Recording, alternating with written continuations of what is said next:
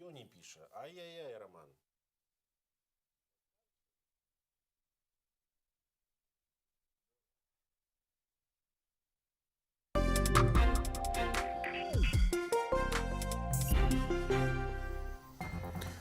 Вітаем, шановнае гаспадарства. Сёння 99-й дзень нацыянальнага супраціву ў Беларусі. Для вас у студыі працуюць Ярослаў Сцешык І мой калега Вітаўт Сіўчык.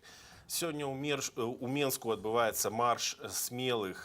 Ён адбываецца пад лозунгам «Я выходжу». Гэта былі апошнія словы Романа Бандарэнкі, 31-гадовага мінчука, які выйшаў у свой двор пераменаў на вуліцы Шаравякова, выйшаў паглядзець, што за людзі ў цывільным зрываюць бел-чырвона-белыя стужкі.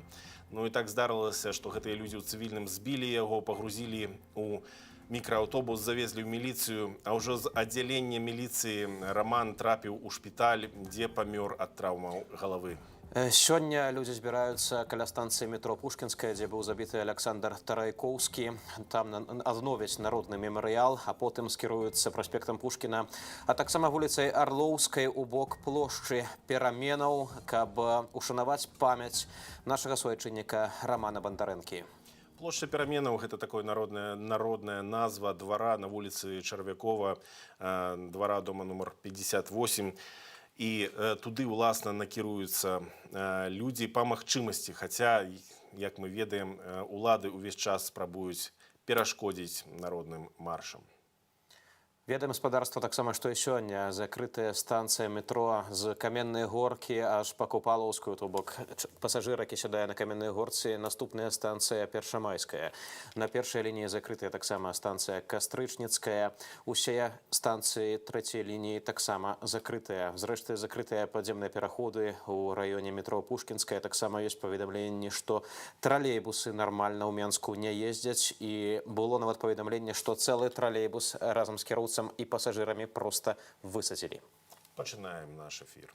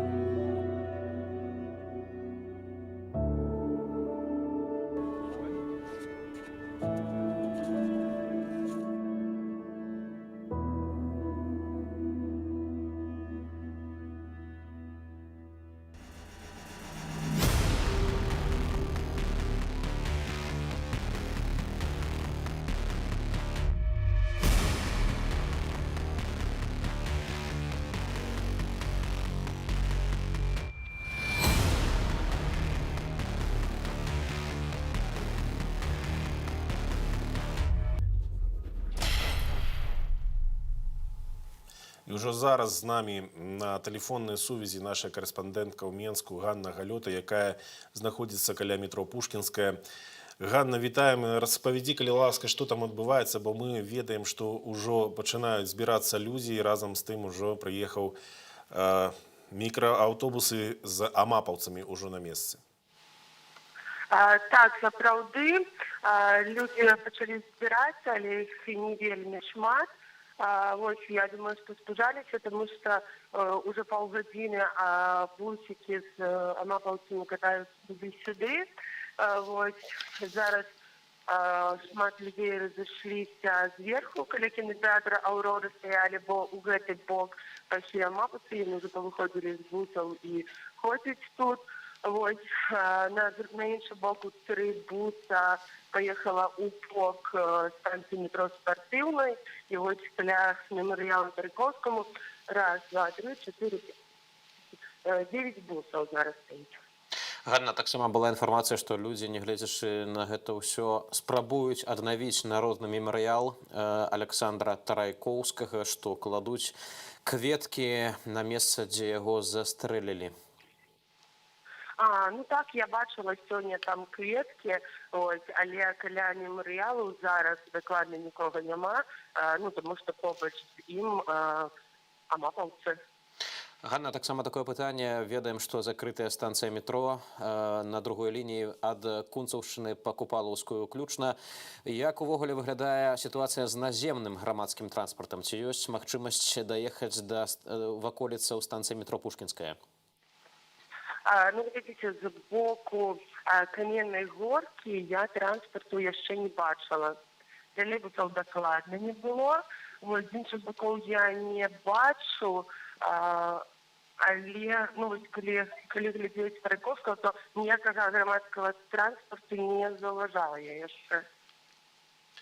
Таксама поступала інфармацыя, што сілавікі закрылі праход праз падземны пераход на скрыжаванні Прытыцкага і праспекту Пушкіна, і што гэта перашкаджае людзям проста прайсці. Ці бачыла ты вось менавіта закрыты праход у падземныя пераходы? Не, я не бачила. Я літаральна 20 хвілін тому переходила праз гэты пераход, тому ніякіх праблемаў не было.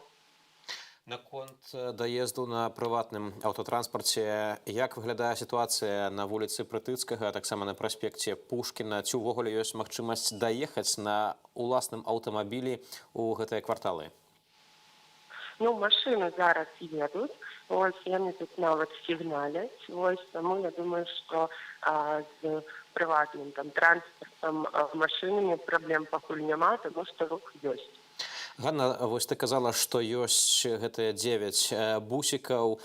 А як выглядаюць гэтыя міліцыянты? Ці яны зноў сядзяць там са шчытамі, ці яны без некага такога спецыяльнага мундзіравання, проста ў балаклавах, ці ёсць у іх шлемы? Як яны рыхтуюцца да народнага пратэсту? Шлемаў у іх няма, яны у чорнай вопратцы, у балаклавах, ось, у некаторых у руках дубінкі. І все. Дзякуй вялікі. Ганна Галёта была на сувязі з намі з ваколіцаў станцыі метро Пушкінская. Менавіта там быў аб'яўлены збор на 12-ю гадзіну, каб аднавіць мемарыял Аляксандра Тарайкоўскага, а потым, калі людзі збяруцца ў групу, вырушыць у бок плошчы Пераменаў. Гэта двор недалёка ад вуліцы Чарвякова, дом 58, дзе схапілі, збілі, завезлі ў цэнтральны раус, а потым з-за цэнтральнага раусу Рамана Бандарэнку даставілі ў больніцу хуткай дапамогі ў стане комы, і там ён памёр. Ну, вось, шановнае гаспадарства, такое новаўвядзенне ад аматараў Александра Лукашэнкі, якіх таксама называюць «я бацькі», бо яны выступаюць за Лукашэнку, якога называюць бацьку. Яны вітаюць аўтазакі, якія выязджаюць з менскай базы АМАПу. І невядома, ці гэта прыватная ініцыятыва грамадзянаў, ці гэта нейкая міні-масоўка для карцінкі на дзяржаўных тэлеканалах. Вось вы бачыце, людзі з чырвона-зялёнымі сцягамі вітаюць аўтазакі з чырвона-зялёнымі сцягамі.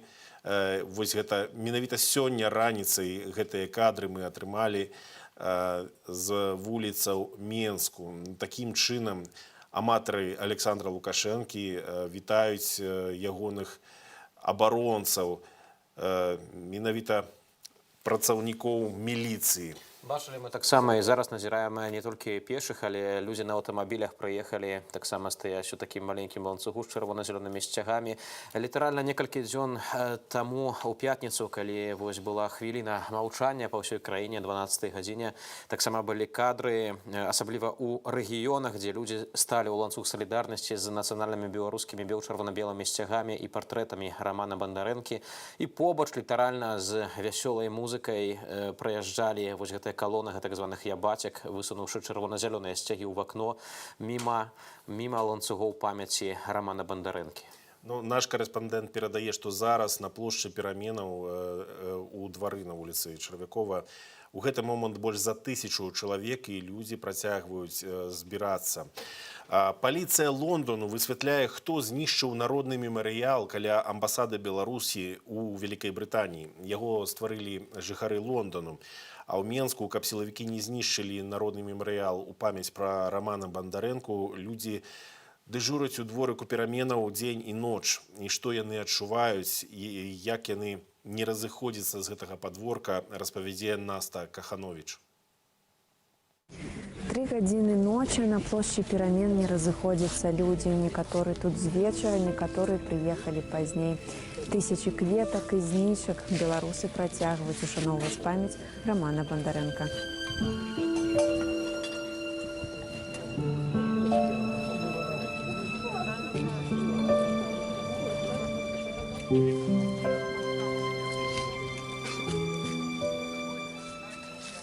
Мы хотели поддержать людей, которые собрались на данном мероприятии, почтить память о Роме. И проследить за ситуацией, чтобы сюда не приехали и не начали творить беспредел и убирать этот мемориал. Солидарность с людьми в первую очередь. Если не получилось с Романом Бондаренко быть солидарными, то надо быть солидарными с тем, кто есть здесь сейчас. И не были бы мы все здесь солидарны, не было бы здесь никого. И, вероятно, мемориала бы уже тоже не было. В сённяшняй ситуації, мабуть, це таке єдине, що я можу робити зараз, так фізично. Бути тут, розмовляти з людьми, усвідомлювати, що відбувається.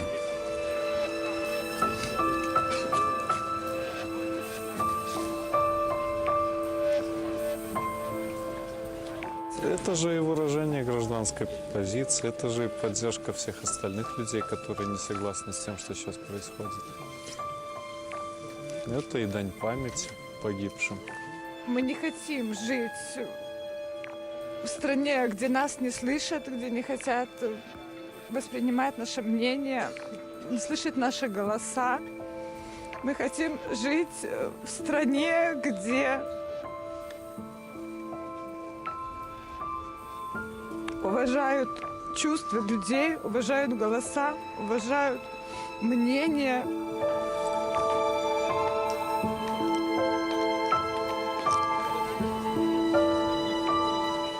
Мясцовыя жыхары заклікаюць прыносіць бел-чырвона-белыя стужкі і кветкі для плоту ў двары. Цяпер гэта сцяна памяці. Наста Каханович, Белсад.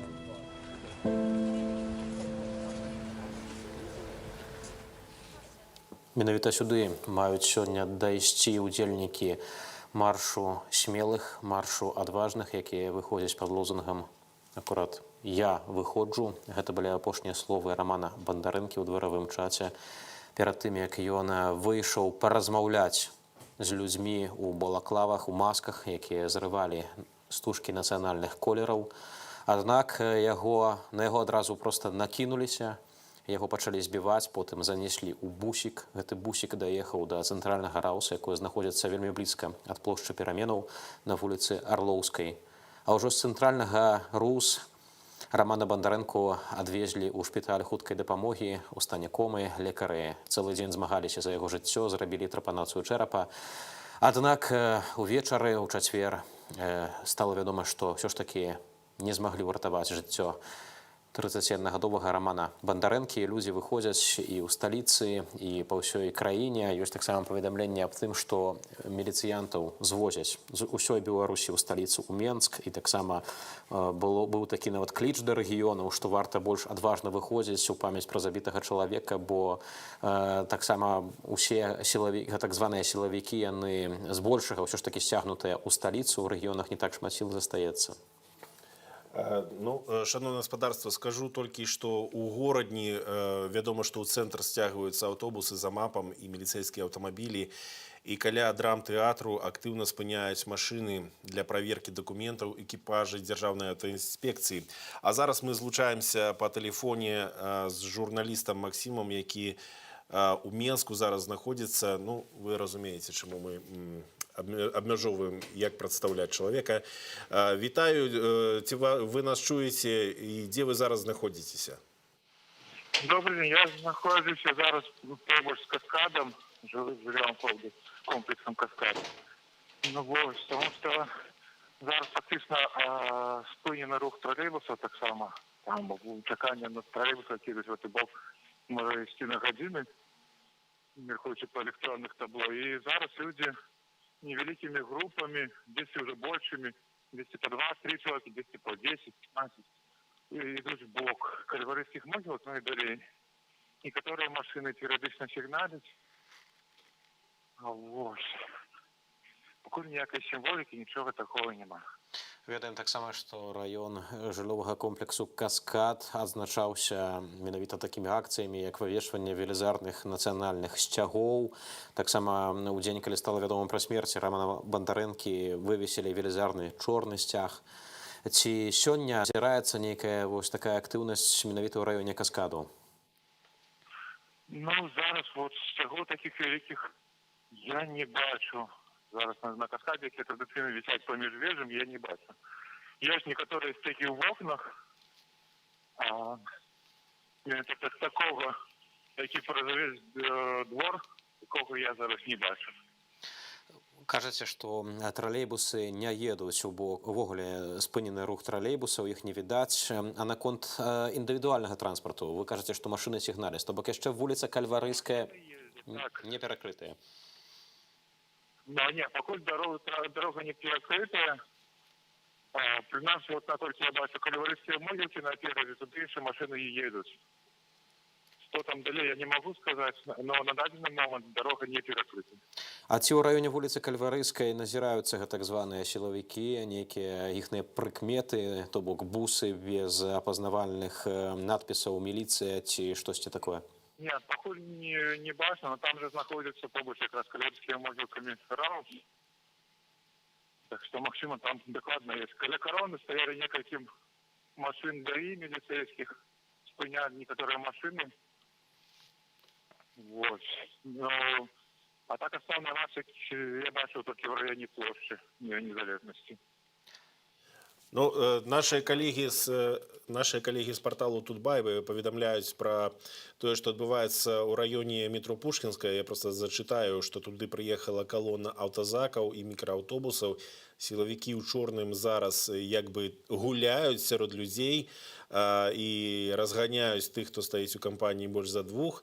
І періядычна адбываюцца кропкавыя затрыманні, у тым ліку затрыманыя журналісты у камізэльках прэса. Адзін з іх карэспандэнт расійскага агенцтва ТАСС Юрий Шамшур, а другі прадстаўнік дзяржаўнай агенцыі Белта Андрей Пакумейка. Вось такая інфармацыя прыходзіць зараз ад станцыі метро Пушкінская. Але вось зараз у раёне жылого комплексу «Каскад» ці можете вы сказаць, што больш спакойна, што няма вось гэтых затрыманняў і разгонаў людзей больш за тых, хто сабраўся больш за двух? Не, на дадзены момант ні каля «Каскада», ні каля кальварыйскіх могілак не бачна ніякіх разгонаў. Правда, толькі што вот выехалі некалькі міліцэйскіх машын. Здаецца, вуліца Харківська называецца, калі не памыляюся. Вот. Но пакуль на этом все, что тут. Люди працягваюць ісці наперад, затрыманняў пакуль тут няма ніякіх. Дзякуй вялікі. Быў з намі на сувязі Максім з Менску, і уласна ёсць сведчанне, што з боку жыллёвага комплексу «Каскад» ідуць групы людзей, пакуль без сімволікі падыходзяць да пункту збору ў раёне станцыі метро Пушкінская. Гаспадарства, на наших экранах мы бачым сённяшнія здымкі з самых розных крыніцаў і тыя, которые людзі дасылаюць нам праз тэлеграмы, сацыяльныя сеткі і тое, што публікуюць нашыя калегі з порталаў Еўрарадыё, Тутбай. Так сёння выглядае раніца ў Менску. Мы бачым калоны аўтазакаў, таксама мы бачылі гэтыя славутыя спецыяльныя вадамёты, у якіх сілавікі напаўняюць рэзервуары фарбаванай вадой, адмысловай фарбай, каб пазначаць пратэстоўцаў, каб потым ловить людей на вуліцы. А таксама тут вы можете побачыць бронеаўтамабілі адмысловыя з сістэмай рубеж. Гэта такія вось бронеаўтамабілі з заслонкамі, каб можна было мабільную такую сцяну ствараць, каб выштурхоўваць людзей з вуліцы. Вось такія здымкі. Гэта якраз уласна аўтазак. Таксама сёння было заўважана, што ў Менск ўязджала вялікая колькасць БТРаў, бронетранспарцёраў, якія звычайна ахоўваюць менавіта палац Незалежнасці, дзе кожную нядзелю сядзіць Александр Лукашенко і чакае, што хтосьці пойдзе на штурм, нейкія баевікі. Прынамсі, так ён называе падзеі ў Менску. Вось тое, што згадваў акрат Ярослаў, гэта вадамёты, у якія дадаюць фарбу. І гэта не адзіны выпадак, як сілавікі пазначаюць пратэстоўцаў, пазначаюць фарбай таксама у руусах, у аўтазаках былі гэтыя сведчанні, каб і потым у залежнасці ад таго, якой фарбай каго пазначылі, кагосьці білі мацней, кагосьці менш білі. Гэта звычайныя такія карніцкія метады, якія нагадваюць сапраўды дзеянні акупацыйнай адміністрацыі, калі пазначалі таксама людзей паводле пэўных катэгорыяў, каго расстраляць, а каго проста завесці на прымусовыя працы. Спадарства таксама ёсць паведамленне, што ў раёне станцыі метро Пушкінскай пачаліся затрыманні людзей, якія спрабавалі сабрацца і аднавіць мемарыял у гонар забітага Александра Тарайкоўскага. І таксама ў людзей правяраюць мабільныя тэлефоны. Нагадаем, што гэта абсалютна незаконна. Сілавікі не маюць права проста так прымушаць чалавека адблакаваць мабільны тэлефон. Гэта ўварванне ў ягонае прыватнае жыццё. Аднак тое, што мы назіраем пастаянна, гэта кожны дзень парушэння закону, гэта кожны дзень проста суцэльнае бясчынства. І супраць гэтага, уласна, людзі 99-й дзень працягваюць выходзіць, бо беларусы хочуць вярнуць сабе нармальнасць у Беларусі, адваяваць урэшце законнасць, каб пасля 26 гадоў у Беларусі запрацавалі законы, бо толькі ў прававой дзяржаве, у свабоднай дзяржаве ёсць надзея на нармальную будучыню. Ну, вось, уласна, затрыманні на Пушкінскай. Бачым мы, вось як падыходзяць да маладых людзей, людзі у форме амапу, а таксама без апазнавальных знакаў, нешта там правяраюць і затрымоўваюць чалавека, які абсалютна, дарэчы, не даваў ніякага супраціву, нічога, абсалютна нічога такога не рабіў незаконнага, проста ішоў па вуліцы. І яго вось цягнуць у бус.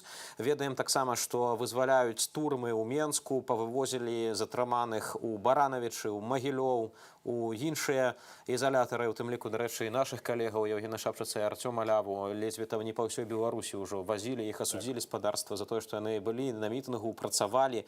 Артём Лява, як аператар, працаваў, проста выконваў сваю працу, а яго асудзілі на 15 дзён арышту.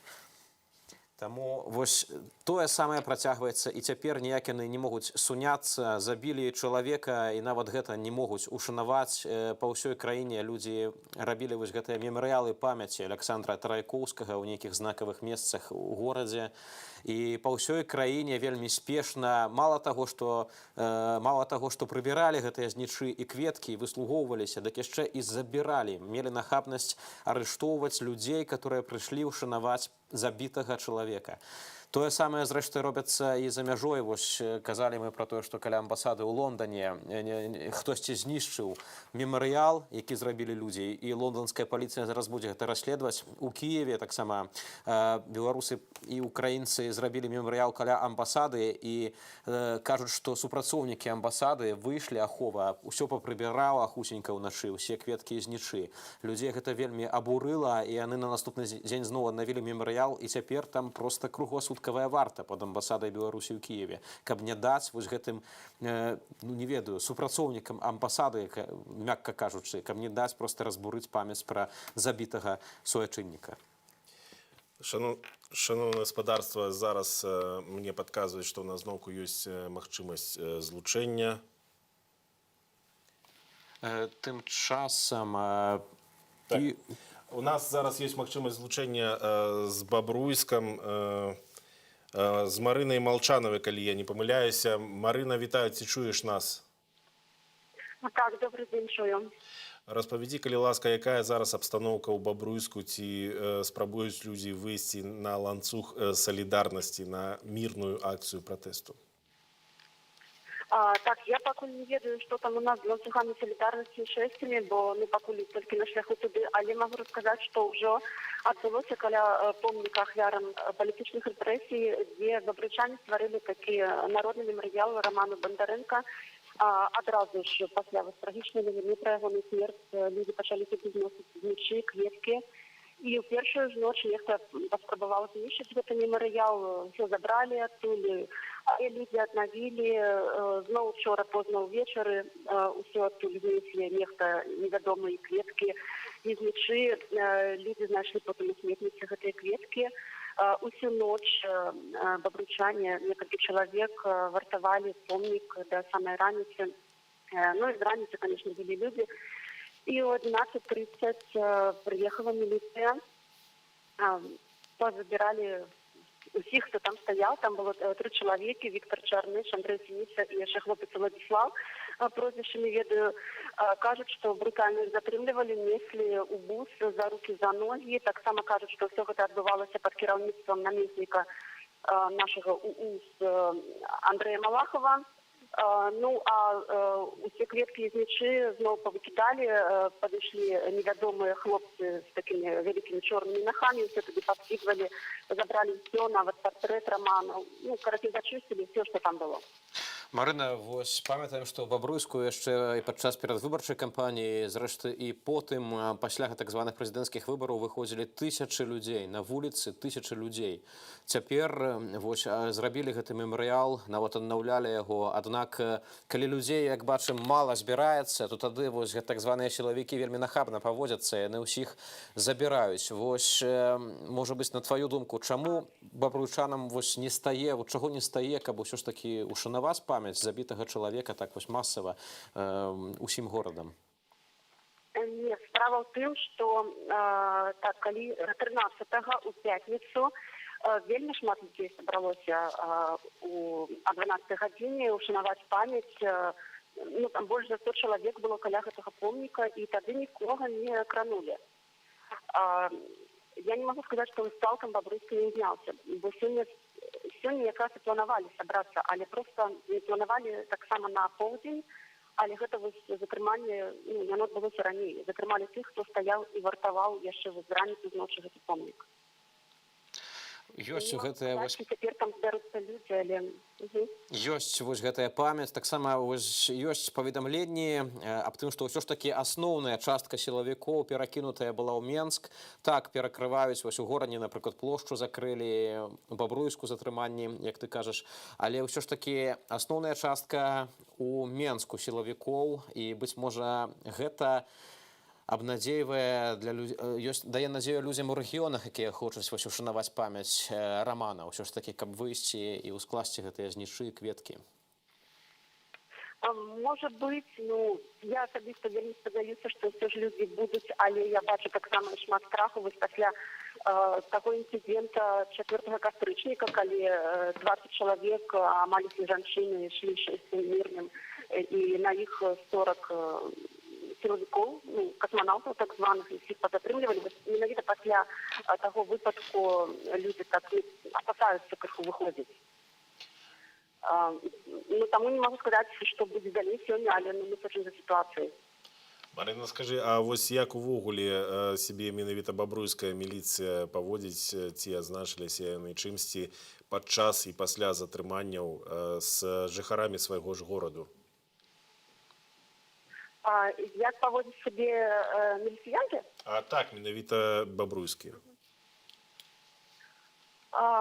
Ну, по-рознаму бывае. Такіх вось жорсткіх выпадкаў, як у Менску, амаль што няма, але быў у нас таксама выпадак, калі вельмі моцна збілі хлопца, што ён потым тыдзень правёў у бальніцы, распавядаў таксама, што яго там кінулі на падлогу і білі па галаве менавіта. Ну, апошнімі тыдзямі пакуль што такіх жорсткіх выпадкаў не было. Ну, ці вядома, можа быць, вось як гэтыя міліцыянты сябе паводзяць, ці адчуваюць яны, што людзі не ўсхваляюць іхных дзеянняў?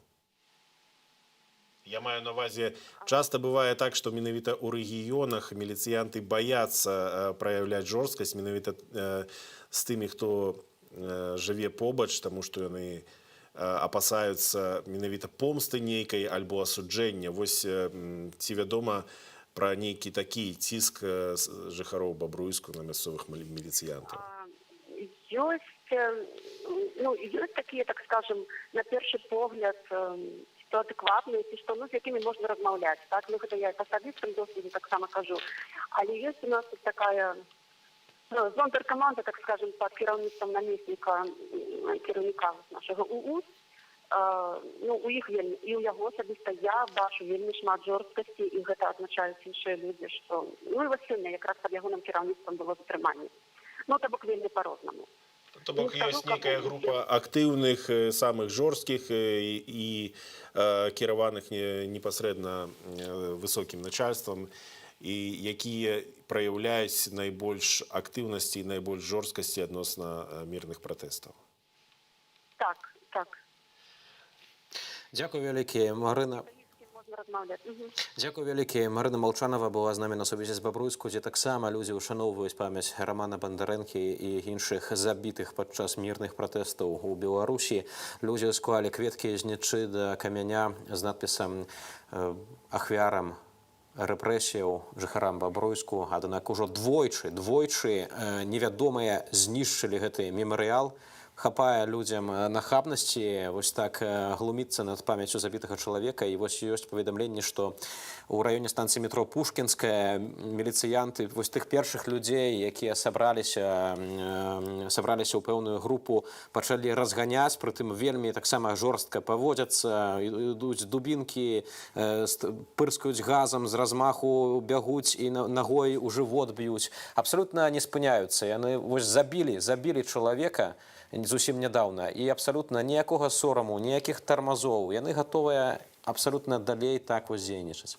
Ну, стала вядома, што з боку мемарыяла Тарайкоўскага 11 бусаў, мікрааўтобусаў з сілавікамі на станцыі метро Пушкінская знаходзяцца за кінатэатрам «Аўрора». Таксама стаяць аўтобусы, 2 аўтазакі, там каля сотні амапаўцаў знаходзіцца, перадае карэспандэнт Белсату з месца падзеяў.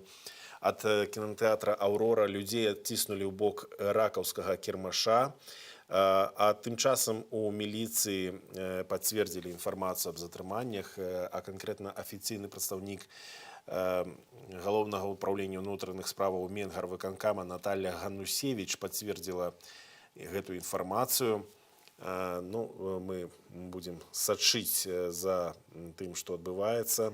Між тым выходзяць людзі таксама ў рэгіёнах. Вось з'явілася відэа з Маладзечна, дзе дакладна больш за 150 чалавек ідзе маршам, узняўшы чырвона-белы сцяг. Побач з імі таксама міліцэйская машына, верагодна, якая хоча зноў-такі ўсіх папярэдзіць аб тым, што нельга хадзіць у памяць пра забітага чалавека, якога завезлі ў пастарунак міліцыі, адтуль прывезлі мёртвым. Нельга, гаспадарства выходзіць, трэба сядзець дома паводле гэтых самых міліцыянтаў.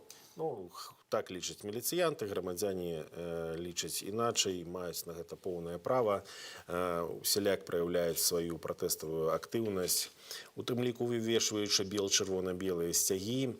Ну, і таксама вядома, што вялізны сцяг над праспектам Дзяржынскага сёння вітаў тых, хто выходзіць на вуліцу, але яго ўжо знялі сілавікі. Аднак, як пішуць у медыях, гэты сцяг людзі паспелі забраць. І навокал чуваць апладысменты і свіст, а машыны сігналяць. У падменскім горадзе Заслаўе таксама выйшлі людзі, сталі ў ланцуг, дзясяткі чалавек, жанчыны з чырвона-белымі парасонамі, а таксама чалавек стаіць з такой вялікай павязкай чырвона-белай, якая нагадвае стужкі. Між тым, на раёне станцыі метро Пушкінская, як мы ўжо гаварылі, людзі спрабуюць усё ж такі сабрацца, і на што звяртаюць увагу ў прыватнасці вось вядомы актывіст менскі гарадскі Антон Матолька піша, што людзі ёсць група, дзе сілавікі не ведаюць, што рабіць, бо людзі не хочуць разбягацца. Так што гаспадарства розныя ёсць сітуацыі, часам сапраўды ім удаецца гвалтам вось так проста разагнаць людзей, а часам людзі ўсё ж такі праяўляюць надзвычайную адвагу і застаюцца на месцы. Гаспадарства зараз бачым кадры, гэта жывая трансляцыя з плошчы Пераменаў. Вось гэтае знакамітае гераічнае і адначасова трагічнае месца у менскай сталіцы. Гэта двор паміж вуліцамі Чарвякова і Смаргоўскім трактам у раёне вуліцы Чарвякова, дом 58. Мноства кветак, мноства знічак, нацыянальныя сцягі.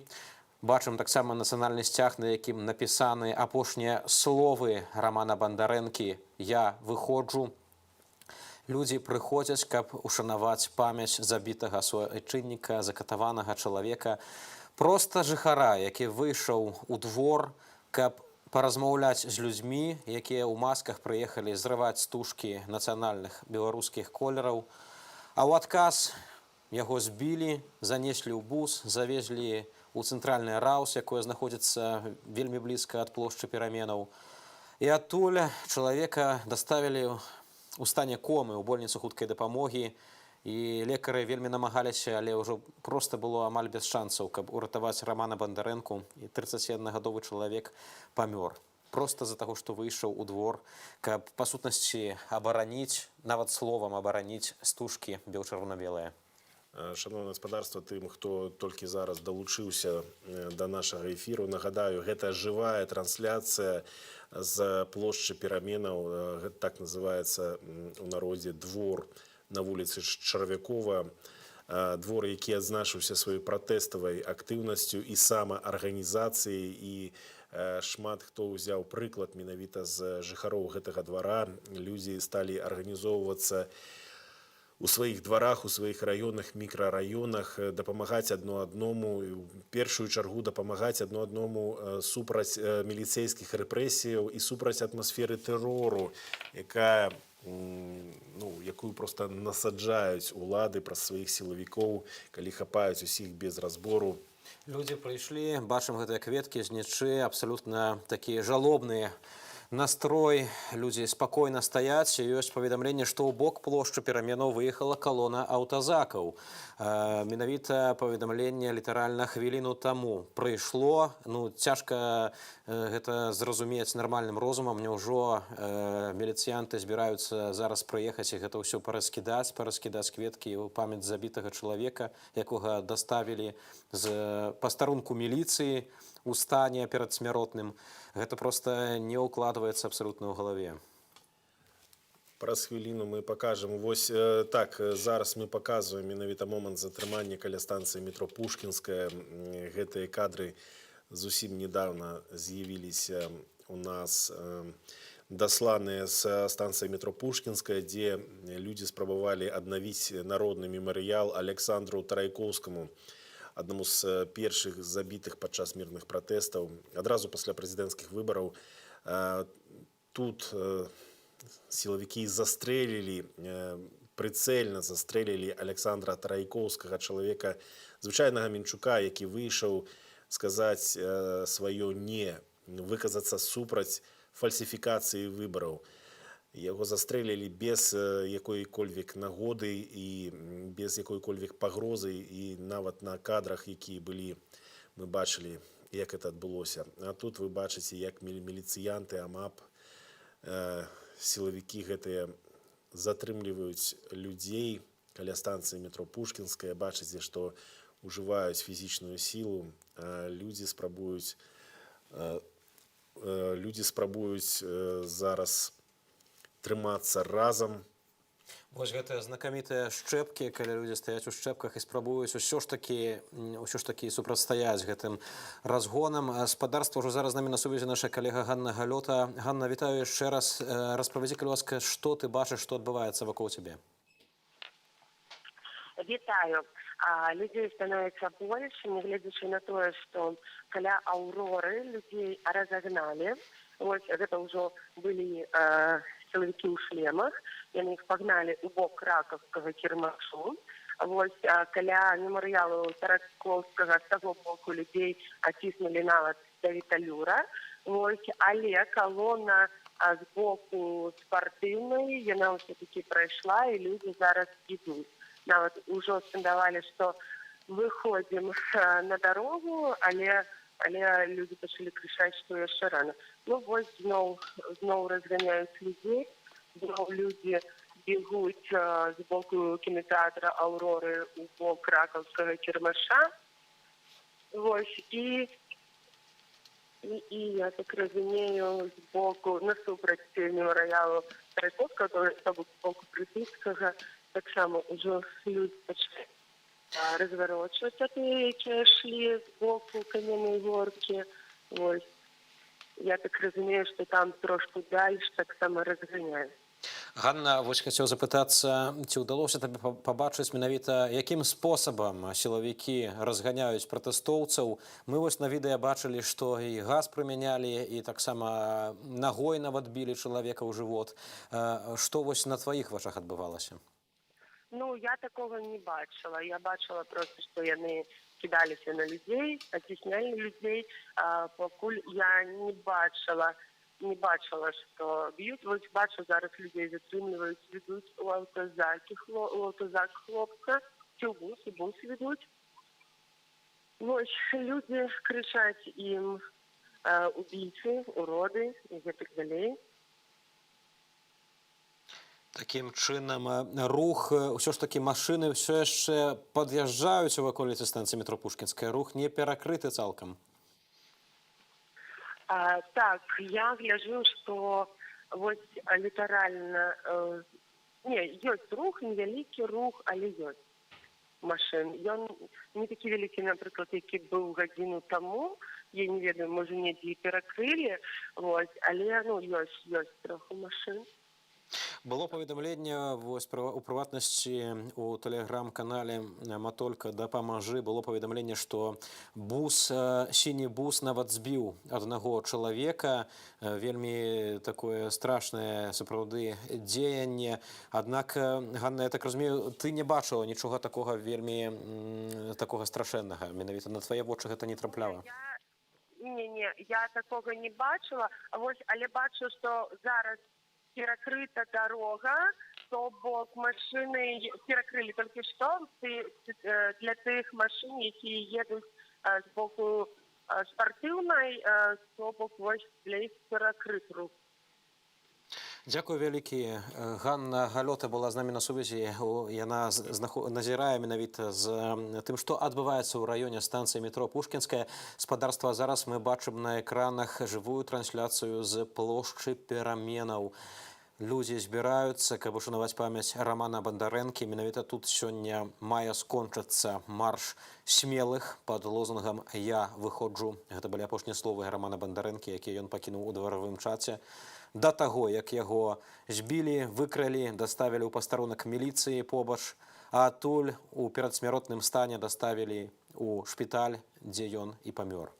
Спадарства, я нагадаю, што прэс-сакратар Міністэрства ўнутраных справаў Беларусі Чамаданова, яна адразу пасля гэтага здарэння заявіла, што адбыўся дваравы канфлікт, вось так гэта было названа, што нібыта нейкія неабыякавыя грамадзяне Беларусі спрабавалі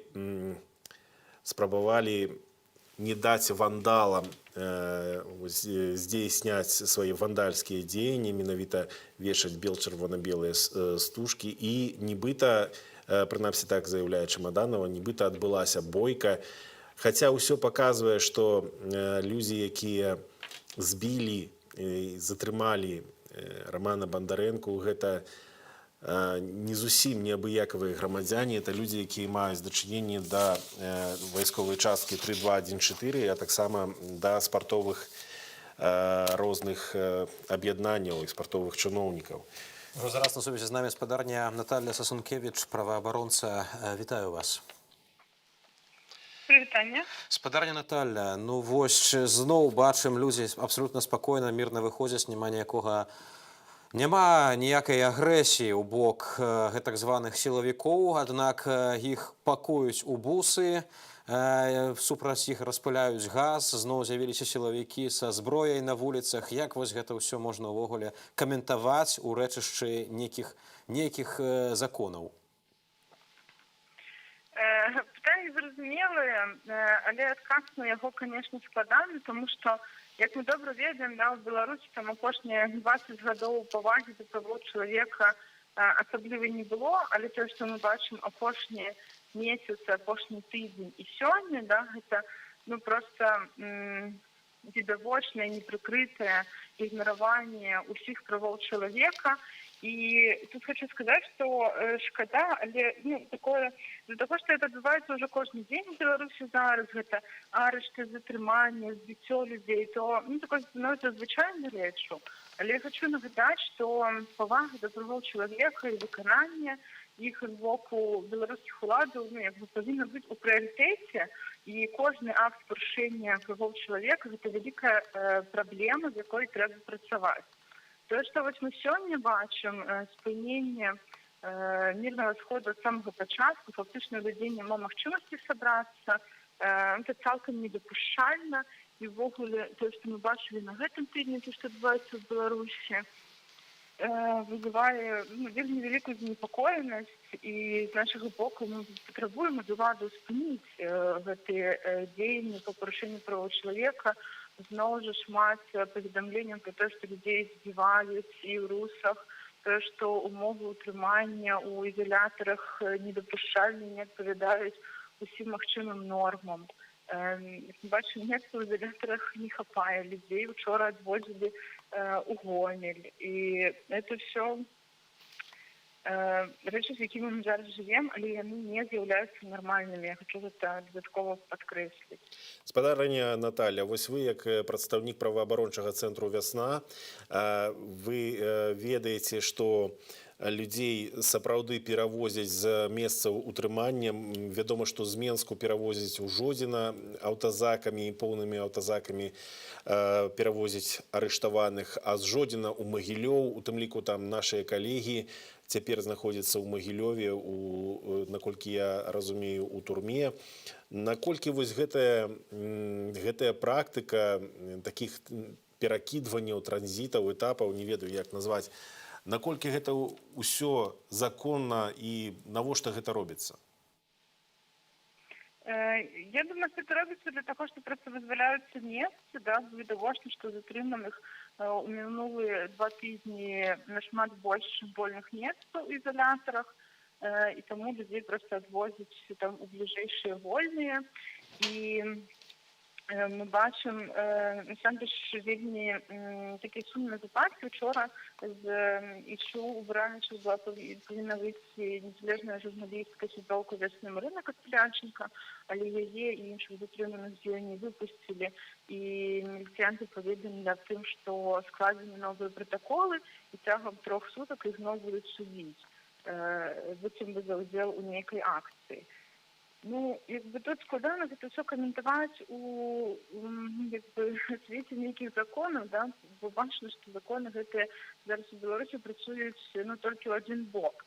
Мы бачылі, як адбываюцца суды за быццам бы гвалт, пагрозу гвалта у дачыненні да амапаўцу міліцыянтам увесь тыдзень. І ў гэты ж тыдзень мы бачым, як прыпыняюць праверку па факту смерці Трайкоўскага. Таксама мы бачым, як ніякага юрыдычнага выніку ці рэакцыі няма адэкватнага па факту смерці Романа Бондарэнкі. І зноў жа пакрыце, што ніводнага выпадка ўзбуджэння крымінальнай справы факта збіцця на Акрэсціна і на вуліцах Менска і Беларусі па падзеях пасля выбараў першых 3 дзён. Таму законы працуюць, але не так, як трэба і не так, як хацелася. Маем таксама сведчанні, якія паступаюць з месцаў ізаляцыі пра сапраўдныя такія жахлівыя рэчы. Вось, напрыклад, Зміцер Дашкевіч распавядаў на мінулым тыдні, што ягонага сукамерніка, палкоўніка ДАІ Сергея Маслоўскага 13 сотняў вось так кінулі проста на голым бетоне, без нічога, і гэта пры халодным надвор'і, так ён вымушаны быў там спаць. Таксама былы капітан міліцыі Заводскага раёну Дзмітрый Кулакоўскі, які ў жніўні 2020 года сышоў са службы ў знак пратэсту. Яму ўвесь час дакідваюць новыя суткі, яму не даюць ні зубной пасты, ні лекаў, неабходных таблетак, ні перадачаў ад родных. І вось, што гэта такое? Хіба гэта не ёсць катаванне? Хіба гэта не тое, што павінна карацца крымінальным кодексам за такія дзеянні з боку адміністрацыі? Так, тое, што вы апісваеце, гэта відавочна жорсткае бесчалавечае абыходжанне і тое, што можна называць таксама катаваннямі. З таго, што вы скажаце, можна рабіць папярэднюю выснову, што чалавеку помсці за яго грамадскую пазіцыю, за незгоду. І гэта, канешне, вельмі сумныя прыкрыя выпадкі. Яны былі там і апошнімі гадамі, але зараз іх вельмі шмат. Таксама ёсць сведчанні затрыманых у мінулі выходныя спартоўцаў знакамітых, якія таксама зараз выступаюць як бы супраць уладу, патрабуюць яднаюцца да патрабаванняў народных, і мы бачым, што таксама з імі абходзіцца дадаткова жорстка, як да публічных персон, такім чынам помсцяць людзям і аказваюць дадатковы ціск, і таксама гэта ўсё працуе на тое, каб запужваць грамадства і спыняць гэтую пратэсную актыўнасць людзей. Дякую вялікі. З намі на тэлефоннай сувязі была Наталья Сацункевич, праваабаронца, прадстаўніца праваабарончага цэнтру «Вясна», які займаецца перадусім маніторынгам затрыманняў, рэпрэсій і таго, што адбываецца з людзьмі пасля затрымання. Наталья, перадусім таксама за вашу нелёгкую працу. І ёсць ужо паведамленне ад менавіта праваабаронцаў, прынамсі 7 прозвішчаў і імёнаў вядома, каго затрымалі сёння ў раёне станцыі метро Пушкінская. Затрыманне ёсць ужо ў рэгіёнах. У Бярозі каля 50 чалавек выйшлі на плошчу Леніна, каб ушанаваць памяць Рамана Бандарэнкі.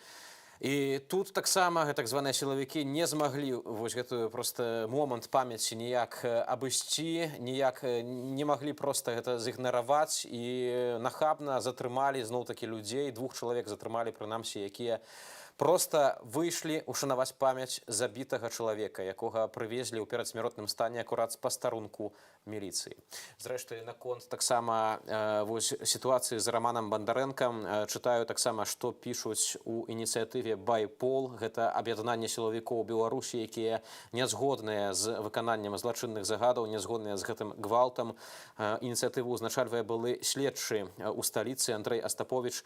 І вось ініцыятыва кажа, што ўжо зараз можна ўсёй упэўненасцю называць асобу службовую, якая адказная за забойства Рамана Бандарэнкі. Гэта ўсё ж такі гэта менавіта начальнік цэнтральнага РУС, палкоўнік міліцыі Шахлай Артур Уладзімірович. Паколькі ён, як начальнік РУС, павінен адказваць за ўсё персанальна, што адбываецца на яго тэрыторыі. А вядома, што Рамана Бандарэнку даставілі яшчэ жывым і ў свядомасці ў цэнтральнае РУС. І потым, калі ўжо вывозілі з будынку пастарунку міліцыі, яго вывезлі ў перадсмяротным стане ў шпіталь. І зараз з намі на сувязі праз тэлефон наша карэспандэнтка Ірына Слаўнікава. Вітаем, распавядзі, калі ласка, дзе ты зараз знаходзішся? Вітаю. Я цяпер знаходжуся каля палаца Ледового на вуліцы Крытыцкага. Ну, спачатку я была каля ратаўскага кірмаша. Вельмі шмат курсуе сумна вядомых бусікаў міліцэйскіх, з якіх час ад часу выскокваюць мапаўцы. Таксама былі заўважаны так званыя аліўкі. Нават яны выходзілі са зброяй у руках, пужалі людзей. Пакуль затрыманні такія кропкавыя, яны выхопліваюць проста з натоўпу маладых хлопцаў і завозяць у бусы. Людзі ад боку каменнай горкі ідзе вялікі натоўп. Напэўна, людзі пратэстоўцы чакаюць, каб сабралася крытычная маса, каб ісці ў бок Пушкінскай. Вось прямо цяпер людзі выходзяць на праезную частку, бо вуліца Крытыцкая давно перакрытая. Гучаць воклікі на дарогу і жыве Беларусь. Ну, цяпер магу сказаць, што некалькі десяткаў тысячаў чалавек уже сабраліся на вуліцы Крытыцкага. Гэта вялікая колькасць, прыблізна як і на мінулых маршах, некалькі дзесяткаў тысячаў.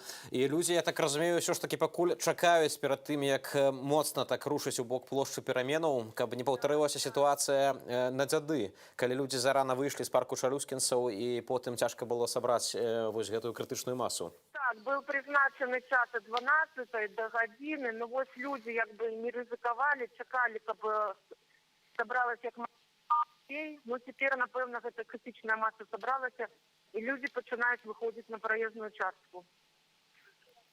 Ірына, а распавядзі, калі ласка, ці бачыш ты на свае вочы, ці пабачыла ты вось такі гвалт з боку гэтак званых сілавікоў? Што вось яны робяць з людзьмі, які... Калі людзі... Нет, пакуль такого яскравого гвалту не было, яны просто, ну, ось, якби, ганяють людей, питають. Я ж кажу, бачила на свої очі, тільки ось пару молоденок затримали, але і тое, якби дручки не використовували, просто брали під руки і заводили у буси. Гвалту відкритого пакуль не бачила. Ну, мы, прынамсі, мелі магчымасць пабачыць на відэа, гэта хіба трошкі ў іншым месцы было, як ужываюць пярцовы газ супраць дэманстрантаў, як цягнуць па зямлі таксама.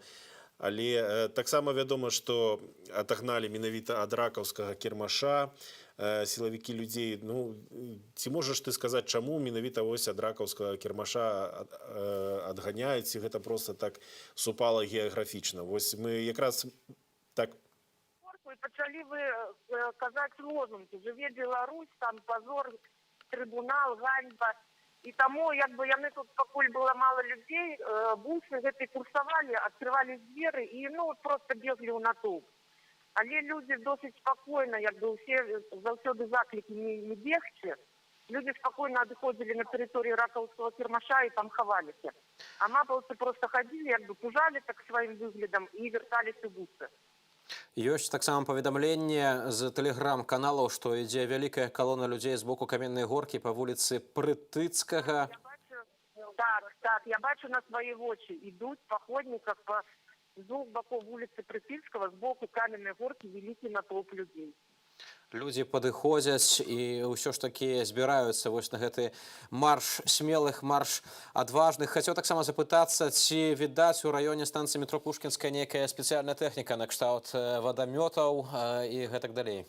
Ну, я цяпер досыць здалёка, ну, якби не магу бачыць там спецсродкаў, спецтэхнікі. Пакуль толькі бачу людзей, якія рухаюцца ў бок Пушкінскай. Дзякую вялікі. Ірына Слаўнікава была з намі на сувязі, якая знаходзіцца, акурат назірае за тым, што адбываецца ў раёне станцыі метро Пушкінская, сведчыць, што ўжо нават дзясяткі тысячаў чалавек сабраліся ў ваколіцах пункту збору, каб рушыць у бок плошчы Пераменаў. Ну, мы працягнем сачыць за сітуацыяй і таксама пастараемся звязвацца з нашымі карэспандэнтамі на месцы, хаця, канешне, самае галоўнае ў гэтай сітуацыі бяспека. Нашы журналісты ўжо не адзін раз атрымлівалі, на жаль, траўмы падчас гэтых жорсткіх разгонаў і затрыманняў. Таксама у гэты момант некалькі белсатаўцаў знаходзяцца за кратамі за сваю прафесійную дзейнасць. А зараз мы зноўку пераключыліся на онлайн-трансляцыю з плошчы Пераменаў. Гэта двор на вуліцы Чарвякова, месца, дзе апошні раз суседзі бачылі жывым Рамана Бандарэнку, 31-гадовага Мінчука, якога людзі ў цывільнай вопратцы моцна збілі і завезлі на мікрааўтобусе ў аддзяленні міліцыі, адкуль Рамана давялося везці ў шпіталь, і там ён памёр ад траўмаў галавы. Спадарства, ўжо зараз таксама з'яўляецца відэа таго, што адбываецца ў раёне станцыі метро Пушкінская, як паводзяцца гэтак званыя сілавікі. Неўзабаве літаральна вам пакажам. Ёсць таксама, паказваем менавіта ўжо зараз спадарства вашай увазе. Калі ласка, паглядзіце, што адбываецца.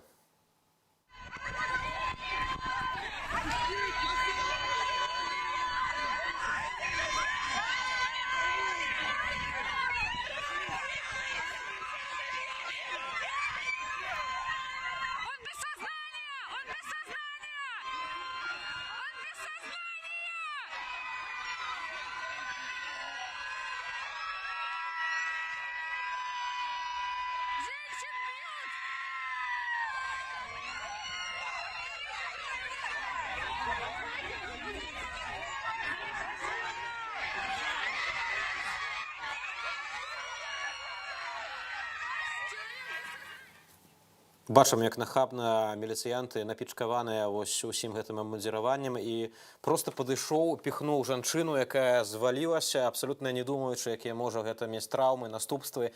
Маем у гаспадарства столькі забітых людзей, а іншы бок не хоча спыняцца і не хоча тармазіць, не хоча нічому іх гэтай сітуацыі пакуль не навучылі. А зараз бачым, зноў вяртаемся да жывой трансляцыі з плошчы пераменаў, дзе людзі прыйшлі ўшанаваць памяць забітага Рамана Бандарэнкі.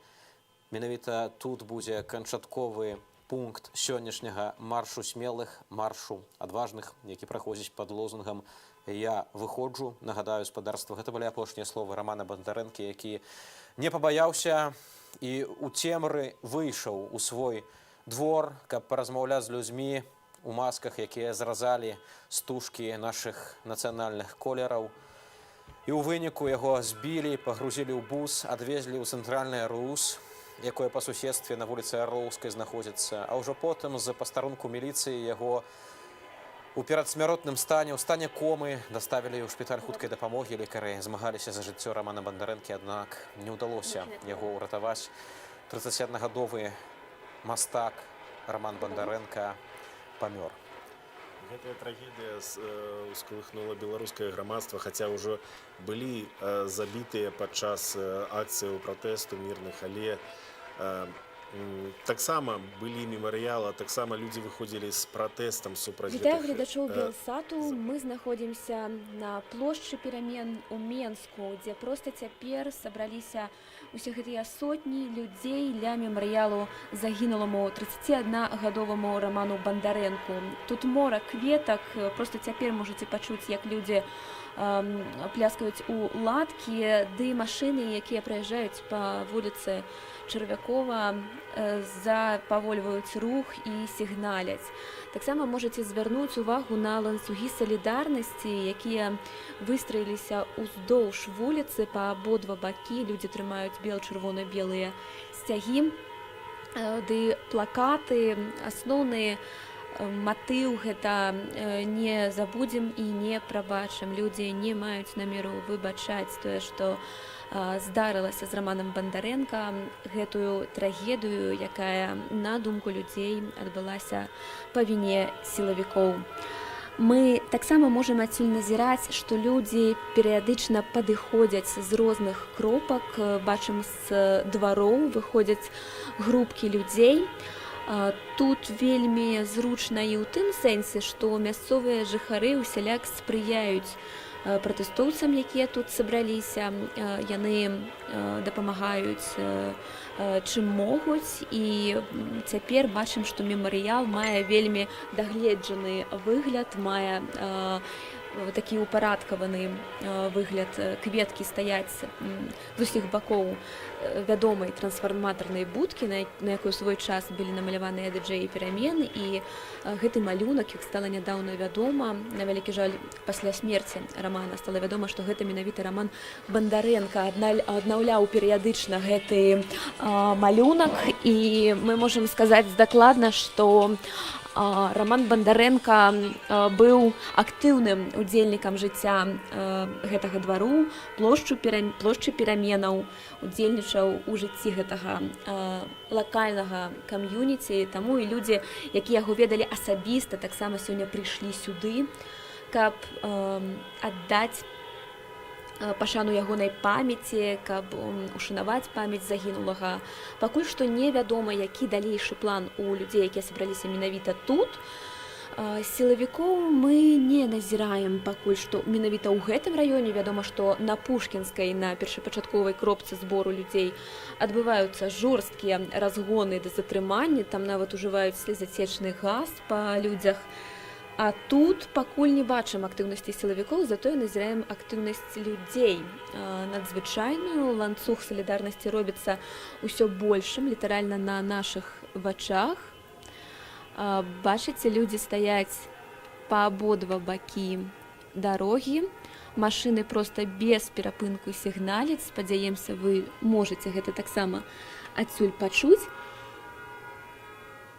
Вось так выглядае цяпер плошча пераменаў. Выглядае, канешне, і на тое, што людзі ўсё ж абіраюць гэтую кропку як такую дадатковую кропку збору. Вядома, што на Пушкінскую прабрацца цяпер складана, бо там проста атачэнне сілавікоў з усіх бакоў, і АМАП палюе на пратэстоўцаў.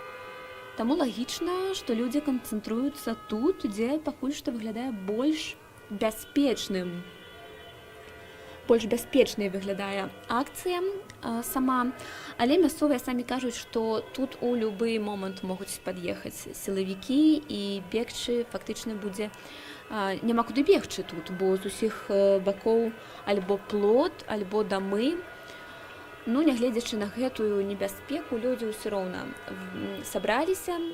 Галоўны лозунг, так бы мовіць, сённяшняга пратэсту — гэта «Я выхожу». Гэта было апошняе паведамленне Рамана Бандарэнкі перад тым, як ён пайшоў на плошчу Перамен увечары 11 лістапада і не вярнуўся дадому. Таму і сёння ўсе з хэштэгам «Я выхожу» альбо «Я выходжу» па-беларуску збіраюцца на гэты пратэст. Пачатак быў прызначаны на 12 гадзіну, цяпер на гадзінніку 13:05.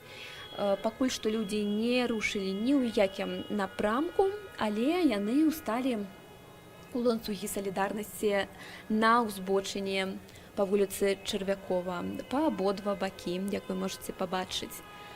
Машыны запаволілі рух, утварылася такая пробка, корка, але гэта таксама хіба і для таго, каб сюды не маглі патрапіць сілавікі. Ужо раней гучалі такія заклікі, такія ініцыятывы проста запавольваць рух альбо спыняцца, каб не падпускаць спецтэхніку ды іншы транспарт сілавікоў на кропку збору пратэстоўцаў.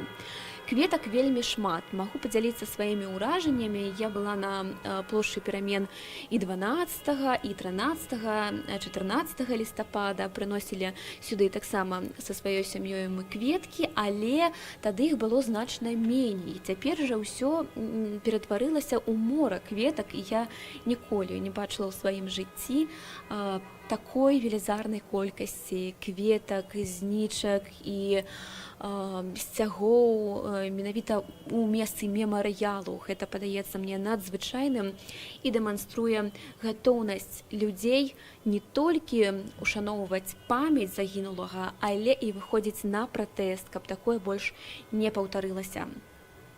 Спадзяемся, што мы будзем мець сёння магчымасць пагаварыць з людзьмі на вуліцы, задаць ім пытанні, запытаць, ці не страшна ім выходзіць на пратэст, на вуліцу, ўсё адно нягледзячы на рэпрэсіі. Ды таксама пацікавімся, што будзе далей з Беларусю. Пратэсты трываюць 4-й месяц, і гэта дэманструе надзвычайную стойкасць ды нават упартасць беларусаў, якія хочуць дамагчыся свайго, дамагчыся пераменаў у нашай краіне, дамагчыся вольнай Беларусі ды сумленных выбараў, на якіх не можа перамагчы Александр Лукашенко. Для тых, хто далучыўся да нашай трансляцыі нядаўна, я нагадаю, што цяпер вы на сваіх экранах можаце бачыць карцінку з плошчы Перамен. Цяпер людзі скандуюць «Трыбунал».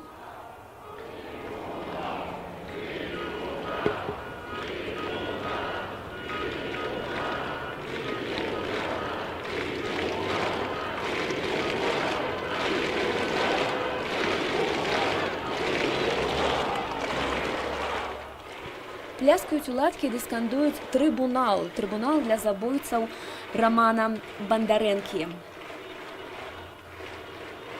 Можна ацаніць колькасць людзей на плошчы Перамен прыкладна больш, чым у 1000. Гэта з таго, што мы бачым з нашай кропкі. Перыядычна яны скандуюць «Жывей Беларусь» альбо «Трыбунал». Дарэчы, «Трыбунал» сёння больш папулярны лозунг, таму што патрабуюць справядлівасці людзі для забойцаў 31гадовага маладога мужчыны, які ўсяго толькі абараняў плошчу Пераменаў ад неабыякавых грамадзянаў, так званых, не дазваляў зразаць бела-чырвона-белыя стужкі. Нейкага канкрэтнага руху мы пакуль тут не назіраем у нейкім кірунку. Адзінае, што людзі выходзяць у ланцугі салідарнасці, людзі становяцца па абодва бакі дарогі. Таксама частка людзей падыходзіць на саму плошчу, да мемарыялу, бо таксама не ўсе яшчэ паспелі ўскласці кветкі, не ўсе паспелі аддаць даніну памяці Раману Бандарэнку. апошнімі днямі тут быў літаральна увесь горад, і нават на ноч заставаліся валанцёры. Вось у гэтым памаранчавым тэнце, пад гэтым тэнтам ім прыносілі розныя слодычы, каву, гарбату, усім гэта можна было тут пачаставацца. Гэта для тых, хто застаецца менавіта на ноч. Цяпер у Беларусі ўжо даволі прахалодна, ўсё ж лістапад, і мы разумеем, што стаяць усю ноч, канешне, складана. Таму для такой падтрымкі людзі прыносілі нейкае гарачае харчаванне, гарачыя напоі для ахоўнікаў мемарыялу. Вядома, што мемарыял Александру Тарайкоўскаму, першай ахвяры сёлетніх пратэстаў на Пушкінскай, вельмі імкліва разбуралі камунальнікі. Спачатку камунальнікі, сілавікі, зноў жа неабыякавыя грамадзяне. І вось каб гэтага не адбылося, тут і зладзілі такую своеасаблівую вахту памяці. Некалькі дзесяткаў чалавек стабільна назіраюць за тым, каб не здарылася нічога падобнага з мемарыялам Раману Бандарэнку. Бачым групкі людзей, якія нават не даходзяць да мемарыялу, а спыняюцца яшчэ на падыходзе. Магчыма, будзе фармавацца нейкая калона, куды яна рушыць, незразумела, бо бачым сёння такую пэўную дэцэнтралізацыю пратэсту зноў. Дарэчы, варта адзначыць, што не толькі ў Менску сёння выходзяць людзі, але і ў іншых гарадах, у рэгіёнах таксама яны выходзяць і там сутыкаюцца з пераследам з боку сілавікоў. Машыны сігналяць проста без перапынку. Шчыра кажучы, такога не было чуваць са жніўня. Тады быў самы такі магутны ўздым пратэставы адразу пасля выбараў і самыя брутальныя разгоны. Потым на пэўны перыяд зацішша было такое ў сілавікоў, ну а ў кастрычніку, дакладней з 11 кастрычніка, па маіх назіраннях, як рэпарцёра, які працаваў у тыя дні ў полі, зноў пачала раскручвацца вось гэтая спіраль гвалту і асабліва стараецца губазік. Яны з'яўляюцца проста падчас збору людзей, збіраюцца ў цывільнай вопрыцы, у бронекамізэльках, ды з дручкамі і пачынаюць проста збіваць людзей жорстка. Ну, гэта, дарэчы, робіць не толькі губазік, а робіць гэта яшчэ і АМАП.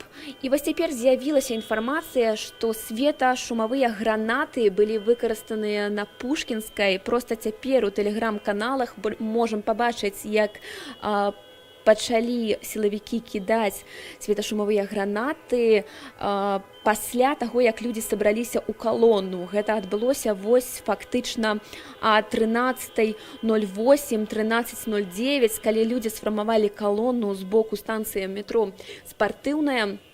Сілавікі пачалі кідаць светашумавыя гранаты, людзі разбегаюцца ў розныя бакі.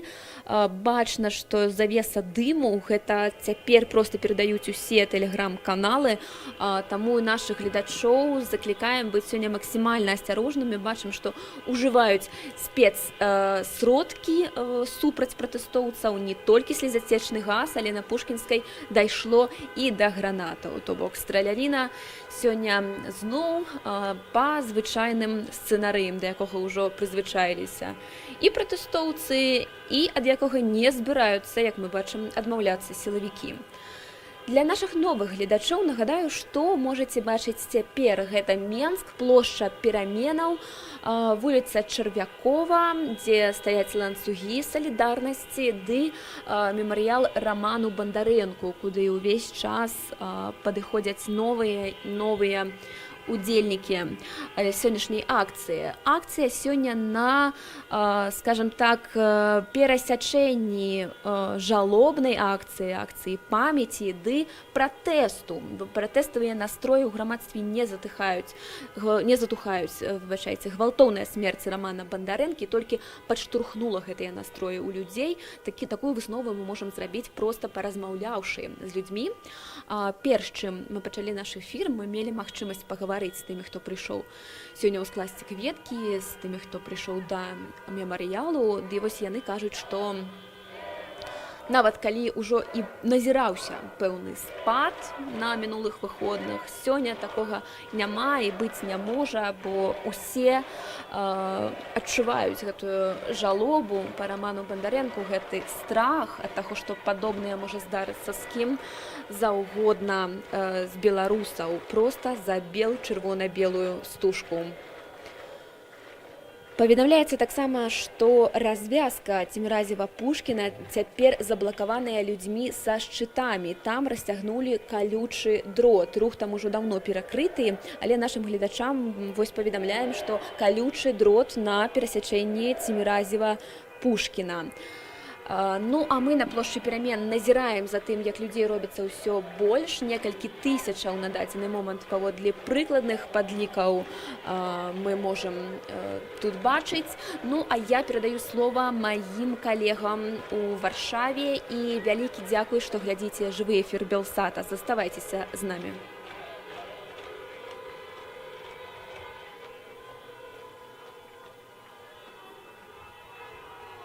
Ваколіцах плошчы пераменаў. Гэта канчатковы пункт сённяшняга запланаванага маршу адважных. Таксама ёсць паведамленні, што ў раёне станцыі метро Пушкінская прымяняюцца светла-шумавыя гранаты. Гэтаксама як было 10, 9 і 11 жніўня на тым самым месцы, дзе, дарэчы, забілі са зброі Аляксандра Тарайкоўскага. І ёсць таксама паведамленні, што тыя людзі, якія ўсё ж такі не могуць ніяк прабіцца праз заблакаваныя вуліцы, заблакаванае метро, вось, спадарства, гэтыя кадры на экране вы бачыце, светла-шумавыя гранаты супраць мірных маніфестантаў. І таксама ёсць такая просьба да тых, хто не можа прабіцца да месца ў раёне метро Пушкінская, каб памятаць пра канчатковы пункт збору, менавіта плошча пераменаў у раёне вуліцы Чарвякова, 58. І з іншых ракурсаў мы таксама бачым відэа, якое дасылаюць нашым калегам, і нам таксама дасылаюць менавіта жыхары ваколіцаў станцыі метро Пушкінская, ваколіцаў народнага мемарыялу. Зноў бачым кадры з ваколіцаў плошчы пераменаў. Гэтым разам гэта канчатковы пункт сённяшні маршу адважных, маршу смелых. І таксама нагадваюць, што калі людзі не могуць дайсці да метро Пушкінская, бо заблакаваныя вуліцы, заблакаванае метро, не ездзіць нармальны транспарт, каб памятаць пра канчатковы пункт збору, плошча пераменаў. А ўжо зараз спадарства з намі на сувязі спадарыня Ганна Красуліна, прэс-сакратарка Святланы Ціхановскай. Вітаю вас. Добрый день.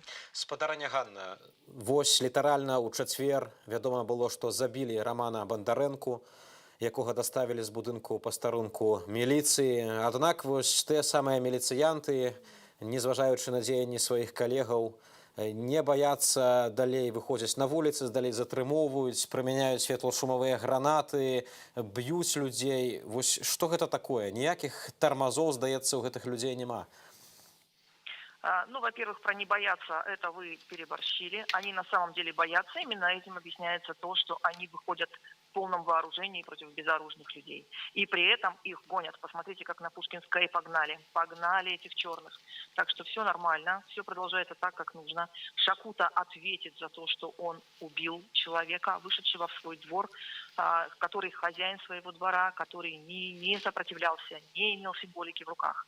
Роман Бондаренко, молодой человек, который умер просто в своем дворе, просто потому, что он там живет. Так вот, за такие вещи они будут отвечать. И мы сейчас видим, как уже вся Беларусь поднялась. Посмотрите, даже поселок Чисть, Молодечно, Витебск вышли Гродно, вышли регионы, потому что это совершенно не, как сказать, уму непостижимо, как можно убивать людей в своем городе.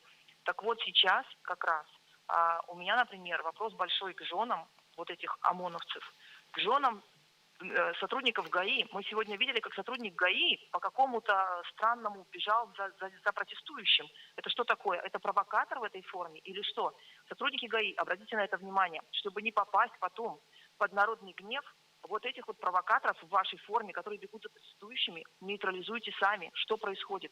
Жены, матери ОМОНовцев, имейте в виду, они разделят потом ответственность вместе с Шакутой, которого также не возьмут в Боинг Лукашенко. В Боинге Лукашенко всего сколько мест? Хорошо, если на всю его семью хватит.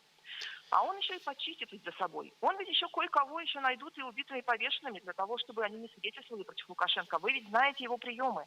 Поэтому, жены, матери, сейчас их денег вам столько не принесут, сколько потом вы получите в результате, когда земля будет гореть у них под ногами и когда они получат конфискации.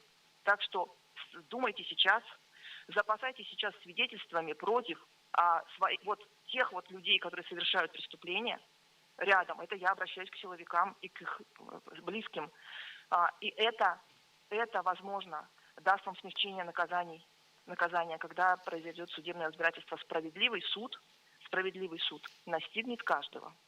Гаспадарыня Ганна, вось вы узгадалі прозвішча Дмітрія Шакуты. Менавіта гэтага чалавека апазналі людзі са свету баявых адзінаборстваў. Я нагадаю нашим гледачам, Дмітрий Шакута – гэта чэмпіён свету па тайскім боксе і кікбоксінгу, якога апазналі як аднаго з удзельнікаў збіцця і жорсткага затрымання Романа Бандарэнкі, які пасля гэтага жорсткага затрымання памёр. Дык вось, калі гэта Дмітрий Шакута затрымліваў, збіваў Романа Бандарэнку, ён чалавек, які мае хоць нейкае дачыненне да сілавікоў, таму што ён служыў у вайсковай частцы міліцэйскага спецназу 3214, і там ён зараз працуе інструктарам, то бок вучыць гэтых спецназаўцаў біць людзей.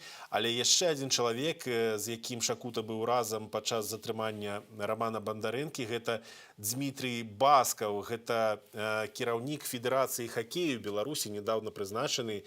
Вось ён таксама прымаў удзел вось у гэтых жорсткіх дзеяннях. Але Баскаў, ён хакеіст. Так, ён трэніруе Віктора Лукашенко ў сваёй камандзе, але ж ён не мае ніякага дачынення менавіта да сілавых структураў. Што гэта такое? Цывільныя людзі займаюцца тым, што збіваюць і нават забіваюць людзей. Ну, вы же понимаете, что этот Басков, те, кто повязан, близкий круг Лукашенко, они повязаны до такой степени, что им не поможет ничего, кроме разве что задержания Лукашенко и топ-20 вокруг него чиновников и сдачи его протестующим и законным властям Беларуси, которые представляют белорусский народ. Это единственный способ для них сейчас избежать, я так понимаю, даже и высшей меры наказания. Поэтому я бы сказала, что у Баскова в принципе, еще небольшой выбор есть. Поэтому пусть подумает хорошо, сядет вместе с семьей, потому что отвечать придется, реально и очень скоро. Поэтому в данном случае, просто, видите как, уже простые начальники не справляются, они не хотят в этом участвовать, они не хотят убивать людей на улицах. И поэтому только самый близкий круг, который повязан кровью, повязан криминалом многолетним вместе с этим режимом, только они способны на такие действия. И они пытаются посеять страх. Но видите, как получается? Они попытались посеять страх, а сегодня их ОМОНовцы бегут от безоружных людей. То есть страх теперь на другой стороне. Страх теперь у них в сердцах. Именно поэтому так и происходит. И кроме этого близкого круга Лукашенко, в общем-то, никого нет за душой. Поэтому, Гаспадарыня Ганна, мы все ж таки справедливо будзе сказаць, што бягуць і мірныя жыхары таксама ад амапаў, што ситуация меняется, то одни, то другие. Так. Мирные жихары бегут от слезоточивого газа, от водометов, от вооруженных. Вы немножечко соотнесите стороны. Одна сторона полностью вооружена, да еще со спецтехникой и в полной бронезащите, а вторая – это мирные люди, не имея ничего в руках. Вы, слушайте. И когда бегут вооруженные от мирных, это, знаете, это совсем другой коленкор. Поэтому не надо тут на одну доску это ставить. Это надо понимать, что вооруженные люди, бегущие от мирных, это сейчас символ того, что происходит. Вось якраз наш корэспандэнт паведамляе, што каля станцыі метро Пушкінская аскепкам светлашумовой гранаты параненая жанчына, аскепак трапіў ёй у нагу, і людзі чакалі машыну хуткай дапамогі. І вось пасля гэтых выбухаў светлашумовых гранатаў на станцыі метро Пушкінская 8 мікрааўтобусаў з міліцыянтамі у спартовай форме так паведамляюць прынамсі нашы гледачы, праехалі ўздоўж вуліцы Прытыцкага за людзьмі, якія уцякалі ў бок метро спартовая, і былі яшчэ выбухі святлошумовых гранатаў на спартыўнай менавіта.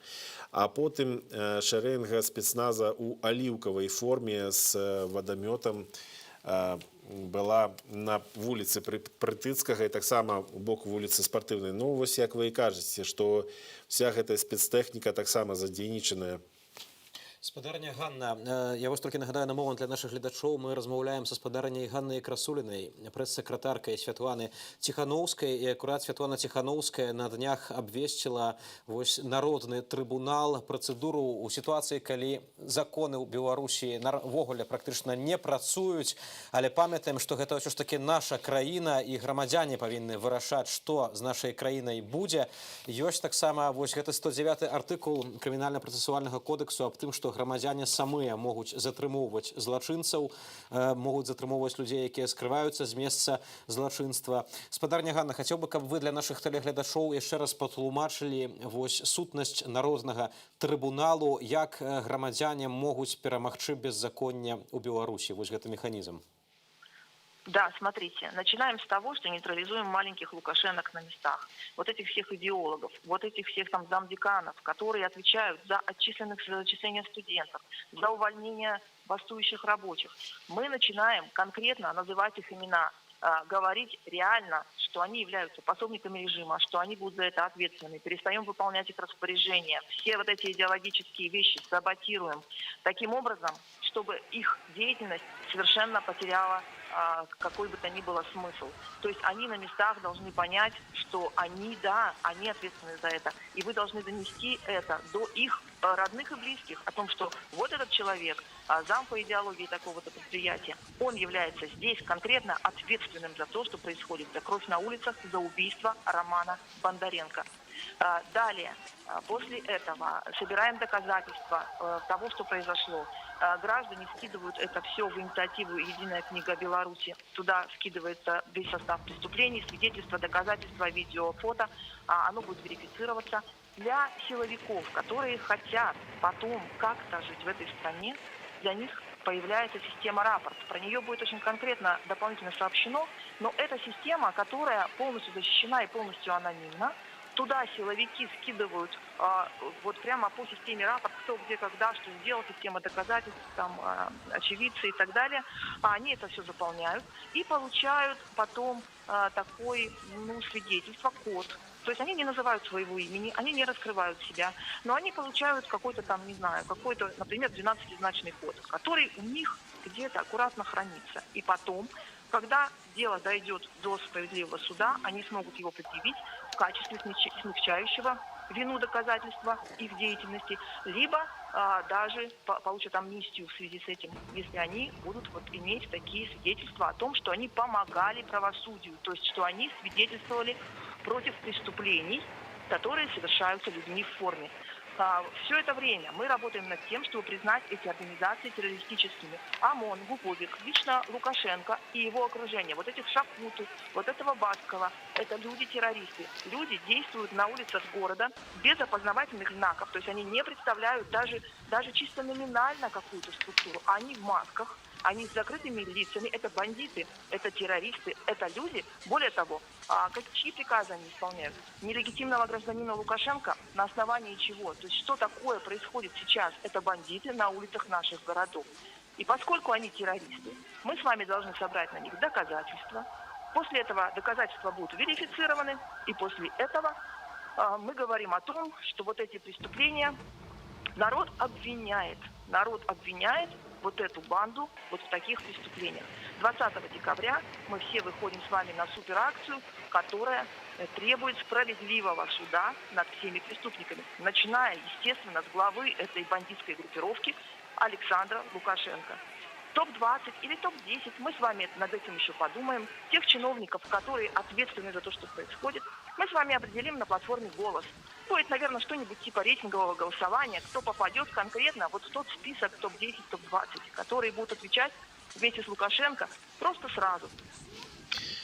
Я нагадаю, спадарня Ганна, Дазвольте, я нагадаю нашим гледачам, что подобная практика у свете уже была. Гэтак организация «Корпус стражей исламской революции». Это организация, праўладная организация у Иране, якая дзейнічае паводле загадаў уладаў, і таксама яны займаліся разгонамі мірных пратэстаў, расстрэламі гэтых пратэстаў, катаваннямі, потым у пастарунках. І гэтая арганізацыя «Корпус стражаў ісламскай рэвалюцыі» прызнаная тэрарыстычнай, у тым ліку Злучанымі Штатамі і іншымі міжнароднымі арганізацыямі, і гэта пацягнула за сабой перадусім міжнародныя санкцыі.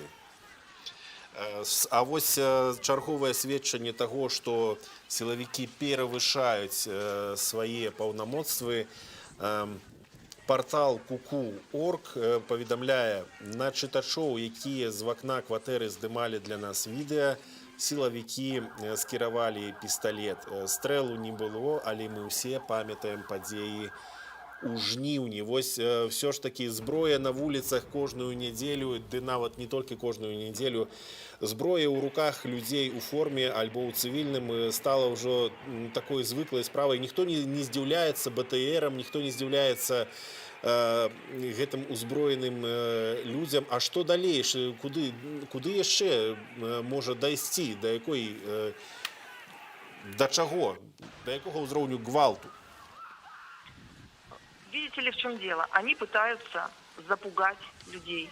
Но ситуация такова, что люди не могут вернуться обратно в то стойло, в котором лукашенковский режим их держал. Люди не хотят больше быть рабами этой власти. Люди понимают, что они хозяева своей страны. Люди понимают, что они имеют человеческое достоинство и что они гораздо выше духом, будучи мирными, будучи безоружными против вот этой сграи, просто черной бандитской группировки, которая захватила Беларусь.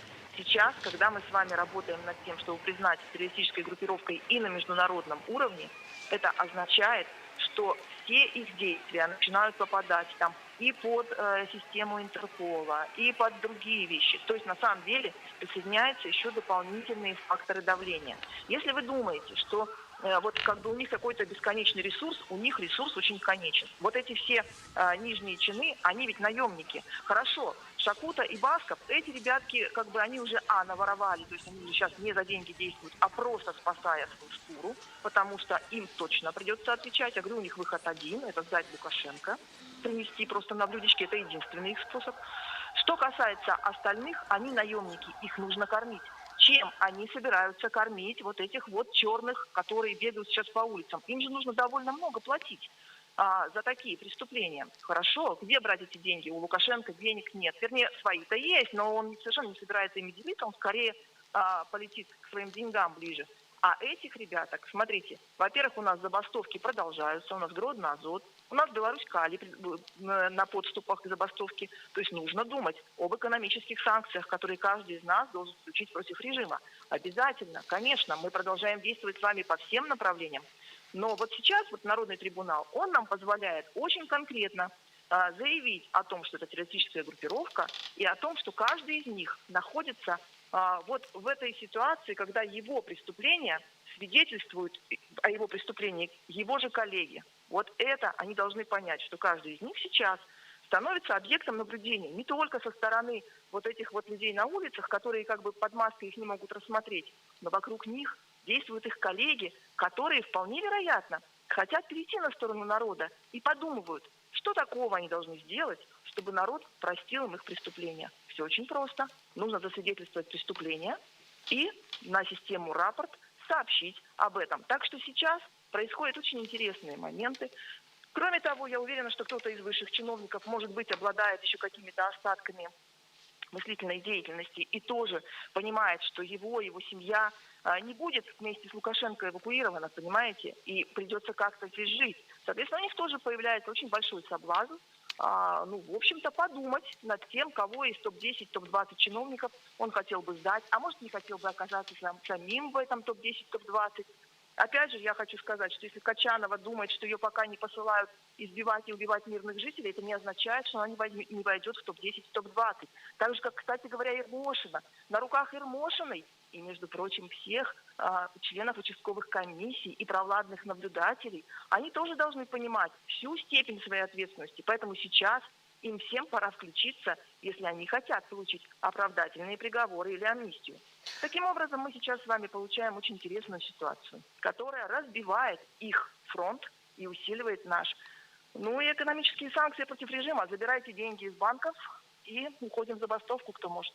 Сапраўды, гэта рашучыя крокі, якіх, я думаю, многія чакалі ад лідараў, каб менавіта абвяшчалі пра такія дзеянні. Спадарня Ганна, таксама вось заглядаю да таго, што адбываецца ў Беларусі. Сёння людзі выйшлі не толькі ў сталіцы, але сапраўды у Віцебску, Магілёве, Гомлі, гарадах, дзе праз працяглы час мы не бачылі, можа, пратэстаў. Вось, напрыклад, у Магілёве калону разбілі, разагналі, аднак людзі зараз вось ёсць паведамленне, што зноў сабраліся, нейкім чынам згрупаваліся.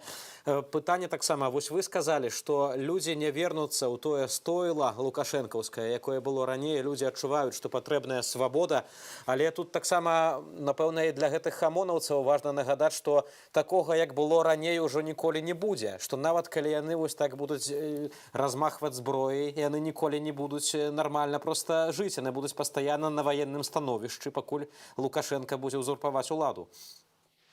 Конечно, а зарплаты их будут падать, потому что экономический режим полностью провалился. Уже есть показатели за сентябрь нынешнего года и прошлого. Очень большой провал. Сейчас практически не работает Министерство экономики. Вы посмотрите, что происходит. То есть следующий год он будет крайне... То есть даже если Лукашенко каким-то образом на этих штыках усидит, то просто вот эту черную сграю ему нечем будет кормить следующий год. То есть эта же сграя придет за ним и скажет: Лукашенко, где наши деньги? То есть поэтому пусть они, я понимаю, что у них плохо с системой анализа, хорошо, я понимаю, но может быть кто-то из их жен, детей, может быть, сумеет им как-то донести, что в той ситуации провала экономики, когда Лукашенко больше не, вот заметьте, кроме кресла его, сейчас вообще ничего, кроме штыков, за которые он уцепился, ведь больше вообще ничего в Беларуси не работает. Заметьте, никакие министерства, ничего, они же все сидят, никакого плана нет на будущий год, ни плана выхода из кризиса, ни плана реформ, ничего.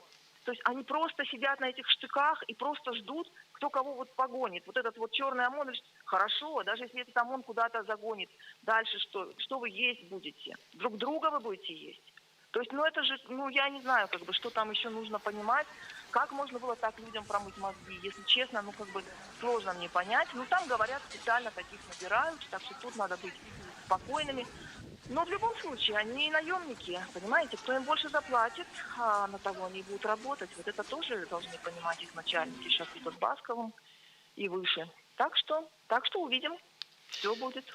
Дякую вялікі. З намі на тэлефоннай сувязі была спадарня Ганна Красуліна, прэс-сакратар Святланы Ціхановскай, удзельніцы прэзідэнцкіх выбараў, якую у дзяржавах Еўразвязу, у Паўночнай Амерыцы, а таксама большая частка удзельнікаў мірных пратэстаў у Беларусі Святлану Ціхановскую лічаць адзіным абраным лідарам беларускага народа. Таксама Ганна Красуліна ўваходзіць у каардынацыйную раду транзіту ўлады. Гэта такая перамоўная арганізацыя, якая сабрала самых выбітных прадстаўнікоў беларускага грамадства, грамадзянскай супольнасці, культуры, навукі, бізнесу і палітыкі. Але, на жаль, сітуацыя склалася так, што пад ціскам рэпрэсіяў значная частка чальцоў каардынацыйнай рады мусіла з'ехаць у Беларусі, і некаторых вывезлі на беларуска-літоўскую або беларуска-польскую мяжу, проста з ізалятару вывезлі КДБшнікі, а таксама на беларуска-украінскую мяжу. І частка чальцоў каардынацыйнай рады сядзіць або у СІЗА, у следчым ізалятары КДБ, або пад хатнім арыштам. Такое таксама ёсць. Шановнае гаспадарства, мы працягваем паведамляць пра тое, што адбываецца. Зараз у гэты момант вы бачыце на вашых экранах жывую трансляцыю таго, што адбываецца на плошчы пераменаў у двары на вуліцы Чарвякова, 58. Тым часам мы ведаем, што ў Жодзіна сабраліся людзі сёння таксама і скандавалі «Я выходжу». Ведаем, што у вуліца Леніна у Віцебску ад плошчы Свабоды да плошчы Леніна была перакрытая машинамі ДАІ і што адбыліся затрыманні ў горадні. Затрымліваюць пераважна мужчын, а таксама затрыманы відэааператар, фрылансер гарадзенскага парталу Гродна Лайф Андрей Ломаў. Ён затрыманы. Спадарства, з намі на сувязі наша калега Ірына Слаўнікава. Вітаю. Ірына, распавядзі, калі ласка, што адбываецца каля цябе, дзе ты знаходзішся? Теперь я попробую трапить на улицу Червякова, на ведомую площадь Пирамидов. Ну, это, коли великий натоп уже, я никто не сподевался, что будут уже ужитые спецсотки супроть людей. На скрылевании Просвитского и проспекта Пушкина были ужитые светло-шумовые гранаты. Так само был водомет зауваженный, сумно-ведомый губазик, які разганяў жорстка людей, здзівалі, просто кідаліся на топ і махалі дручками ў паветры. Таксама скидкам светло-шумовой гранаты была пораненая жанчына ў ногу. Добра, што побач была аптека, люди побегли в аптеку, набыли бинты, там некие сродки для прибытия хуткой, оказали ей первую допомогу, и вот все сидели и там чекали, покуль приедет хутка. Ось, теперь люди как бы на Пушкинской так и не дают людям собраться. Люди разными шляхами идут на площадь Пирамидов. Ірына, таксама былі паведамленні пра тое, што вось у дварах палююць гэтыя людзі ў чорным на людзей нармальных. Увесь проспект Пушкина литерально заставлены бусами, самапом, які час от часу выскокивают и просто починают кидаться на людей и гонять их у дворы. Таксама... Наколькі, калі я не помиляюся, то кіраваў імі Барсукоў. Барсукоў асабіста там хадзіў, так? Так, былы намеснік міністра Караева ўнутраных справаў. А цяпер ён прадстаўнік грамадзяніна Лукашэнка па Мінску. І вось ён быў заўважаны каля готелю «Орбита» и кіраваў АМАПом. У амапаўскай форме ён быў повторный. Ну, хотя мы ведаем, что ён адпраўлены ў запас, калі я не помыляюся. Так. Ну я ж кажу, гэта вось, мне так прынамсі падалося, што гэта быў ён. Цалкам магчыма, таму што мы не раз бачылі падчас разгону мірных пратэстаў, мы бачылі таксама, напрыклад, такога чалавека, як Дмітрий Паўлюченка, адзін з вядомы кіраўнік эскадронаў смерці. Таксама паведамляюць, з'явілася паведамленне, што каля станцыі метро Пушкінская сітуацыя нагадвае 10 жніўня. Зброя, нейкая незвыклая зброя у сілавікоў, яны пускаюць газ, а выбухі такія, што трасецца шкло ў дамах побач, паведамляе наша корэспандэнтка каля станцыі метро Пушкінская. Вось гэтыя гранаты, як, па-твойму, ці адрозніваецца сітуацыя са спецсродкамі ад таго, што было ў жніўні ці ў верасні? Принаймні, я не абыховец как зброя, але уживали пакуль не так шмат. Было одразу там каля 3 выбухов запар, и пасля 1, и все, на этом скончилось. И пасля уже побегли люди у оливковой форме, и губазик разгонять просто людей по дворах хапать. Так само поведомляють... Хто де мог, бо була на щастя відкрита аптека, і люди просто заскокували у аптеку і назирали по розбуху, що там відбувається на вулиці. Так само зараз повідомляють, що у Бересті як мінімум 5 затриманих. Затримані 2 молодих мужчини на вулиці Советській. Так само затримали хлопця і дівчину з банером, на яким було написано «Я виходжу, страляй». Гэта у Берасці. І яшчэ адзін чалавек у гатэлі «Інтурыст». Людзі сабраліся ў касцёле на Леніна.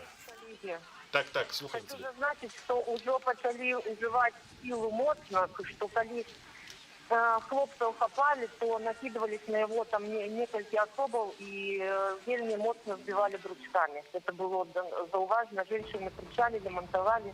прасілі гэтага не рабіць, але гэта іх, конечно, не спыняла. То бок мы зноўку бачым паўтарэнне гэтай празмернай жорсткасці, якая не адпавядае дзеянням мірных дэманстрантаў. Дзякуй вялікі. З намі на сувязі была Ірына Слаўнікава, якая на свае вочы бачыць, што адбываецца ў Менску. Шановное гаспадарства, Белсат працягвае жывы эфір. Мы распавядаем, як можам у гэтых умовах, таму што ад самай раніцы, ад 9 гадзіны быў практычна адключаны мабільны інтэрнэт у Менску, таму зрабіць жывое відэазлучэнне мы не можам. Адключаны інтэрнэт, таксама не працуюць добрая палова другой лініі метро, некаторыя станцыі на першай лініі, уся адкрытая новая трэцяя лінія таксама закрытая. Вось так гаспадарства лукашэнкаўцы у двукосцях не баяцца пратэстаў, пастаянна ў стрэсе трымаюць увесь горад Менск, перашкаджаюць нармальным людзям, гараджанам проста жыць, перамяшчацца па горадзе. І бачым, як уласна цягаюць, зацягваюць людзей у аўтазакі, кідаюць шумавыя гранаты супраць тых, хто выйшаў ушанаваць памяць забітага, закатаванага Рамана Бандарэнкі. Зноў ніякіх маральных тармазоў, як бачым, у гэтых людзей няма, яны ні аб чым не задумваюцца, толькі вось далей указанне дубінкамі ісці на людзей вадамётамі, яны гэта і робяць. І таксама не толькі ў Менску гэта адбываецца, у горадні па вуліцы Савецкай ходзяць гэтыя сілавікі без апазнавальных знакаў у форме аліўкавага колеру, узброеныя помпавымі стрэльбамі. Вось таксама вы бачыце на вашых экранах і дручкі, і шчыты адмысловыя ў гэтых сілавікоў, якіх у народзе называюць аліўкамі, ну і таксама это драбавікі. Мы ўжо паведамлялі, што ў Берасці былі затрыманні, у Магілёве на пешаходнай вуліцы Ленінскай хадзілі шмат людзей, і таму туды прыйшлі амапаўцы, міліцыянты, людзі ў цывільным, і ў Магілёве ўздоўж вуліцы лятае дрон. Магчыма, што міліцэйскі, паўсюль стаіць спецтранспарт з сілавікамі, каля кінатэатру Радзіма стаіць аўтазак. Ну, вось такая Радзіма з аўтазакамі паўсюль, практычна паўсюль мы бачым гэтыя рэпрэсіі. Гаспадарства, ўсё ж такі, нягледзячы на гэта, людзі выходзяць. 99-й дзень нацыянальнага супраціву, нягледзячы на смерці, на забітых, закатаваных, людзі памятаюць пра годнасць. І вось таксама тая кроў, якая пралілася з боку гэтак званых сілавікоў, не дае, уласна, многім грамадзянам Беларусі проста адступіць назад.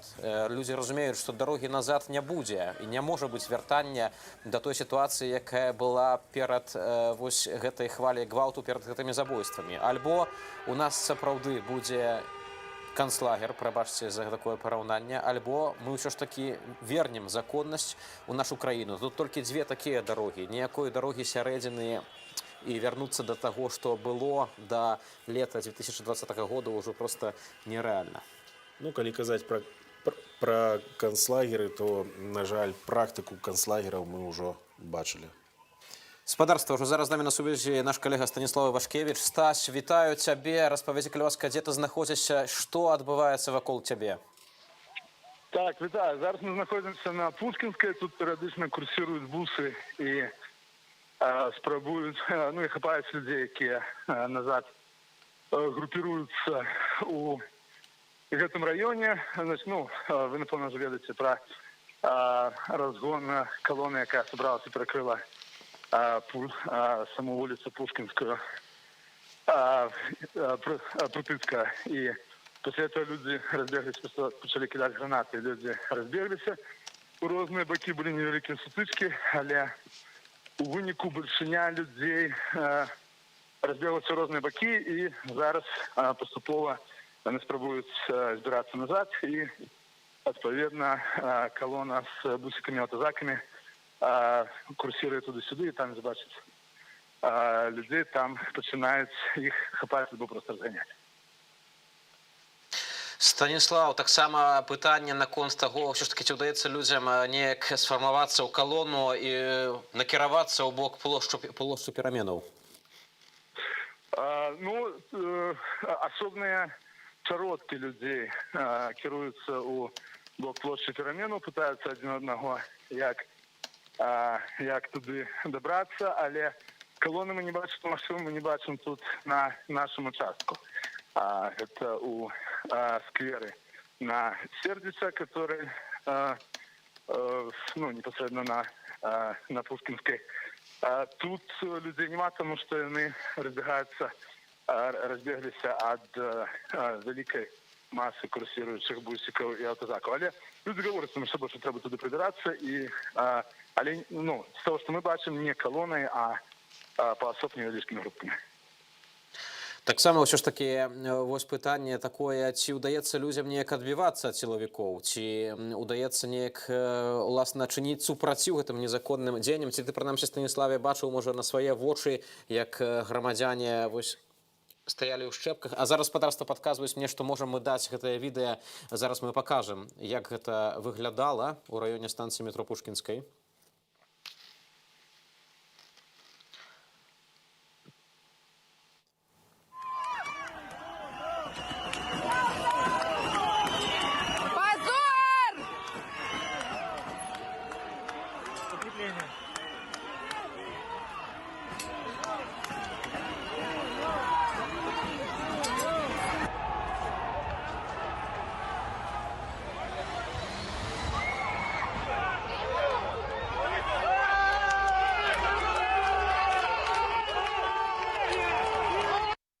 Побачили ми гэтае відэа. Станіславе, ці ты яшчэ нас чуеш? Так. Станіславе, ўсё ж такі хацеў бы яшчэ даведацца наконт таго, людзі ўсё ж такі адыходзяць да плошчы пераменаў. Нагадаем, гэта канчатковы пункт збору на сёння маршу адважных. Ўсё ж такі вось сілавікі, ці яны вось накідваюцца далей на людзей, працягваюць даганяць, вось так збіваць, біць, ці табе нешта вядома, ці ты бачыў на свае вочы такое? Ну, то, что бачу на своей вочы, это силовики, так, догоняли людей, хапали. Бачу сутычки с силовиками, там группа у приблизно десяток зеленых оторвался знатно далеко, и люди развернулись дали им отпор, поздней пришел им, и они начали отступать, потом им пришла силовикам подмога, и туда уже люди отступили. То бок такие туды-сюды арэлі адбываліся в районе метро Пушкінскай, але падчас гэтага ўсё люди расцякаліся ў розныя бакі непасрэдна на Пушкінскай. Зараз калоны няма. Ёсць шмат людзей, якія ходзяць у розныя бакі і шукаюць дарогі да плошчы перамен, але непасрэдна зараз ужо супрацьстаяння такого просто нема. Наконт того, як бегали, догоняли, так, бегали і, бегали, догоняли, як звичайно. Але періодично ми бачили, що вони вибігали і бігали просто на людей, не особливо доганяючи, це амаповці, значить, догоняли, бегали, збивали людей, це збільшого були окупацькі. Дякую, Станіслав. Заставайся, калі ласка, на сувязі, і самае важнае, заставайся ў бяспецы. З намі на сувязі быў Станіслав Івашкевіч. Мы яшчэ пастараемся злучыцца з ім. І пакуль такая інфармацыя, у Магілёве таксама адбываецца затрыманне. Сілавікі схапілі людзей на пешаходнай вуліцы Ленінскай каля гандлёвага цэнтру Аліса. Затрымалі некалькі чалавек. Людзі адтуль сталі разыходзіцца па дварах. А таксама ў Віцебску грамадскаму транспарту не даюць спыняцца на прыпынках у цэнтры, каб ніхто не змог увайсці і выйсці. Вось такі загад дзяржаўнай аўтаінспекцыі. Гэта інфармацыя наша ўласная з Віцебску. Гаспадарства, бачым зноў кадры з ваколіцаў плошчы пераменаў. Гэта канчатковы пункт збору, дакладней, проста канец маршу адважных. Менавіта там мае скончыцца сёння марш. месца. Собраться, так. Такі пункт быў заяўлены. А што будзе далей, пакуль ніхто не ведае. Так, але меншукі ўсё ж такі падыходзяць. Ёсць паведамленні, што ідуць калонамі са сваіх раёнаў. З Зялёнага Луга вырушыла калона у бок плошчы Пераменаў. Тым часам на Пушкінскай так званыя сілавікі спрабавалі разганяць людзей, хапалі людзей бесцырымонна, білі, піхалі жанчын. Вось нават зараз бачым некаторыя вось гэтыя кадры з раёна метро Пушкінская. Вось жанчына проста упала на зямлю ад чалавека мужчынскага полу, які не пасаромеўся вось так піхнуць нахабна. Спадарства, яшчэ раз хочацца толькі, бачачы гэтыя кадры, нагадаць, што мы павінны быць самыя гаспадарамі ў сваёй краіне, у нас павінна быць законнасць, у нас павінны быць правы, і мы павінны гэтага дабіцца. Ёсць усеагульная дэкларацыя правоў чалавека, прынятая Арганізацыяй яшчэ Аб'яднаных Нацыяў. Нагадаем, што наша краіна сузаснавальніца Арганізацыі Аб'яднаных Нацыяў. І там у прэамбуле ёсць, што вось гэтая ўсеагульная дэкларацыя правоў чалавека была прынята для таго, каб улады ўсіх краінаў забяспечвалі гэтыя правы, каб у людзей не было патрэбы карыстацца сваім правам на паўстанне супраць прыгнёту. Гэта вось амаль даслоўная цытата з усеагульнай дэкларацыі правоў чалавека. І ўсё ж такі ёсць вось гэтае пытанне, як вярнуць нам законнасць у сваю краіну. Хацелася б, каб ўсё ж такі без крыві, каб гэта мірна было і каб адважна проста людзі былі салідарныя і разам выходзіць. Нават калі кіравацца ўнутраным заканадаўствам Беларусі, тое, што робяць сілавікі, а таксама людзі ў цывільным, у масках і з спецсродкамі, і пра якіх дакладна вядома, што яны не з'яўляюцца працаўнікамі міліцыі. Гэта перавышэнне нават унутраных, парушэнне ўнутраных законаў Беларусі, не толькі міжнародных пагадненняў. Праваабаронцаў вядома ўжо пра 40 затрыманых на акцыях у Беларусі. Вось такое паведамленне прыйшло ад праваабарончага цэнтру «Вясна». Ну, прынамсі, гэта дадзеныя на 13:30, 40 чалавек. Асноўная маса затрыманняў адбылася ў Менску, але таксама вядома пра затрыманні ў Гомлі, Светлагорску, Навагрудку, Бабруйску і ў Горадні. У Наваградку дзясяткі чалавек выйшлі на вуліцы з партрэтам Рамана Бандарэнкі, таксама мелі на сабе вось такія налепкі, чырвона-белы сцяжок на куртках. Менавіта нагадаю, што за колеры нацыянальнага сцягу па сутнасці закатавалі і забілі Рамана Бандарэнку, які выйшаў у двор абараняць чырвона-белыя стужкі. На дадзены момант, як сведчылі нашыя калегі, таксама гэта пацвярджаюць іншыя незалежныя медыі, дзясяткі тысячаў менчукоў на пратэстах у Менску. Таксама пратэст ахапіў усю Беларусь, Гомель, Вісебск, Горадня, Барановича, Ліда, Салігорск, Маладзечна, Жодзіна, іншыя гарады. І гэтак званыя сілавікі праз некалькі дзён пасля таго, як Рамана Бандарэнку забілі, закатавалі, працягваюць вось гэты нястрымны гвалт супраць людзей, кідаюць светлашумавыя гранаты, б'юць дубінкамі, піхаюць нахабна жанчынаў, абсалютна не стрымліваюцца і стрымлівацца, як мы бачым, не збіраюцца. Яны, як былі сведчанні таксама ад адстаўных сілавікоў, да іх нічога ўжо, здаецца, не даходзіць. І вось пытанне, ці ўвогуле ёсць сэнс канкрэтна да іх звяртацца, ці ўсё ж такі тут нейкая іншая дарога, каб выйсці перамагчы ў гэтым супрацьстаянні.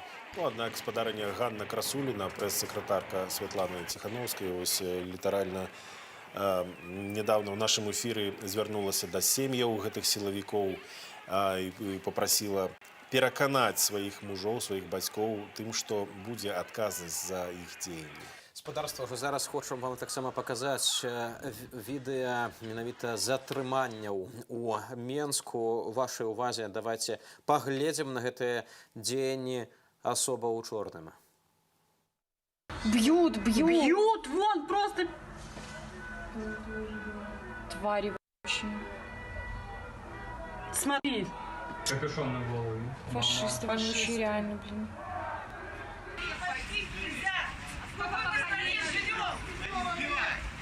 Безоружных, мы безоружны. И ничего не хотим, просто хотим жить в спокойной, демократичной стране, а не в концлагере, который пытается на власть создать.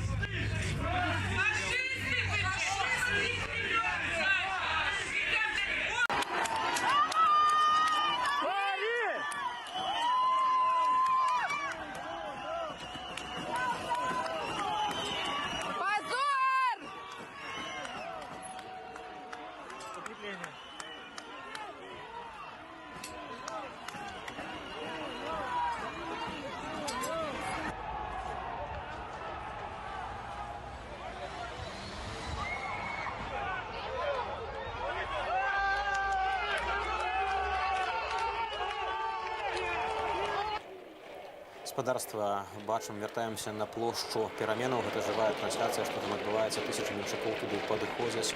А вось тое, што бачылі момант таму, гэта відэа затрыманняў як са сталіцы, гэтак таксама і з горадні. Горадні адметныя тым, што чамусьці ў гэтым горадзе аўтазакі фарбуюць у белы колер.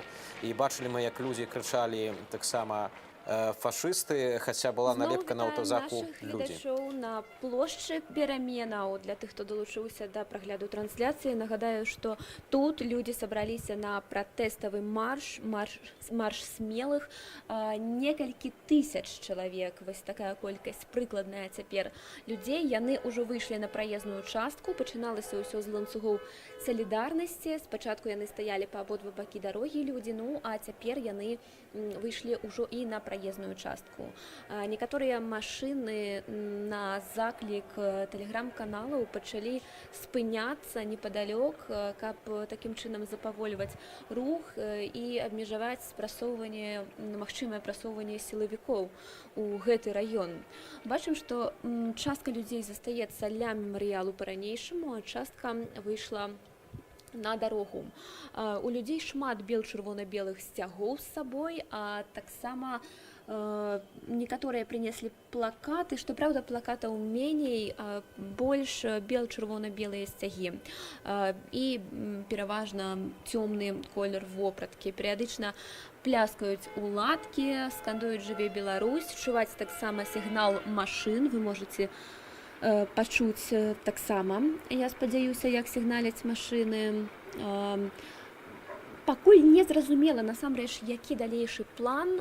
Мы выходзілі да эфіру пагаварыць з людзьмі, запытаць у іх, куды яны збіраюцца, куды накіроўваюцца. Большасць адказвае замест звычайнага «я гуляю», кажуць, мы выйшлі, мы проста выйшлі. Як Роман Бандаренко напісаў «я выходжу» перад тым, як адправіцца на плошчу пераменаў. Бачыце, што людзі стаяць даволі так хаатычна. У прылеглых дварах іх шмат, на праезнай частцы таксама шмат, але яшчэ не настолькі многа, як збіралі некаторыя нядзельныя маршы. То бок пра марш пакуль не даводзіцца казаць, нейкая калона не фармуецца з таго, што мы назіраем. Людзі проста ўвесь час падыходзяць, але, канешне, цалкам верагодна, што сітуацыя можа змяніцца і за лічаныя хвіліны. Сілавікі тут пакуль што не аб'яўляліся, па меншай меры іх не бачна, яны не на відавоку, хаця хутчэй за ўсё, канешне, назіраюць за сітуацыяй, але не прадпрымаюць нейкіх дзеянняў гвалтоўных. Разгону такога, як на Пушкінскай, тут не было.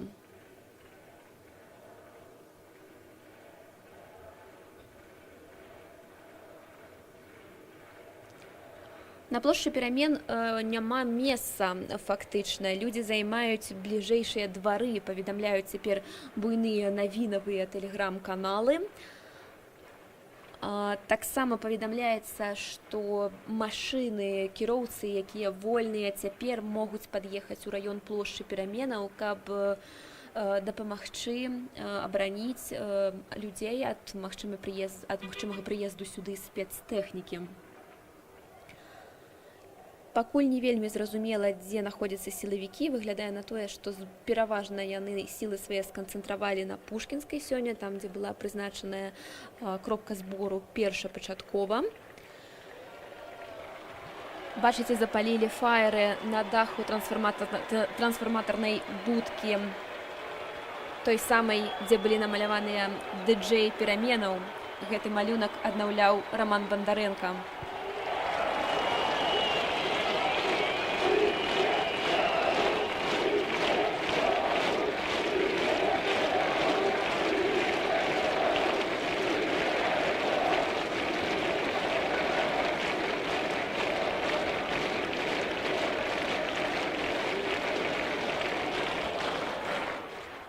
чырвона-белыя фаеры над плошчай пераменаў.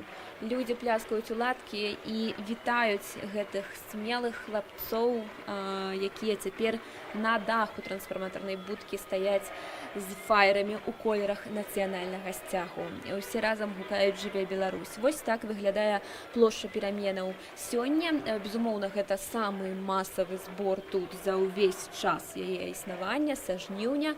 Раней яшчэ тут не збіраліся ўдзельнікі традыцыйных нядзельных маршаў.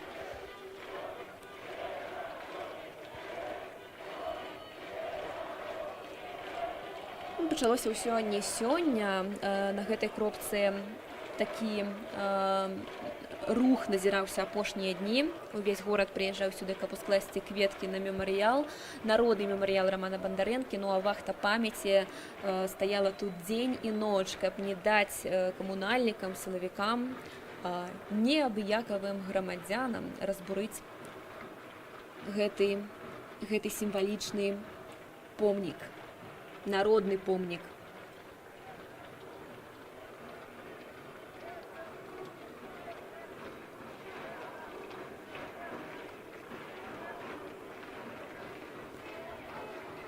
Можем адсюль пачуць нейкі дзіўны гук, не падобны да пляскання ў ладкі, больш падобны альбо да барабану, альбо да грукату шчытоў. Пакуль што казаць дакладна я не бяруся, давайце паслухаем разам.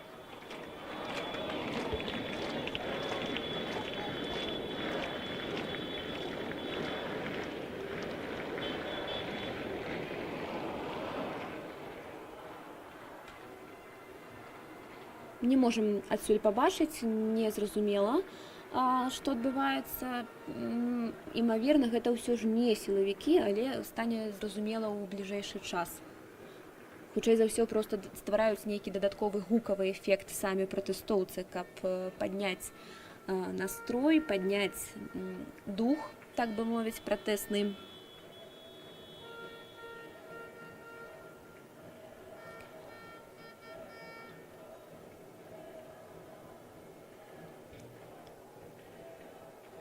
Дарэчы, цяпер стала вядома, што на Пушкінскай затрымалі фотакарэспандэнта нашай Нівы Александру Піліповіч-Сушчыц. Журналістка здымала акцыю пратэсту, дакладней тое, як людзі збіраліся на акцыю пратэсту, ды былі жорстка разагнаныя, людзей ганялі па дварах, збівалі, а журналістку затрымалі, як звычайна, за ейную працу. Гэта адбылося каля 13:00.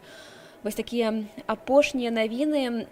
Тэлеграм-канал Белсату паведамляе, што машына заблакавала праезд сілавікам. Гэта адбылося ў Менску. Яе прыпынілі, адтуль выцягнулі кіроўцу. Дарэчы, таксама гэта стала такой практыкай у сілавікоў распаўсюджанай выцягваць людзей з машынаў. Гэта назіралася 9-12 жніўня падчас разгонаў. І апошнім часам таксама яны пачалі вось гэта практыкаваць, калі людзей проста спыняюць і разбіваюць шкло альбо адчыняюць дзверы і гвалтам выцягваюць з салону аўтамабіля. Для новых гледачоў, для тых, хто далучыўся да прагляду нашай трансляцыі, нагадаю, дзе мы знаходзімся. Гэта Менск, вуліца Чарвякова, дакладней плошча Перамен і прылеглыя двары, прылеглыя вуліцы, дзе сабраліся некалькі тысяч чалавек. Замест Пушкінскай, дзе адбыўся разгон, але дзе таксама былі людзі, частка пратэстоўцаў вырашыла ісці менавіта сюды, у бок плошчы Пераменаў.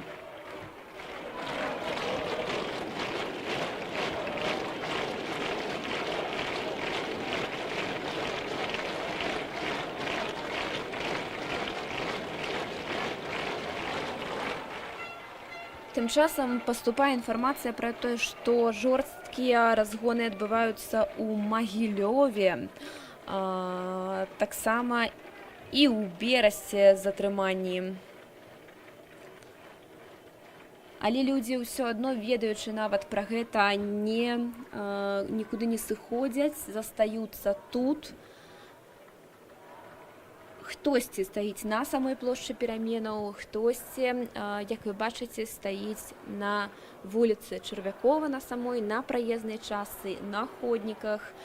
Пакуль людзі проста стаяць, да іх час ад часу падыходзяць новыя групкі. Што да складу сённяшніх пратэстоўцаў, то там мы назіралі і моладзь, і пажылых людзей, якія нават нягледзячы на пандэмію каранавірусу, на пагрозу гвалту з боку сілавікоў, усё роўна выйшлі. Бачым цэлыя сем'і, якія прыйшлі з дзецьмі. Натуральна, моладзь, студэнты таксама прысутнічаюць. Проста людзі сярэдняга веку, звычайныя менчукі, якія не маглі заставацца абыякавымі пасля гвалтоўнай смерці Рамана Бандарэнкі.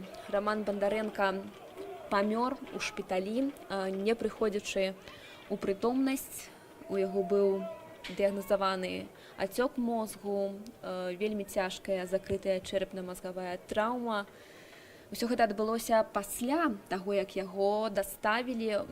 Гэта адбылося дакладней пасля затрымання. Прыкладна 1,5 гадзіны ён знаходзіўся ў пастарунку ў цэнтральным РУС, ну а пасля быў вось у такім стане дастаўлены ў шпіталь хуткай медычнай дапамогі, дзе, нягледзячы на ўсе намаганні медыкаў, нягледзячы на праведзеную аперацыю, сэрца ягонае спынілася увечары 12 лістапада. І пасля гэтага хваля абурэння да салідарнасці проста захлынула ўсю Беларусь. Ну а тут, на плошчы перамен, зрабіўся такі эпіцэнтр гэтага абурэння, гэтага болю, жалобы. Можаце бачыць, колькі кветак, і ўсё людзі падносяць новыя і новыя. Валанцёры добраўпарадкавалі гэты лагер, казалі, што не трэба прыносіць больш намётаў, што хапае вось гэтага тэнту для той вахты, якая тут 24 гадзіны пільнуе мемарыял. Што знаходзіцца побач? Ведаем, што побач знаходзіцца той самы цэнтральны РУС, куды прывезлі Рамана Бандарэнку пасля затрымання, як нам вядома. Гэты цэнтральны РУС на вуліцы Арлоўскай стаіць будынак. Калі 25 кастрычніка міма яго праходзілі пратэстоўцы, то іх пачалі вельмі жорстка, брутальна разганяць. Так што ён тут непадалёк. Гэта таксама, відаць, нервуе сілавікоў. У прынцыпе, непадалёк адсюль знаходзіцца і палац незалежнасці. Можна яго нават трошкі пабачыць з вакна. Ці пойдуць пратэстоўцы ў традыцыйнае месца маршу на плошчу, выбачайце, на праспект пераможцаў, пакуль не ясна. Яны стаяць тут, і увесь час, у прынцыпе, іх робіцца болей. Гэта можна сказаць дакладна. Некалькі хвілінаў таму людзей тут было менш. Бачым, што частка людзей бяжыць аднекуль. Зараз паспрабуем зразумець, што там адбываецца.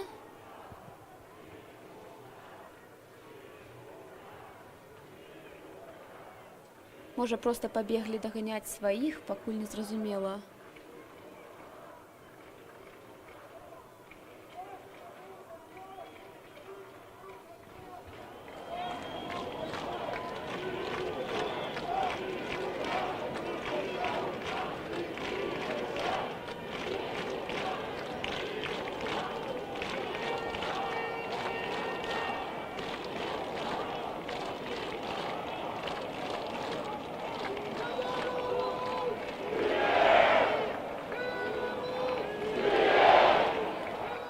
Бачым, што людзі так даволі масава ідуць па вуліцы Чарвякова справа. Хтосьці нават бяжыць.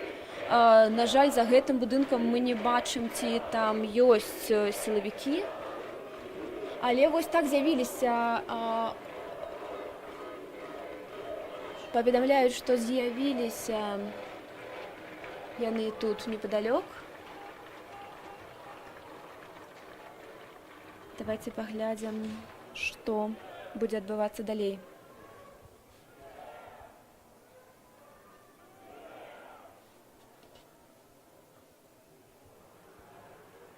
Бачым, што частка людзей перакрылі дарогу. Папросім аператара паказаць бліжэй гэтую карціну. Вось гэтыя людзі нікуды не збіраюцца бегчы. Яны стаяць пасярод вуліцы Чарвякова. Мы назіраем масавы адток людзей па вуліцы Чарвякова. Хтосьці бяжыць нават, вельмі так актыўна, жвава людзі сыходзяць. Наступаюць відавочна, ўжо цяпер робіцца відавочна адтуль сілы сілавікоў. Бачым, што стаяць ці то ў счэпцы,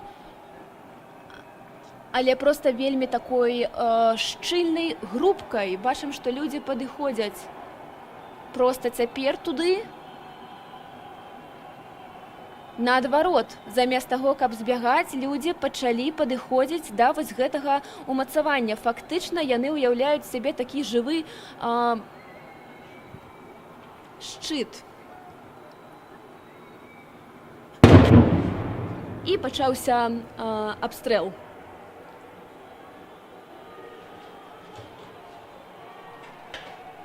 Мы выбачаемся перед нашымі гледачамі за невялікія тэхнічныя хібы, якія цяпер могуць быць.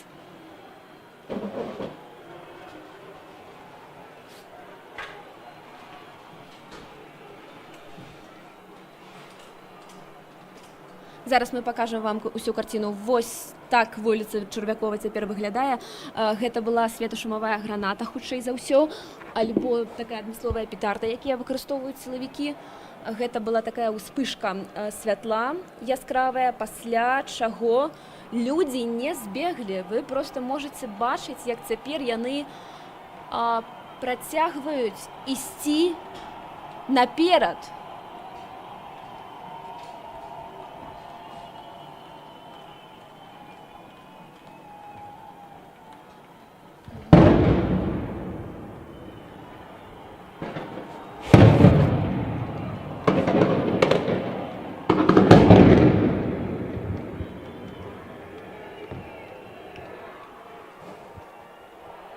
Распачаўся абстрэл.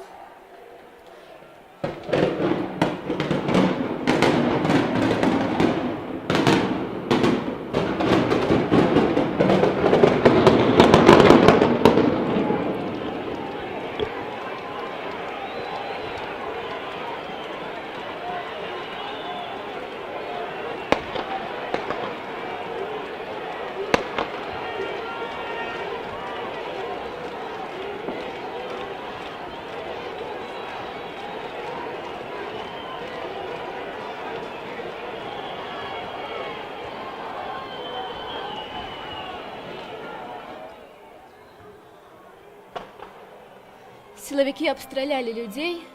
Стралялі яны, як вы бачылі, не ў паветра, не кудысьці, а проста па людзях, па жывых людзях, па натоўпе. На самой плошчы Перамен людзі застаюцца. Бачыце, што вельмі цяпер шмат хто ідзе ў бок дамоў. Людзі бягуць дварамі, але ёсць тыя, хто проста як стаяў, так і стаіць каля мемарыялу. І вось гэта больш за ўсё ў гэтай сітуацыі, канешне, уражвае.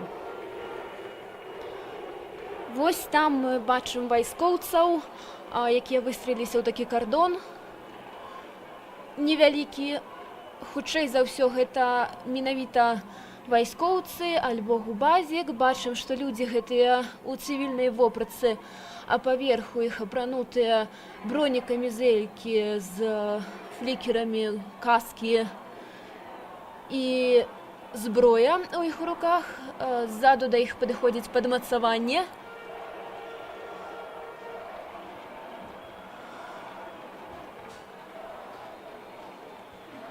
Гэта было вельмі жорстка, але вы толькі паглядзіце, людзі не спужаліся, засталіся тут. Проста цяпер на іх бягуць сілавікі. Яны вычапляюць вось так тых, хто стаіць ля супермаркету. Імаверна, будуць затрыманні. Што яны хочуць зрабіць, незразумела, але людзей пагналі ў двары. Частка людзей бяжыць у двары, частка людзей бежыць у бок плошчы Перамен.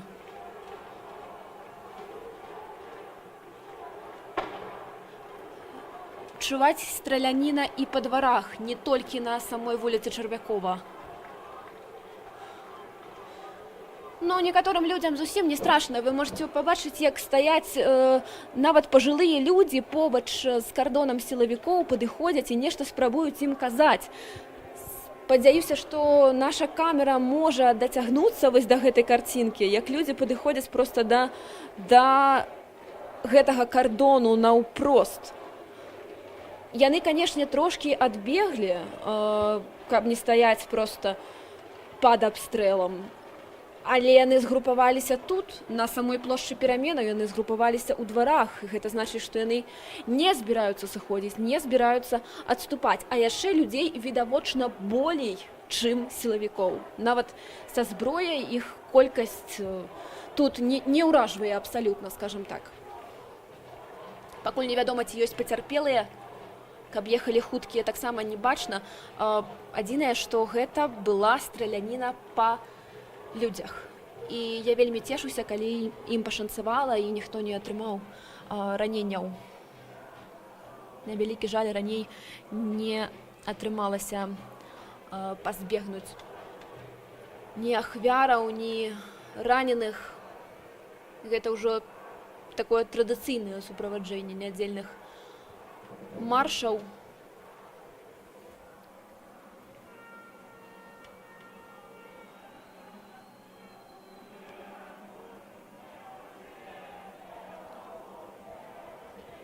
Людзі ўсё адно скандуюць «Жыве Беларусь». А сілавікі проста стаяць і не рухаюцца. Вось цікавая такая карціна. Тут пад'язджаюць бусікі. Бачым толькі 2. А вось ужо і 3 пад'ехаў.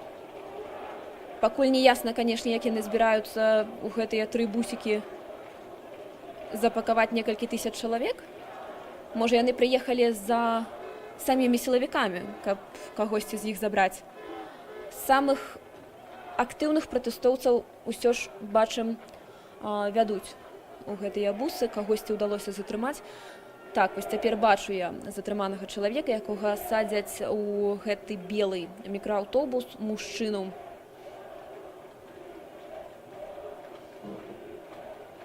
Адметна, што частка сілавікоў сталі проста на ўездзе ў двары. Чамусьці яны блакуюць гэты праход. Хутчэй за ўсё, каб не зайшлі праз гэты фланг пратэстоўцы, не зайшлі, не апынуліся ззаду калоны, дакладней кардону губазіка.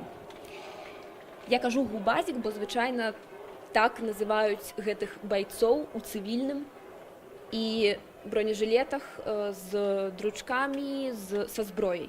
Але ці гэта губазік, якая гэта структура? Сказаць немагчыма, бо за свае дзеянні сілавыя структуры не несуць ніякай адказнасці, а значыць і даведацца, хто менавіта страляе па людзях, цяпер немагчыма. Як мы не ведаем дакладна, хто забіў Романа Бондаренко.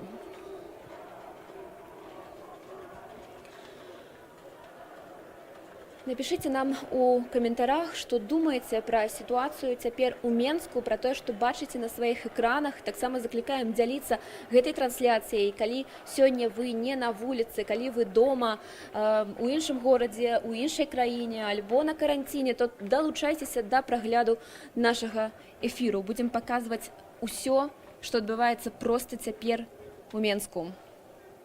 І не толькі ў Менску, дарэчы.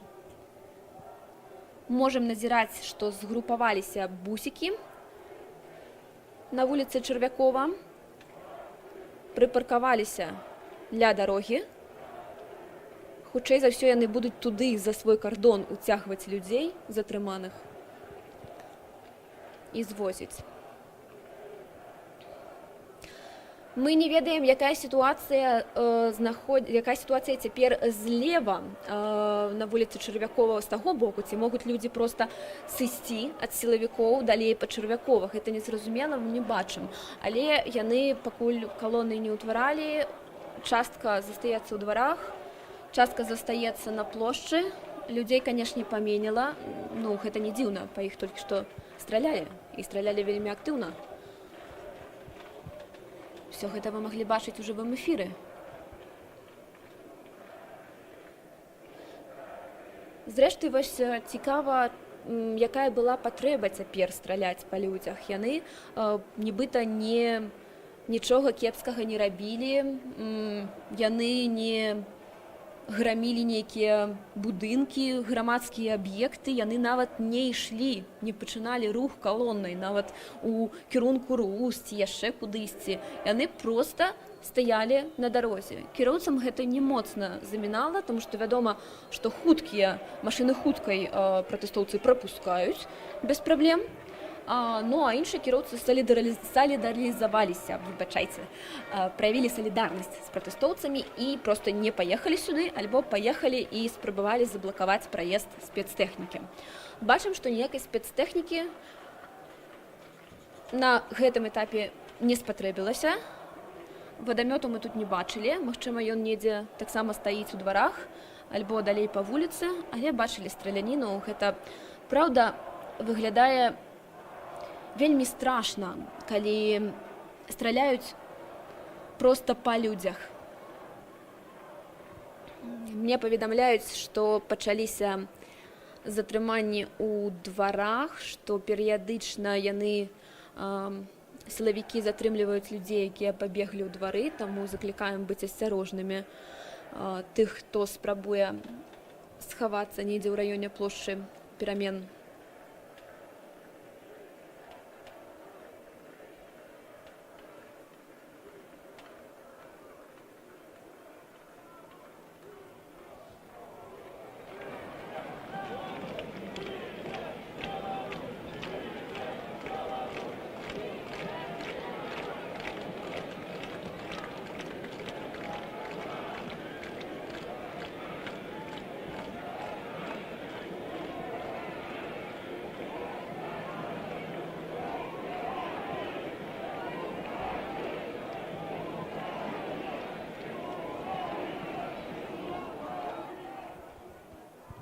Цяпер людзі скандуюць «сыходзь».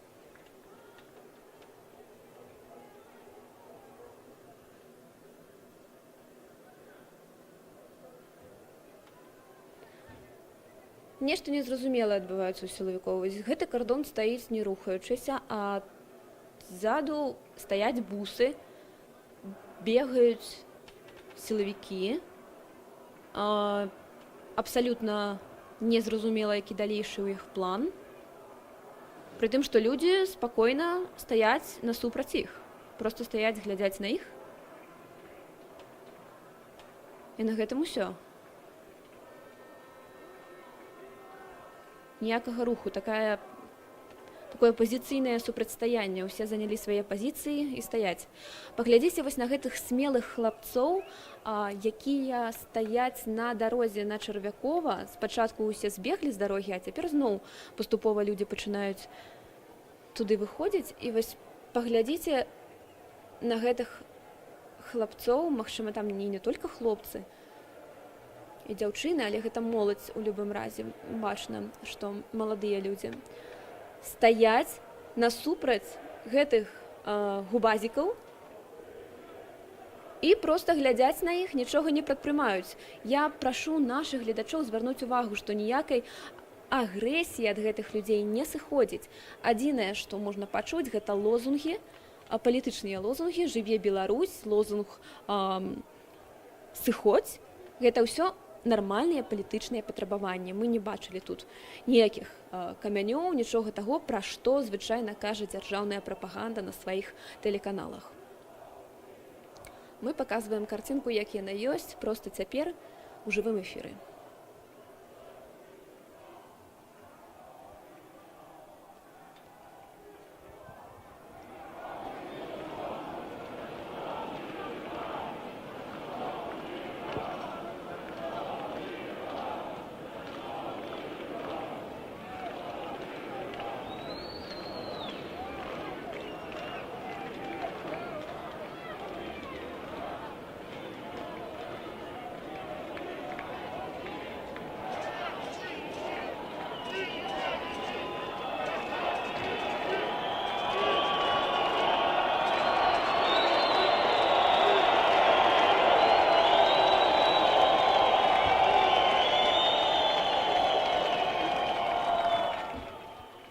хочацца заўважыць, што гэтыя людзі рызыкуюць цяпер не толькі сваёй свабодай, не толькі яны могуць быць затрыманыя, але яны рызыкуюць сваімі жыццямі.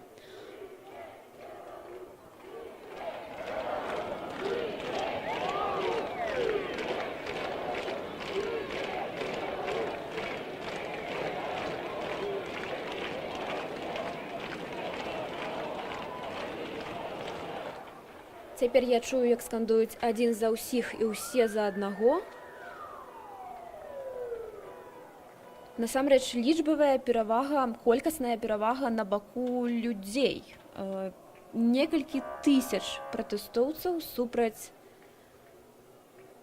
вось такой нязначнай колькасці сілавікоў.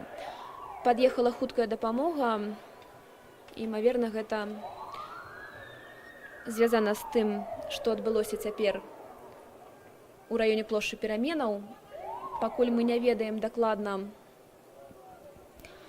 пра пацярпелых, няма інфармацыі, мы пастараемся высветліць, калі ёсць пацярпелыя, то ў бліжэйшым часе паведамім вам пра гэта. Пакуль што галоўная навіна гэтай гадзіны, а можа і гэтага дня, тое, што пасля абстрэлу людзі не разышліся. Проста прашу ўсіх звярнуць на гэта ўвагу, гэта вельмі ўражвае, не ведаю, як вас па той бок экрану, але мяне цяпер, назіраючы за гэтым, проста неверагодна ўражвае смеласць людзей, смеласць і іх мірны настрой. Пратэст нават пасля ўсяго гэтага гвалту не перастаў быць мірным. І вось мне проста цікава, як сябе трымаюць у руках людзі, якія стаяць пасярод дарогі на Чарвякова. Вось гэтыя некалькі чалавек, якія стаяць бліжэй за ўсіх. У любы момант у іх могуць стрэліць. Але яны не сыходзяць.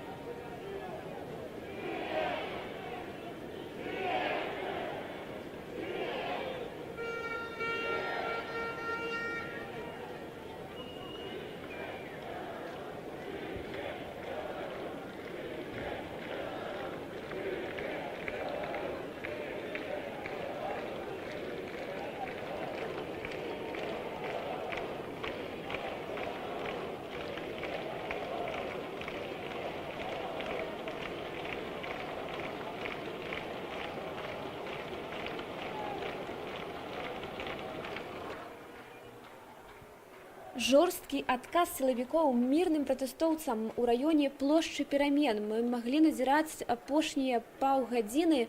Паступае інфармацыя, што да кардону, да гэтага кардону падыходзяць яшчэ група сілавікоў са зброяй, а людзі проста пляскаюць у ладкі. Можаце гэтыя апладысменты пачуць.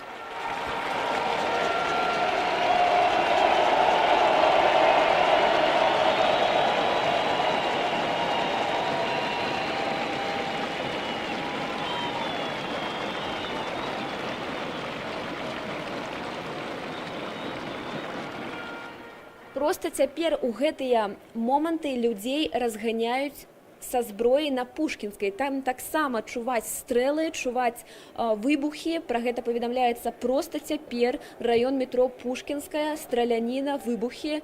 Будьце, калі ласка, асцярожныя, уважлівыя, калі там знаходзіцеся. І затрыманні, канешне, таксама адбываюцца там. А на плошчы Пераменаў самі можаце пабачыць. Масавых затрыманняў не назіраем. А масавы мірны пратэст – так.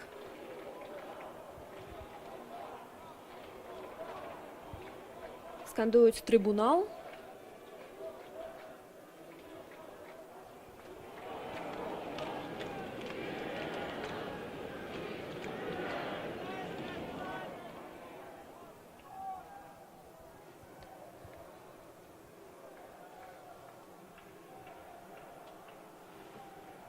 Дарэчы, вось адметна, што на самой плошчы пераменаў людзі сябе адчуваюць у такой бяспецы, наколькі гэта магчыма ў дадзенай сітуацыі.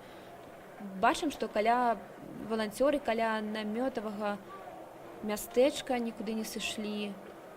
Нейкія дзеткі нават на арэлях катаюцца. Проста звычайны дзень у Беларусі 2020 году. Вось тут губазік са зброяй, тут выбухі, тут народны мемарыял па забітаму. Тут людзі вось каву, гарбату п'юць ля тэнту.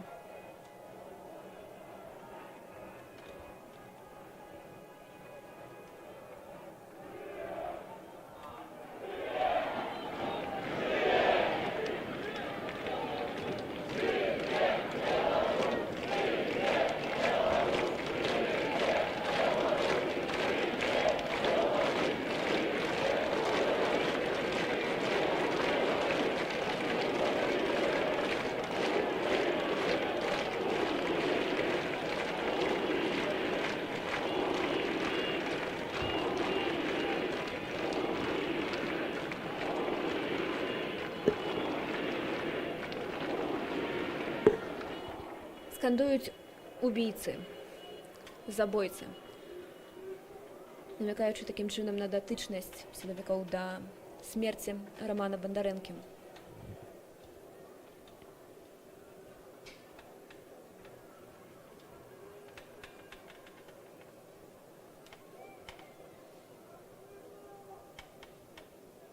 Працягваюцца тым часам затрыманні на Пушкінскай.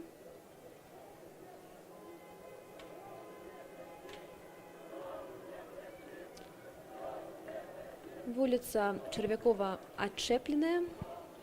Наколькі мы разумеем, яна адчэпленая і з таго боку недзе таксама, бо людзі вось не могуць нікуды сысці, а магчыма, яны проста не хочуць сыходзіць, хочуць заставацца тут, у сваім раёне, на сваёй плошчы пераменаў.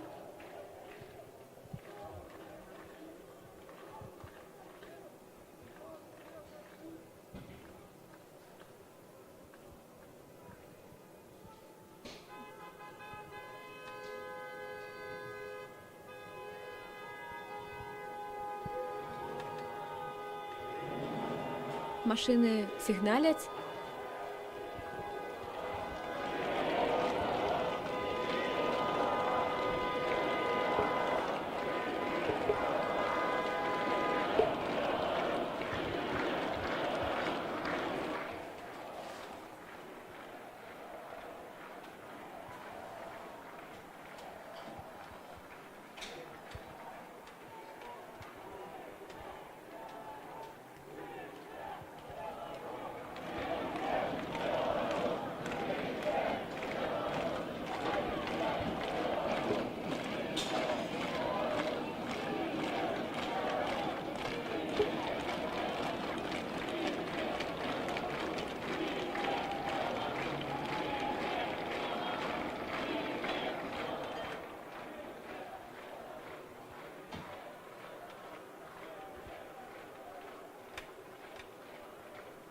Тым часам бачыце, што людзей у дварах на Чарвякова робіцца болей. Яны як бы стаяць вось па гэты бок, злева, стаяць так і расканцэнтравана, але даволі шчыльна. Яны не сыходзяць, хтосьці натуральна сыходзіць, але большасць застаецца тут.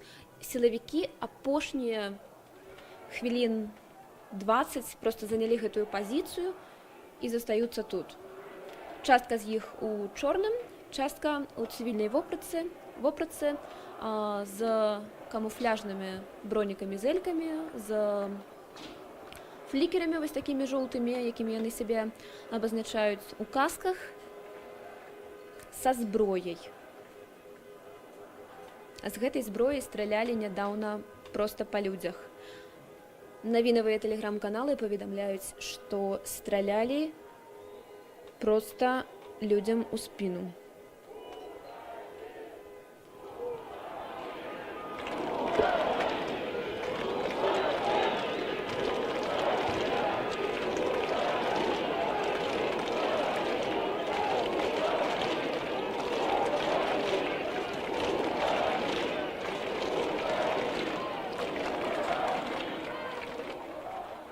Яшчэ адна машына хуткай дапамогі пад'ехала сюды.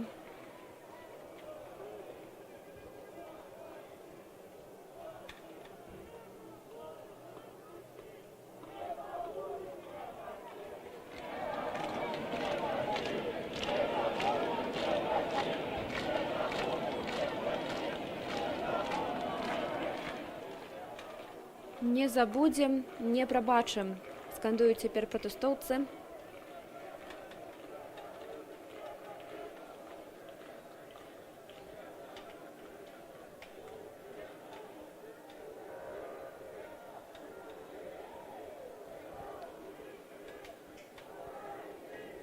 Затрыманняў на плошчы перамен у дадзены момант няма. Сілавікі апранулі каскі недзе ў дварах, нешта абмяркоўвалі між сабою.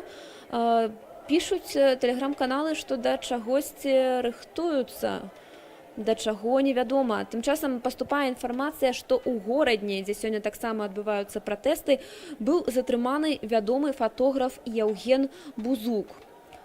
Імаверна, ён таксама здымаў акцыю пратэсту. Акцыі праходзяць у Берасці, у горадні. У Бярозе выйшлі паўсотні чалавек і 2 дзяўчат з бел-чырвона-белымі парасонамі там затрымалі. Каля 1000 чалавек рухаецца цяпер з вуліцы Альшеўскага міма гандлёвага цэнтру Карона да плошчы Перамен на заклік тэлеграм-каналаў, пры дапамозе якіх пратэстоўцы арганізоўваюцца ды абмяркоўваюць свае планы. Вось пры дапамозе гэтых каналаў распаўсюдзілі заклік ісці на плошчу пераменаў, бо цяпер пратэстоўцам тут пішуць у тэлеграм-каналах патрэбная дапамога. Іх хаця і шмат, але ў іх, канешне ж, няма ніякай зброі ў адрозненні ад сілавікоў, і ім няма чым сябе абараніць. Пакуль плошчу перамен разагналі, фармуюцца некалькі калонаў. Пакуль на плошчы пераменаў быў разгон, сфармаваліся яшчэ некалькі калонаў, якія ідуць сюды. Фактычна, гэта хоць і быў разгон, мы гэта так называем, але людзей проста гэтым адціснілі трошкі назад. Як такой зачысткі тут не ўдалося. Гэтая зброя не спужала людзей. Нават нягледзячы на тое, што маглі патрапіць і па людзях, бо стралялі не ў паветра, а проста па пратэстоўцах. Яны не збіраюцца нікуды сыходзіць, прынамсі пакуль што. Хутчэй за ўсё, гэта таму, што людзей ужо складана чымсьці напужаць са жніўня. Упершыню беларусы адчулі на сябе гумовыя кулі і светашумовыя гранаты яшчэ у ноч пасля выбараў 9 жніўня. І з таго часу яны паспелі прызвычаецца, канешне, прызвычаецца да расстрэлаў. Гэта цяжка, і як увогуле гэта можна асэнсаваць, я не ведаю, але яны прызвычаіліся. І пра гэта сведчыць тое, што цяпер мы чуем тут лозунгі «Жыве Беларусь» і бачым мірна настроены пратэставы натоўп.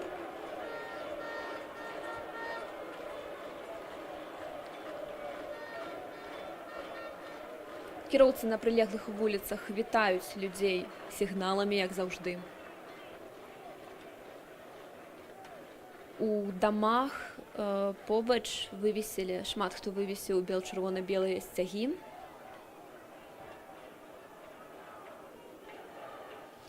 Велізарны бел-чырвона-белы сцяг вось па цэнтры дарогі цяпер у руках у аднаго з пратэстоўцаў.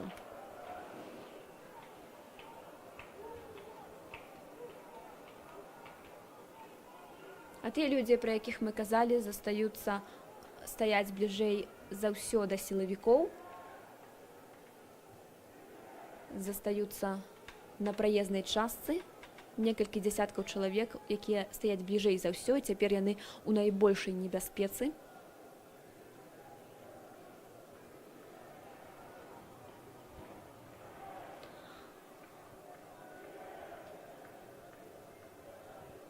У Менску затрыманы фотакарэспандэнт Белапан Андрэй Шаўлюга знаходзіцца ў маскоўскім РУС. Вось такая інфармацыя апошняя на гэты момант перадае Тутбай. Мы будзем абавязкова сачыць за развіццём падзеяў на плошчы перамен. Сітуацыя будзе тут змяняцца. Гэта натуральна, бо колькі так могуць стаяць часу сілавікі.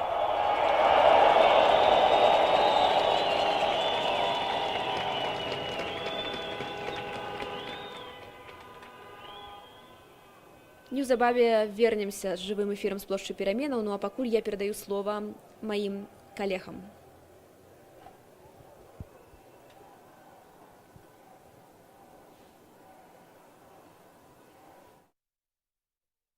Андрэева з плошчы пераменаў з вуліцы Чарвякова. Мы ж працягваем свой эфір. Марш смелых, марш адважных.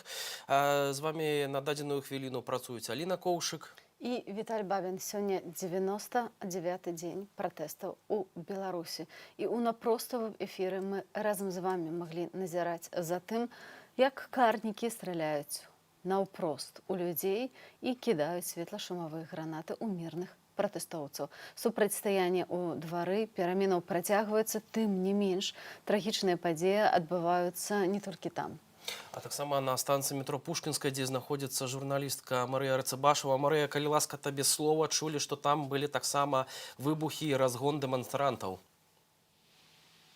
Так, вітаю, паважаная студыя. Сапраўды на Пушкінскай узгадалі 10 жніўня, як это назвалі гэтыя падзеі.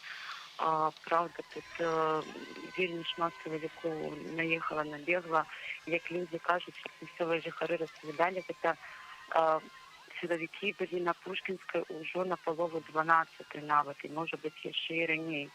Але, праўда, у той момант, у той час яны проста каталіся, перакрыўшы дарогу, яны проста каталіся на бусіках праз акурат гэтае перакрыжаванне, так, і пугаючы людзей, палохаючы людзей, каб людзі не збіраліся, каб людзі разбягаліся, каб людзі хаваліся.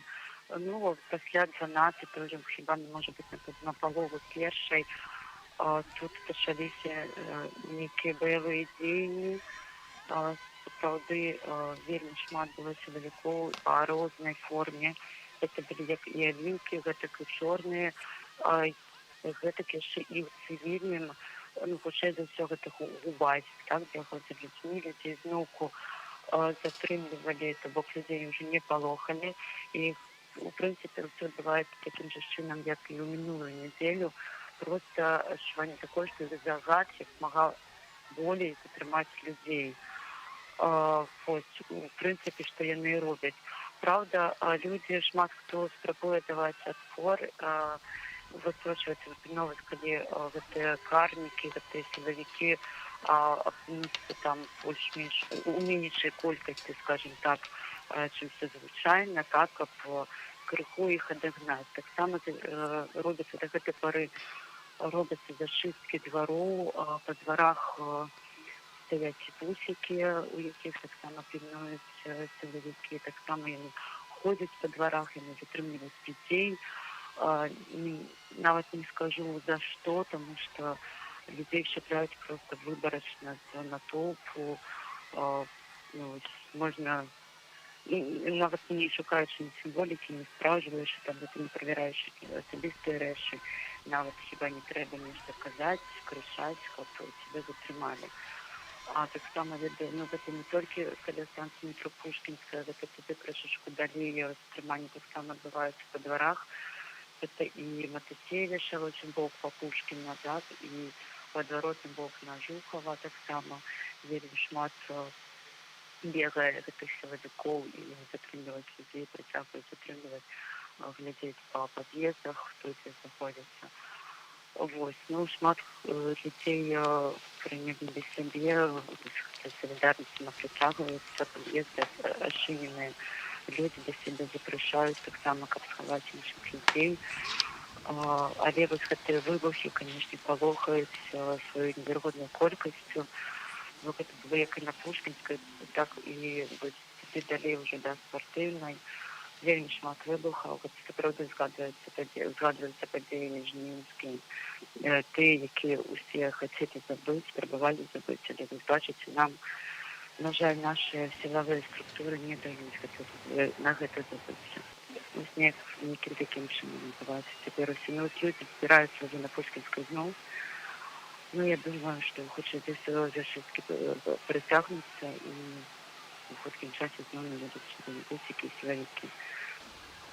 Дзякуй вялікі за гэты аповед, за інфармацыю. Маша Арцыбашева, заставайся, калі ласка, у бяспецы. Па магчымасці будзем таксама звязвацца, сачыць за тым, што адбываецца ў ваколіцах станцыі метро Пушкінскай. Шановне господарство, дякую за ваши повідомлення. Ми отримуємо від вас розную інформацію. Ось от спадара Андрея пише нам. Много синих бусов поехало через РУВД на Червякова. Будет штурм. Агучвайте, калі ласка. Перед гэтым спадар Андрей таксама пісаў пра тое, што у цэнтральным Раус вельмі шмат бусаў. Хутка папярэджвайце людзей, што ўсё гэта рухаецца ў бок плошчы Перамен. Там бусаў становіцца ўсё болей і болей. Заклікаю вас дасылаць вашы паведамленні пра тое, што адбываецца зараз у вашым горадзе, у сталіцы, тое, сведкам чаго з'яўляецеся вы.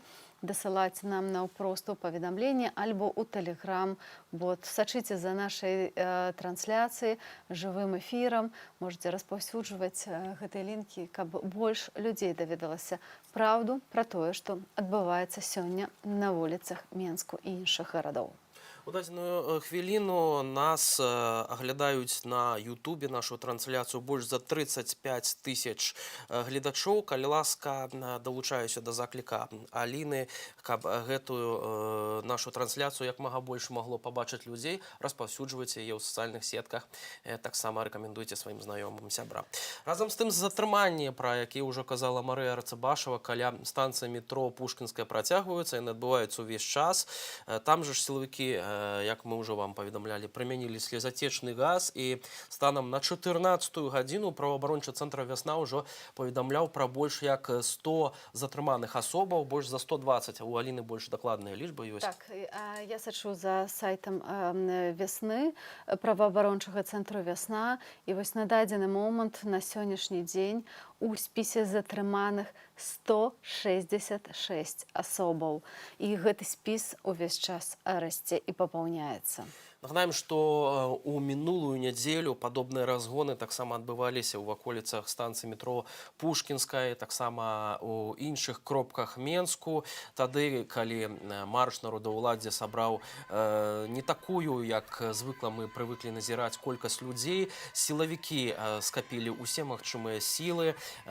Усе сілавікі, якія, магчыма, былі, прыехалі з рэгіёнаў у Менск, і тады, па дадзеных праваабарончых арганізацыяў, было затрымана больш за 1000 асобаў. Ну, а цяпер спадарства станцыя метро Пушкінская, мы там застаемся. У нас на сувязі Ганна Галёта. Ганна, вітаю цябе, калі ласка, табе слова, што зараз адбываецца у гэтай кропкі Менску.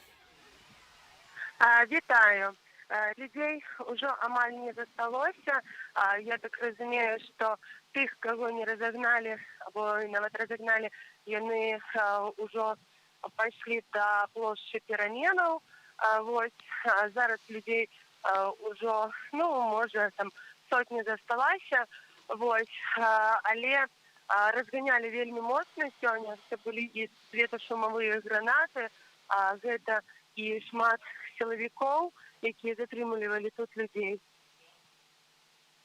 Ганна, таксама ведаем, што былі кропкавыя затрыманні людзей у дварах. Што пра гэта вядома? Ці гэта было сапраўды кропкавае затрыманне, ці масава? Там, як раней мы ўжо назіралі, заганялі людзей і затрымлівалі ўжо у вялікай колькасці. Так, ну, я бачыла, гэта былі, хутчэй, кропкавыя затрыманні. Я не бачыла шмат, але я бачыла, ну, на маіх вачах у дварах затрымлівалі людзей. Вось, яны тут бегалі, людзі уцякалі, вось, людзі з дамоў, за сваіх там вокон крычалі, сварыліся за мапаўцамі. Вось, я не ведаю колькі, але вось у дварах за Макдональдсам Ну, я думаю, что з десяток чоловік на моїх вачах затримали. Ганна, мы таксама атрымалі інфармацыю пра тое, што на Пушчынскай так быў моцна збіты чалавек, што страціў прытомнасць. Вось нават з'яўляецца відэа таго, як самыя сілавікі спрабуюць аказаць дапамогу. Ці ты бачыла нешта падобнае? Не, я не бачила. Адзінае, што я бачила, гэта калі шумовая граната узорвалася, яна, ну, можно сказать, под вухом у меня, вот, и тады люди кинуліся у метро і пераход. Я бачила, что там дзяўчына моцна плакала. Я не ведаю, что там адбылося, можа, нехта з яе там блізкіх пастрадаў, але там істэрыка ў яе была. Але ж, ну, што нехта пастрадаў, сваімі вачыма я не бачила. І хуткія. Тут былі машыны хуткай дапамогі. Тым не менш, сведчанні пра гэта дакументальныя ёсць. Будзем сачыць далей. І як ты можаш ацаніць, колькі зараз чалавек яшчэ знаходзіцца на Пушкінскай? Ну, на Пушкінскай десятак чалавек зараз стаіць каля мемарыялу. Вось, насупраць таксама некалькі десяткаў стаіць чалавек. Ну, не шмат людзей засталося. Вось бачу, вадамёт стаіць на Пушкінскай. А в якім стане зараз мемарыял Тарайкоўскага? Ці цяпер там ёсць кветкі, ці паляцца знічкі, ці зноў ён быў зрабаваны і знішчаны, як некалькі разоў гэта ўжо было роблена? Не, я бачу, што зараз там ёсць кветкі. Ганна, таксама ось пытанне, ты казала пра тое, што... Там спыніўся бус, і адтуль выйшлі амапаўцы да мемарыялу Тарайкоўскага. То хіба што, напэўна, будзе таксама разбураны гэты мемарыял, як мы ўжо назіралі, альбо з боку камунальнікаў, альбо з боку так званых сілавікоў. Шановне господарство, дзякуй вялікі. Гэта была Ганна Галёта, якая зараз знаходзіцца на метро Пушкінскай у сталіцы Беларусі, якая распавядала нам пра тое, што адбываецца. Тым часам пішаце вы нам у паведамленнях, дзе трансляцыя з плошчы пераменаў, чаму выключылі.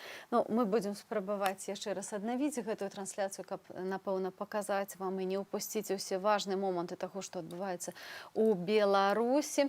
Таксама пішаце вы нам з Украіны, што мы падтрымліваем вас, вболеваем за ваш народ, пишите з Ужгорода, пишите нам про затрыманне ў Навагрудку, дзе былі затрыманыя сёння 7 чалавек, з таго, што ведаюць наши чытачы.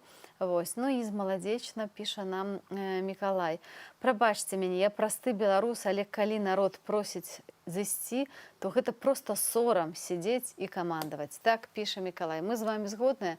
Сидзець і камандаваць гэта адно, а знішчаць і рабіць геноцид супраць народа, супраць мірных людзей. Гэта ўжо просто злачынства. Гэта злачынствы, якія, быць можа, нават будуць класіфікаваны як вайсковыя злачынства. Разам з тым, сілавікі працягваюць перашкаджаць працы нашых журналістаў. Сёння не абышлося без затрымання нашых калегаў. У сталіцы быў затрыманы фотакарэспандэнт Белапан Андрэй Шаўлюга. Працягваюцца затрыманні ў горадні. Таксама затрымалі ўладальніка гарадзенскага самага папулярнага аўтапарталу Михаіла Кунцевіча. Ну а мы, спадарства, тут бачым вось то, пра што ўжо нам распавядала Ганна Галёта. Кадры са станцыі метро Пушкінскай, дзе сілавікі правяраюць заплечнікі у мінакоў, каб звыкла ўжо там не было нейкіх сцягоў. Бачна, што хіба што нейкая сімволіка была ў гэтага хлопца, можа, проста без прычыны яго затрымалі. Вялікая колькасць аўтазакаў, бусаў ружовых і белых, якіх мы ўжо назіралі у ваколіцах гэтай станцыі метро ў мінулую нядзелю. Яны стаяць уздоўж метро і, канешне ж, затрыманні працягваюцца, як бачым, бесперапынна. Шановне господарство, дякую, што дасылаеце нам вашыя паведамленні і вашыя відэасведчанні таго, што вы назіраеце, але заклікаю вас усё ж такі відэа дасылаць у наш тэлеграм-бот, бо мы тут, седзячы перад вами, перад камерай, на жаль, не можам гэтага паказаць, але наша тэхнічная служба можа сцягнуць гэта з тэлеграм-бота Белсату, і тады мы зможам пусціць ваше відэа ў эфір. Так што яшчэ раз нагадаю, відэа дасылайце ў тэлеграм-бот Telegram-бот, а вось ваши смс, тэкставыя паведамленні, напрыклад, у Viber, у Telegram, альбо просто смс-паведамленнем. Зараз бачым, як вось сілавікі ў ваколіцах Пушкінскай прымянілі супраць людзей слезатечны газ.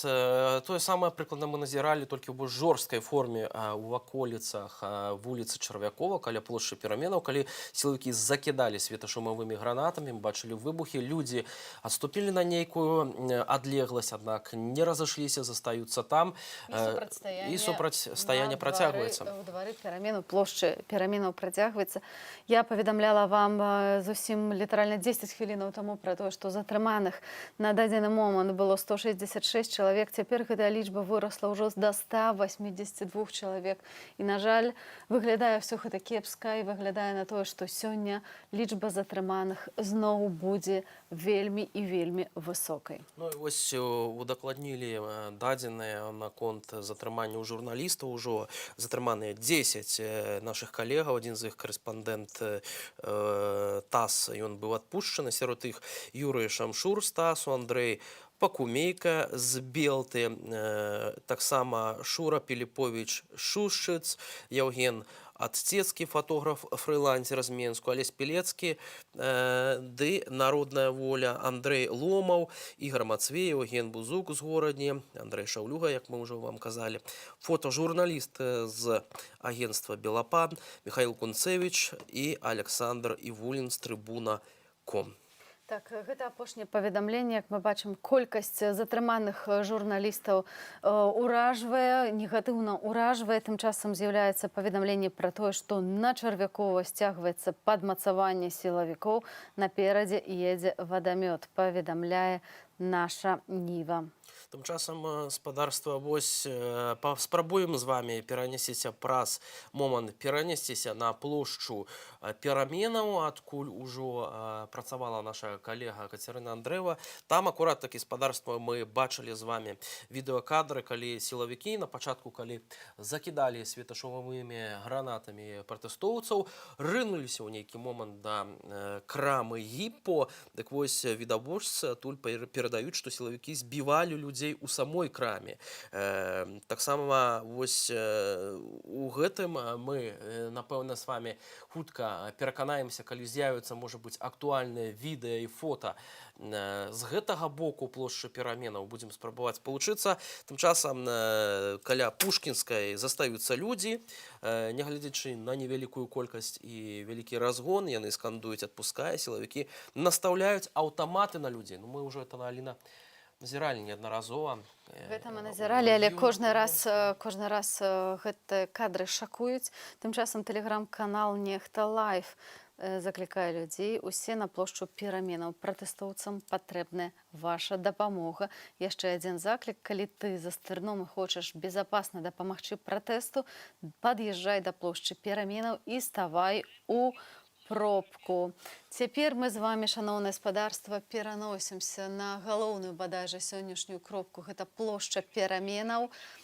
Гэта тое, што адбываецца з аднаго, мы бачым стрім з таго, што зараз адбываецца на плошчы Пераменаў. На жаль, інтэрнэт вельмі слабы і завісае карцінка. Аднак ужо бачна, што вадамёт пад'ехаў у гэты момант, ён сталі каля Гіпа, і напэўна, што сілавікі рыхтуюцца да штурму. Так, і бачна было, што сілавікі перасунуліся, што раней яны стаялі далей, так яны прайшлі, я думаю, метраў 100-150, то бок высунуліся наперад у падмацаванні вадамёта. Мы будзем спрабаваць яшчэ раз спалучыцца з дваром Пераменаў, бо зараз вельмі важна адсочваць, што там адбываецца. Відавочна, што сілавікоў туды сцягваюць. Всё як мага больш людзей было і патрэбна дапамога пратэстоўцам. Вось. Так што, шаноўнае спадарства, падзеі развіваюцца вельмі імкліва і варта сачыць і варта дапамагаць людзям. Ну, напэўна, многія спадзяваліся, што ў адрозненні ад папярэдняй нядзелі смерць Романа Бандарэнкі яна выклікала ўсенародны гнеў, абурэнне і, канешне, жалобу, якая адбывалася ў самых розных гарадах Беларусі. Гэта такія спантанічныя акцыі памяці герояў Беларусі, пра якога ўжо вядома, што ён загінуў фактычна пасля збіцця невядомымі людзьмі. Часткова вядомымі, апазнанымі праз інтэрнаўта, часткова некаторыя з іх былі апазнаныя. Вось, можна казаць пра тое, што сярод апазнаных людзей, якія спрычыніліся да выкрадання Романа Бандарэнкі, гэта быў спартовец, вядомы баксёр тайскі, чэмпіён свету па кікбоксінгу. Інструктор часткі 3214 Дмітрый Шакута. Калегі з Трыбунаком заўважылі, што чалавек вельмі падобны на Дмітрыя Шакуты, акурат такі удзельнічаў у збіцці і затрыманні Романа Бандарэнкі. Таксама апазналі там Дмітрия Баскова, гэта кіраўнік Федэрацыі хакея. Апазналі яго па некалькім прыкметам. Ну, выглядае на тое, што вось тыя людзі, якія нясуць адказнасць за злачынствы, за здзейкі, за гвалт надмернымі пратэстоўцамі, гэта кола ўсё больш пашыраецца, калі улады, якія незаконна утрымліваюць уладу выключна фізічнымі спосабам гвалту, мусяць прымяняць нават такіх людзей, вось проста спартоўцаў. Калі мы раней здзіўляліся, што губазік калбасіць, дубасіць вось бедных людзей, якія выходзяць, гэта людзі, якія былі нават без вайсковай формы, без нашывак, вось толькі з дубінкамі і нейкімі там камізэлькамі, напрыклад, то цяпер да гэтага кола ганьбы далучыліся і спартоўцы былыя і сталыя. Шаноўнае гаспадарства, важная інфармацыя з плошчы пераменаў. Сілавікі ўжо там і атачаюць людзей, людзі сталі ў ланцуг і не пускаюць іх да мемарыялу. Ну, а мы, гаспадарства, акурат такі вось бачым відэо шэраг нашых калегаў з Тутбай. Мы б хацелі б яшчэ таксама перанесціся ў Віцебск, дзе сёння, гаспадарства, таксама адбываўся марш, які, імаверна, ўжо скончыўся. Запытаемся падрабязнасці ў грамадскай актывісткі Тацяны Севярынец. Гаспадарня Тацяна, вітаем вас. Калі ласка, ці чуеце нас? Распавядзіце, што сёння адбывалася ў вашым горадзе? Я вас чую. На жаль, я мало ведаю, што адбывалася ў горадзе, таму што доўгі час я не магла вызначыць, дзе, у колькі збор, дзе ён канкрэтна. І зранку, пасля ўчорашніх расстройстваў, тут я вельмі крэпка перажывала, падняўся ціск, я яго збівала. Але ўсё ж такі я выйшла недзе, была першая гадзіна, я выйшла на вуліцу, тут па цэнтры горада нічога не было, па маіх вуліцах, дзе я чакала, што я сустрэну калону ад воінаў-інтэрнацыяналістаў, ну, па першых сведчанняў. Я рушыла ў цэнтр горада і там ужо даведалася, што збіраліся людзі каля ратушы частка. Часткова мы сустракалі людзей, якія яшчэ ў іншым месцы збіраліся. Ну, неяк не было, пэўна, падстрахоўваліся ці застрахоўваліся, каб сілавікі раней не разагналі ці не трапілі і далі магчымасць людзям хаця б сабрацца. Ну, чалавек 200-300 людзей без сімволікі, так ціха, спакойна рушылі ад ратушы да плошчы Свабоды. Гэта зусім малое такое, адлегласць малая. Але на працягу усяго Леніна ад Смаленскай і да Свабоды насамрэч была вуліца перакрыта. Мы ўжо бачылі рэшткі калоны, калі спяшаліся туды падысці. Хто дзе куды пазнікаў, я не магу сказаць.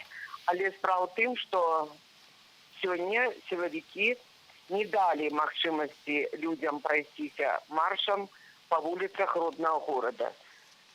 Колькі затрыманняў і было, я не магу зараз дакладна сказаць. Там ваш корэспандэнт працаваў, наколькі я ведаю, таму што з другім корэспандэнтам я ўжо размаўляла па дарозе. Карацей, ўсё вельмі сумна адбываецца. Я думаю, што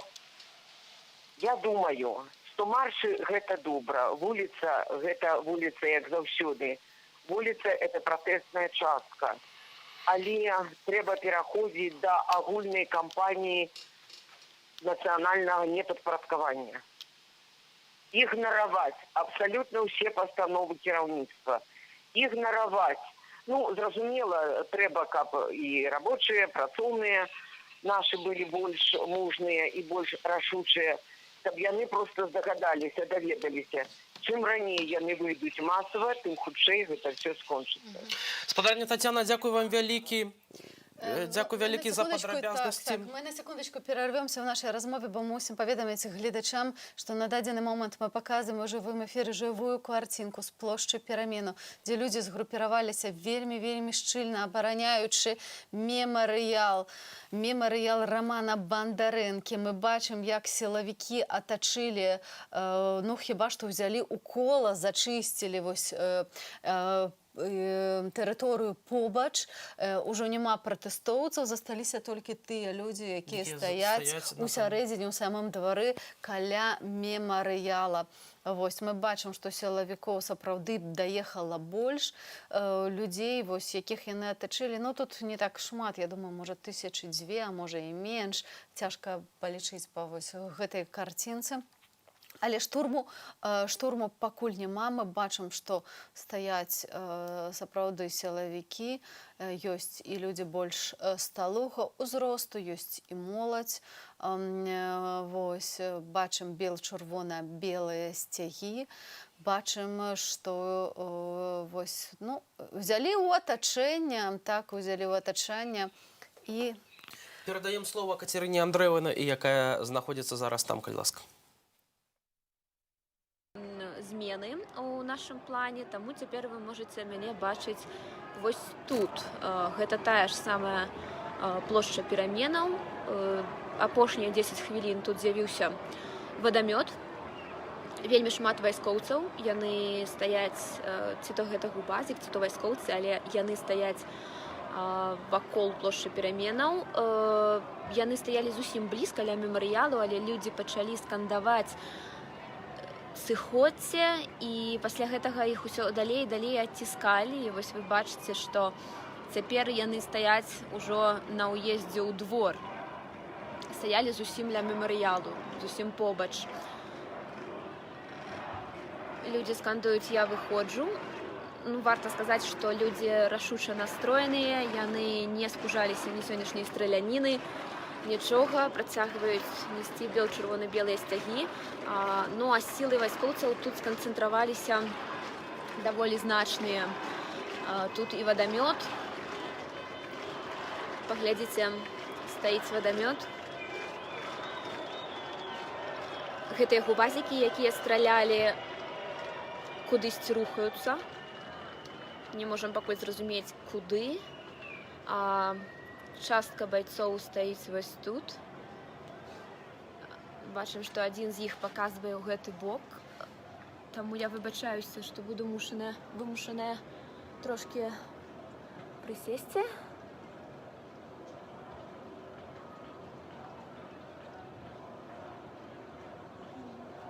Літаральна некалькі тысяч чалавек змаглі адагнаць сілавікоў ад мемарыялу. Бачыце, што з'язджае і вадамёт таксама. Цяпер усе гэтыя вайсковыя сілы кудысьці рухаюцца. Куды яны ідуць, незразумела, але людзі гэта вельмі радасна вітаюць. Яны проста хацелі, каб сілавікі сышлі. Проста хацелі, каб сілавікі не псавалі гэты марш, не псавалі дзень памяці Романа Бандарэнка. Спачатку па людзях пачалі страляць. светашумовымі гранатамі. Гэтыя гранаты разрываліся проста вось тут пад вокнамі. Усё гэта вы маглі таксама ў жывым эфіры Белсату бачыць. Ну, а цяпер вось такім чынам. Застаўся кардон сілавікоў ля ўезду ў двор на Чарвякова. І яшчэ адзін кардон так званых касманаўтаў стаіць, вось, як вы бачыце, на самой Чарвякова. Пішуць нам у каментарах, што па Менску цяпер шпацыруе калона, што гэта не адзінае месца згуртавання сілавікоў, а вось бачым, што і касманаўты сышлі. Паглядзіце, як людзі абрадаваліся.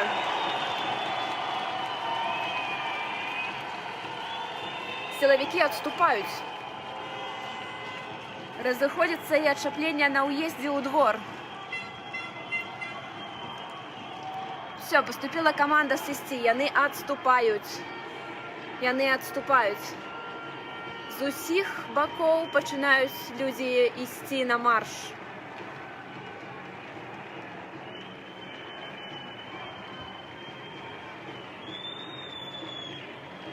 Адразу ж людзі пачалі ісці па вуліцы Чарвякова.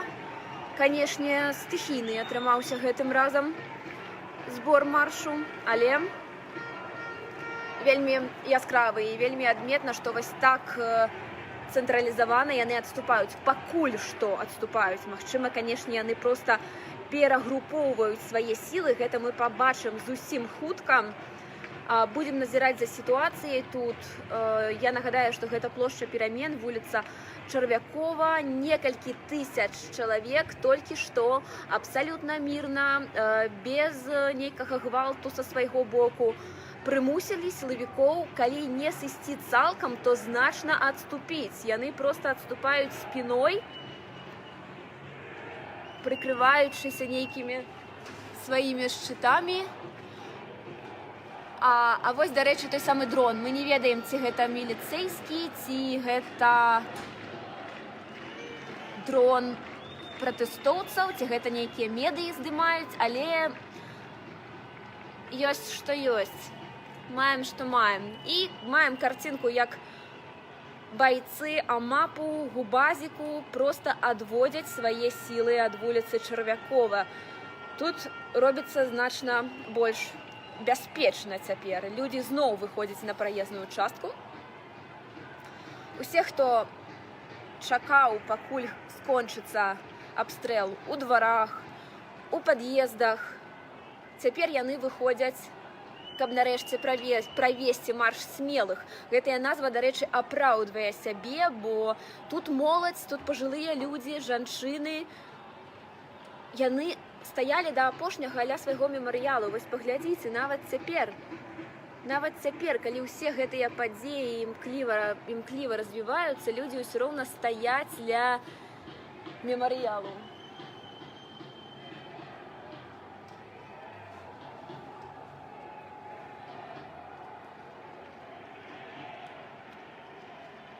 Дарэчы, сілавікі адступаюць хутка. Вось як стаялі кардонам, так і сышлі.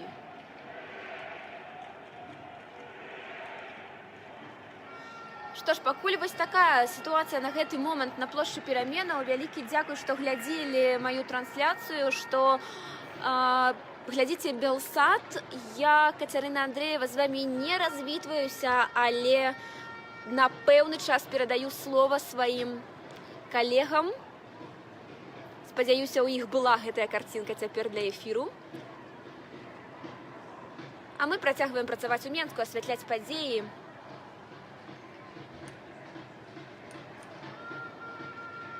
Перадаеш карцінку тваю мы пакуль пакінем у эфіры, бо гэта сапраўды важна, каб паказваць тое, што зараз адбываецца на плошчы Пераменаў. Шаноўнае спадарства, вы пішаце нам безліч паведамленняў.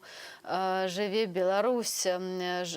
Піша нам дзяўчына з Магілёўскай вобласці, якая жыве ў Адэсе. Смотрим ваши новости, дрожь по телу. Ведь эти ОМОНовцы, это уже это тоже белорусы, но впечатление, что отбирали туда от них отморозков, у которых ни мозгов, ни души, они должны понимать, что придет время отвечать за свои действия. И они не убегут в Ростов, как Лукашенко. Ростов не безразмерный, суд будет очень серьезны. До речі, от сьогодні кажуть, що люди на площі Пераменаў кричали силовикам «Ён вас кине», коли ти вже почали відступати. Напевно, намікаючи на те, що коли Олександр Лукашенко доведеться йому все ж таки покинути Білорусь, як він уже розважав про те, що він планує жити у Росії, то усіх своїх пособників гэтага злочинного режиму він не забере з собою, а покине тут у Білорусі. Тому варто, звісно, переходити на бок народу. Сапраўды так, сапраўды не варта выконваць злачынныя загады уладаў, якія з'яўляюцца на дадзены момант незаконна абранымі, якія незаконна утрымоўваюць уладу ў гэтай краіне. А таму усе тыя людзі, якія будуць датычныя да гэтых злачынстваў, раней ці пазней будуць пакараны, усе сведчанні запісваюцца, збіраюцца, ўжо створаны адпаведныя камітэты, ініцыятывы. Гэтым збіраецца вясна, гэта будзе вясна, і таксама ініцыятыва «Байпол». Вось. А цяпер пераносімся ў рэгіёны, якія сёння таксама пратэставалі, выказвалі сваё абурэнне, сваю жалобу з нагоды смерці Романа Бандарэнкі. Ну і ось на ваших кадрах зараз гаспадарства Барановича. Люди спокойно, пакуль што, як бачым, ідуць уздоўж вуліцаў. Силовики тут таксама. Это ўжо Віцебск, про які нам распавяла гаспадарня Тацяна Севярынец. 200-300 чалавек, прыкладна такая лічба называлася у Віцебску. Люди ідуць маршам, хлопаюць у ладкі. Аднак все ж таки сённяшні марш такі больш жалобны, і хэштег «Я выходжу» быў распаўсюджаны праз сацыяльныя сеткі, таму што «Я выходжу» гэта было апошняе паведамленне Романа Бандарэнкі, калі той выходзіў на плошчу Пераменаў вечарам у чацвер. Так, у дваровым чаце ён напісаў «Я выходжу», выйшаў з кватэры. І гэта было апошняе, што ён зрабіў. Тым часам ёсць паведамленне, што ў Берасці дзяўчаты, напрыклад, адбілі пратэстоўца ў дзяцей, у сілавікоў. Сапраўды гэта важна не пакідаць адных людзей на тое, каб гэтыя сілавікі іх білі дручкамі ці валаклі. Вось калі ёсць магчымасць сапраўды абараніць людзей, то гэта варта рабіць. Вось мы бачым яшчэ горад Гомель. Так. Тут таксама, як бачыце, адбываўся марш. У нас гаспадарства зноўку плошча Пераменаў. Пераносімся ў гэтую хвіліну. Там Катя Андрэева працуе, калі ласка. Слово.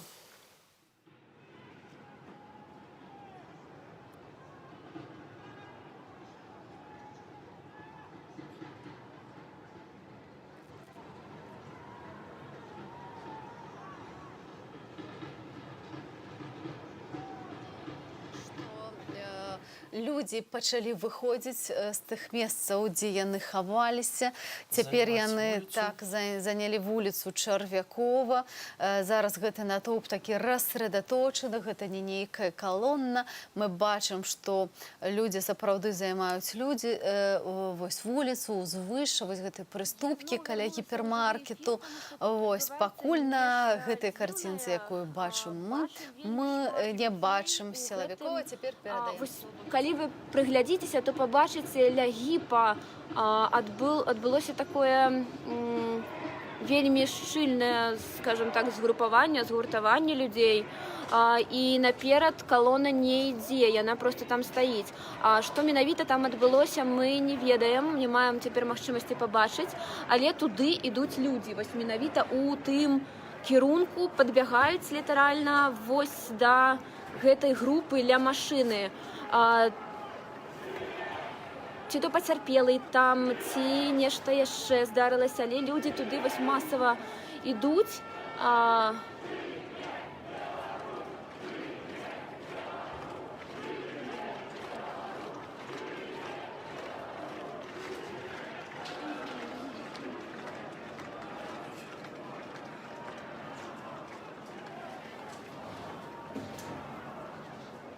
неўзабаве вернемся ўжо ў эфіры Белсата.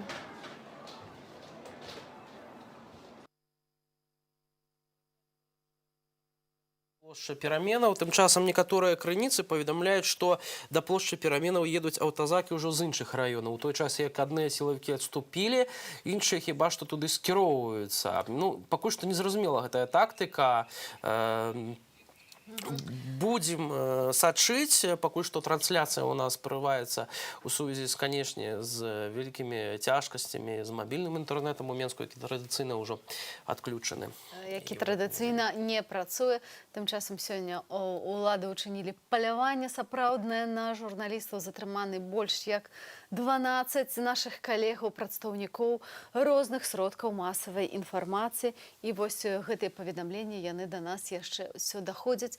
Тым часам паводле апошняй інфармацыі ад праваабарончага цэнтру «Вясна» на дадзены момант па ўсёй Беларусі затрыманы 218 асобаў. І гэта толькі тыя людзі, якія трапілі у спіс праваабарончага цэнтра «Вясна». Гэта самая буйная праваабарончая арганізацыя, якая дапамагае шукаць і сочыць за тымі людзьмі, якіх затрымоўваюць у Менску, а таксама ў рэгіёнах. Вось мы зараз вярнаемся з вамі да рэгіёнаў. Таксама бачылі на гэтых кадрах Віцебск, зараз ужо там людзі станавіліся ў сцэпку, гомель, відэакадры з радыё «Свабода». Невялікі досыць натоўп, пакуль цяжка ацаніць ягоную колькасць. Бачна, што некаторыя людзі засяродзіліся і на іншым баку вуліцы і бачылі, як сілавікі сталі такую таксама сцэпку перарвалі вуліцу тое натоўп у Віцебску, які мы з вами назіралі крышачку раней. Ну а горадня? А цяпер мы бачым горадню. Гэта сквер на месцы узарванай фары гарадзенскай, дзе быў створаны мемарыял Рамана Бандарэнкі. Там сабралося каля некалькіх соцень чалавек, якіх сілавікі разганялі адтуль, а людзі вось абаранялі гэты такі мемарыял, які быў зроблены абсалютна спантанічна. Дзякую, акурат шукала гэтае слова. Зроблены спантанічна. Тым часам людзі ва ўсёй Беларусі, па ўсёй краіне імкнуцца выразіць сваю салідарнасць, паказаць сваю жалобу з тым, што адбываецца з той несправядлівасцю, а таксама за сям'ёй Рамана Бандарэнкі. Вельмі цяжка перажываць такія падзеі, і сапраўды гэтыя эмоцыі ім трэба даць выхад.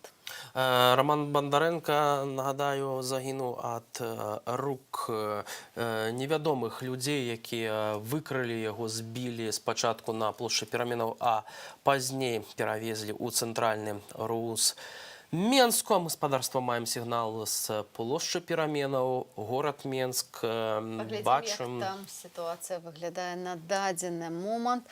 Людзі, мне здаецца, як бы паменела нават людзей адносна таго, што мы паказвалі вам некалькі хвілінаў таму. Бачна, што вось гэтыя людзі так рассредатачыліся, але і не бачым зусім сілавікоў, аліўкаў ці касманаўтаў. Бачым, што тут людзі, бачым, што мемарыял стаіць, бачым некаторыя чырвона-белыя сцягі, якія лунаюць. Тым часам сілавікі адступілі. Ну, вось на дадзены момант гэта так выглядае сітуацыя. Але пішуць таксама пра тое, што аўтазакі не змаглі пад'ехаць да плошчы пераменаў. Сілавікі выйшлі з машынаў і пабежалі, пішуць там. Вось. А таксама ёсць паведамленне пра тое, што сілавік нёс на руках жанчыну ў хуткую дапамогу. Кажуць, што яна страціла прытомнасць. Гэта вось відэа літаральна 3-хвіліннай даўніны.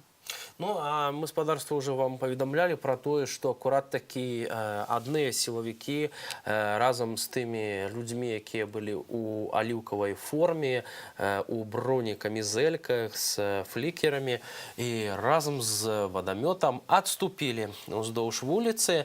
Людзі занялі гэтую частку, аднак адначасова з тым паведамлялася пра тое, што іншыя аўтазакі скіроўваюцца. Як бачым, яны не змаглі заехаць у гэты раён, і таму прыпыніліся на пад'ездзе, і людзі у той же ж, падаецца, аліўкавай форме, калі я не памыляюся, то, што мы бачылі на відэа, бягуць у гэты бок. Як будуць развівацца падзеі? Будзем, канешне, сачыць. Пакуль што сітуацыя на вуліцы Чарвякова выглядае досыць мірна. Людзі спакойна перамяшчаюцца і ў самім дворыку, напэўна, частуюцца кава і гарбата, як уже распавядала Кацярына Андрэева. Частка людзей застаецца непасрэдна на праезнай частцы. Тут рух аўтамабільны спынены, як бачым. Это акурат такі та частка вуліцы, па якой адступаў вадамёт разам з сілавікамі. Дакладна так. Тым часам мужчыны крычалі: калі вы дакранецеся хоць да адной знічкі, мы ляжам тут усе, і вы жывымі не сыдзеце. Паведамляе тэлеканал Матолькі. Тым часам у Берасці усцяж рухаецца калона па цэнтры Берасця. Так што вось у Берасці яшчэ не спынілі пакуль акцыю пратэста, акцыю жалобную. Не спыніліся акцыі і ў іншых рэгіёнах Беларусі, прынамсі ў Мазыры, ля крамы сабраліся людзі, каб ушанаваць памяць забітага Романа Бандарэнкі. Іх разагналі, міцыянты здымалі людзей на відэа, а у Бабруйску, як мы ўжо з вамі крышачку раней паведамлялі, дзе быў разбураны народны мемарыял Роману Бандарэнку, людзі зноў яго аднавілі, яго пастаянна стаяць самыя бабруйчане, а непадалёк аўтобус з сілавікамі, які назірае за імі. Тым часам мы атрымліваем паведамленне, што затрыманні ў Менску працягваюцца цяпер у дварах. Тым часам затрымалі і журналістку Белапан Юлію Коцкую. Яна 13-я журналістка, якую затрымалі сёння. То бок мы бачым, што зноў і зноў улады звяртаюць усё больш пільную увагу на журналістаў, каб не з'яўлялася інфармацыя, каб было як мага менш інфармацыі. Менавіта гэтаму служыць і адключэнне інтэрнэту. Але тым не менш, нават у такіх вельмі цяжкіх умовах для вас працуюць нашы карэспандэнты, наша бесстрашная, абсалютна неверагодная Кацярына Андрэева, якая сочыць за тым, што адбываецца на плошчы пераменаў. Ну, падавалася вось, што гэты сцэнар, калі адныя сілавікі адступаюць, а іншыя прыязджаюць, нешта да, значыць, ну, сур'ёзнае ў тым плане, каб не адступіць, а каб наадварот, ну, разбіць гэты натоўп. І сапраўды пішуць пра тое у тэлеграм-каналах нашых медыяў, што сілавікі ў чорным разгружаюцца, ідуць па харужы ў бок Чарвякова. Вот, спадзяюся, што ў хуткім часе пакажам вам гэтае відэа. Магчыма, гэта якраз і ёсць папаўненне, якога чакаюць людзі ў форме на плошчы пераменаў. Проста даехаць наўпрост да месца падзеяў цяпер складана, таму ідуць пешшу і спазняюцца. Тым часам людзі ходзяць па вуліцы Чарвякова. Мы назіраем за тым, што на плошчы пераменаў з'явілася расцяжка. Нас не зламаць. Гэта расцяжка незалежнага саюзу спартоўцаў, тых спартоўцаў, якія выказвалі сваю незадаволенасць падзеямі, якія ўтварылі, ну, можна сказаць, такі спартовы прафсаюз.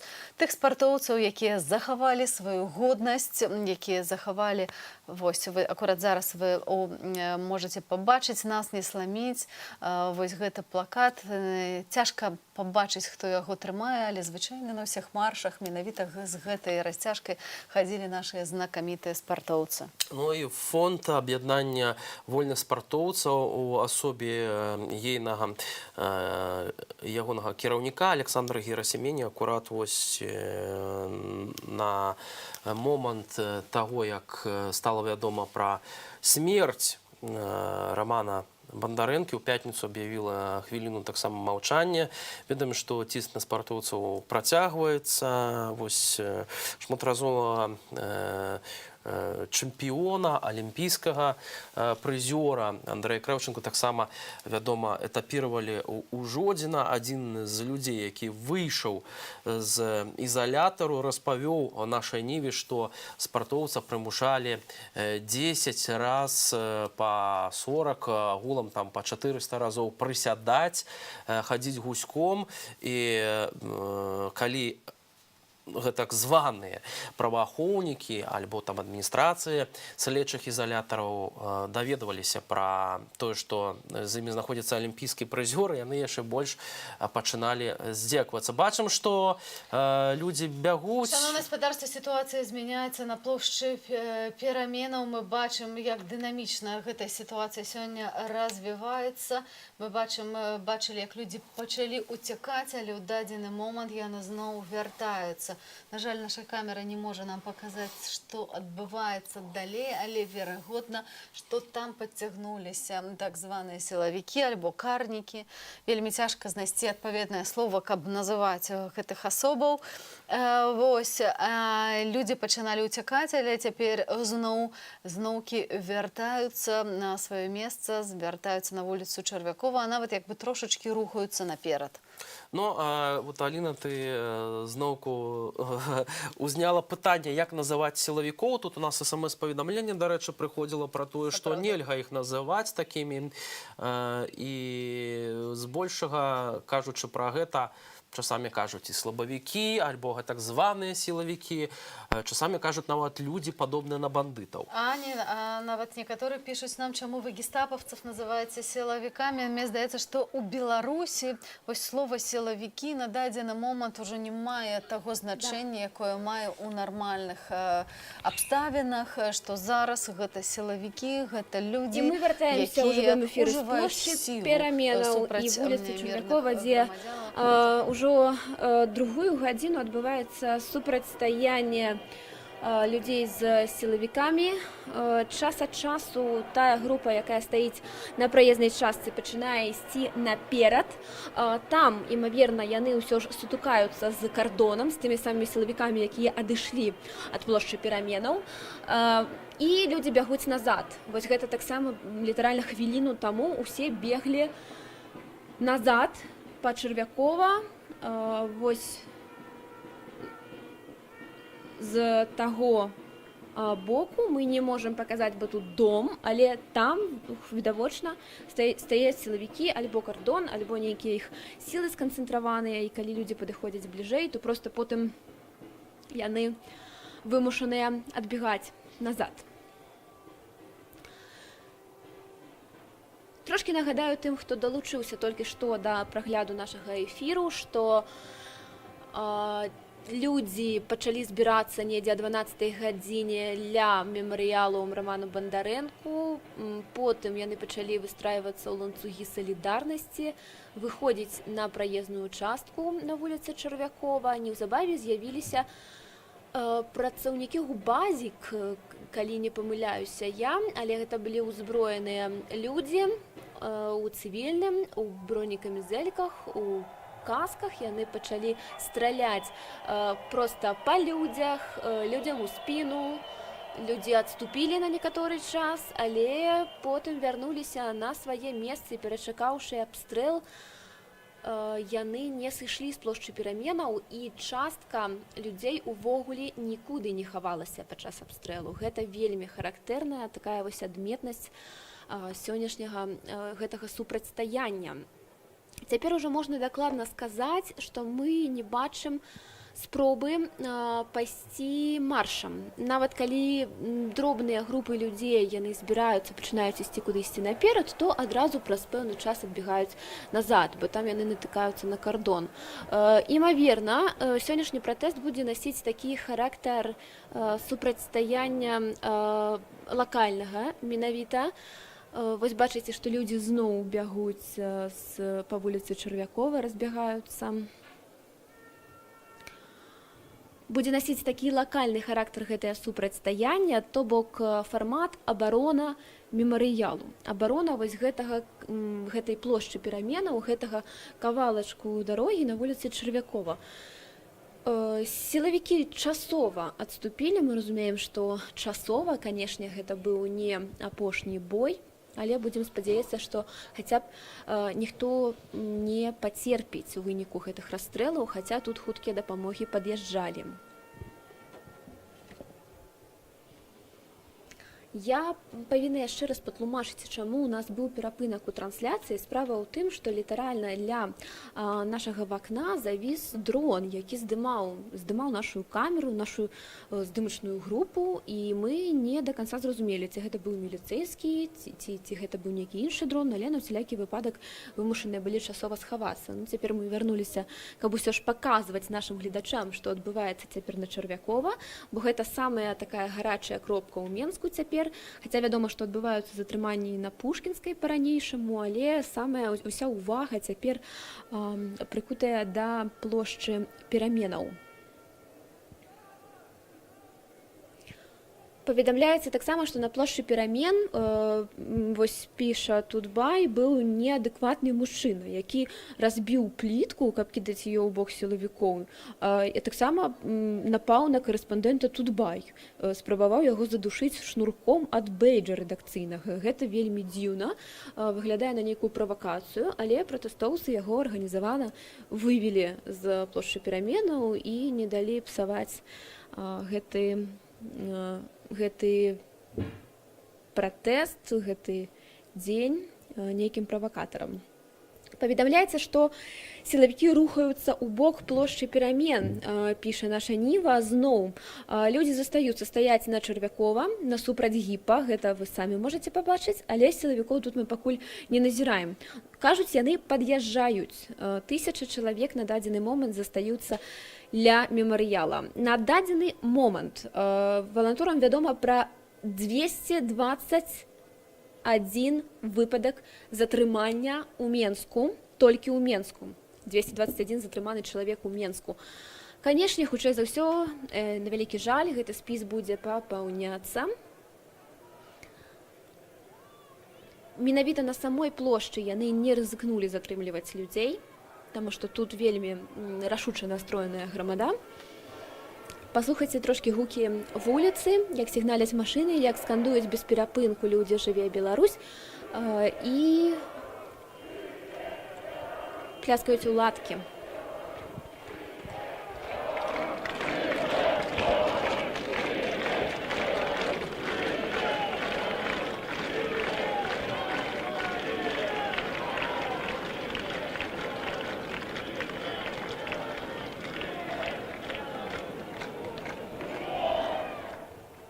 Але ўсё ж гэта не адзіная кропка пратэсту. Мая краіна Беларусь піша, што на Бангалор людзі са сцягамі ідуць у бок плошчы перамен, каб дапамагчы абараніць мемарыял. Нешта страшнае адбылося ў Мазыры.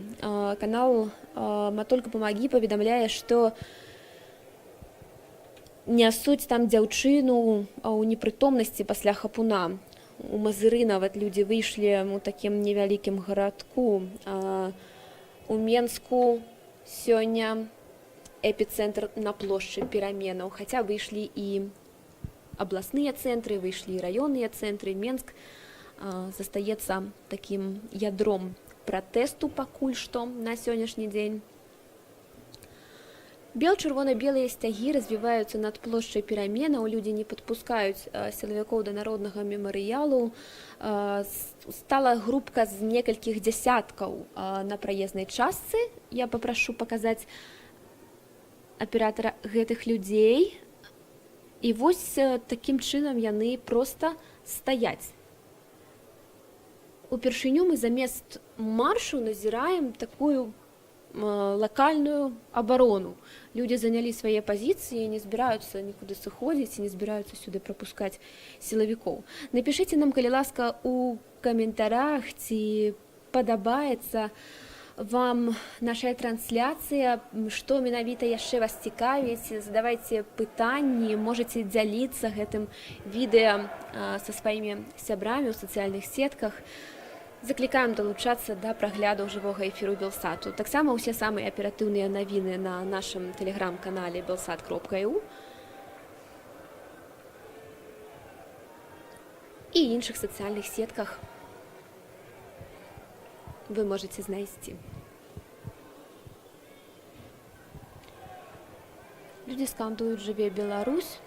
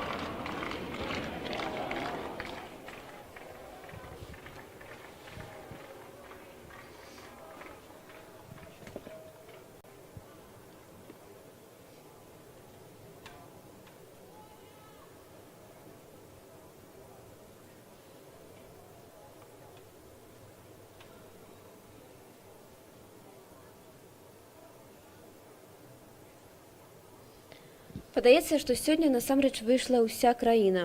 Пратэсты і ў Лідзе, і ў Берасці, і ў горадні, у абласных, у раённых цэнтрах. Людзі выйшлі, каб выказаць сваё абурэнне тым, што адбываецца ў нашай краіне апошнія месяцы. Гэты гвалт, з якім сутыкнуліся звычайныя мірныя беларусы, а таксама, канешне, трагічная гібель, забойства Романа Бандарэнкі, так будзе казаць дакладней. Для тых, хто толькі што ўключыў Белсат, нагадаю, што вы бачыце цяпер плошчу Перамен і вуліцу Чарвякова, дзе людзі абараняюць ужо не першую гадзіну народны мемарыял. Увесь час паступаюць паведамленні пра тое, што сюды набліжаюцца зноў сілавікі.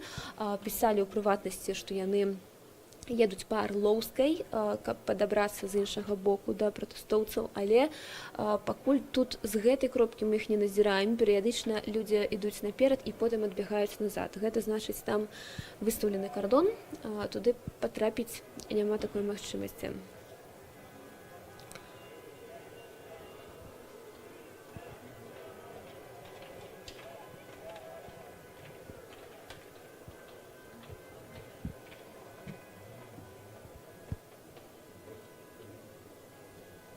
Самая актыўная група працягвае стаяць на ўездзе ў двор. Некалькі дзясяткаў самых актыўных пратэстоўцаў стаяць там. Астатнія некалькі тысяч стаяць альбо ля мемарыялу, альбо на прылеглых вуліцах.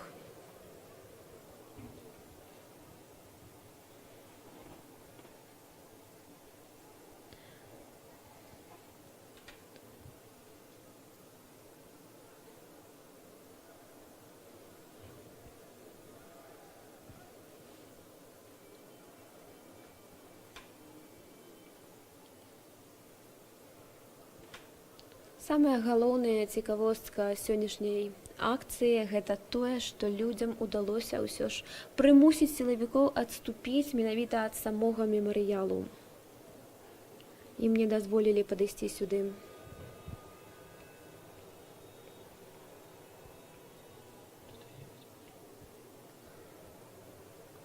Бачым, што тым часам людзі зноў пачалі рух наперад, перыядычна яны ідуць, прасоўваюцца па Чарвякова. Будзем назіраць, глядзець, што ж там адбываецца, і паведамляць вам у жывым эфіры.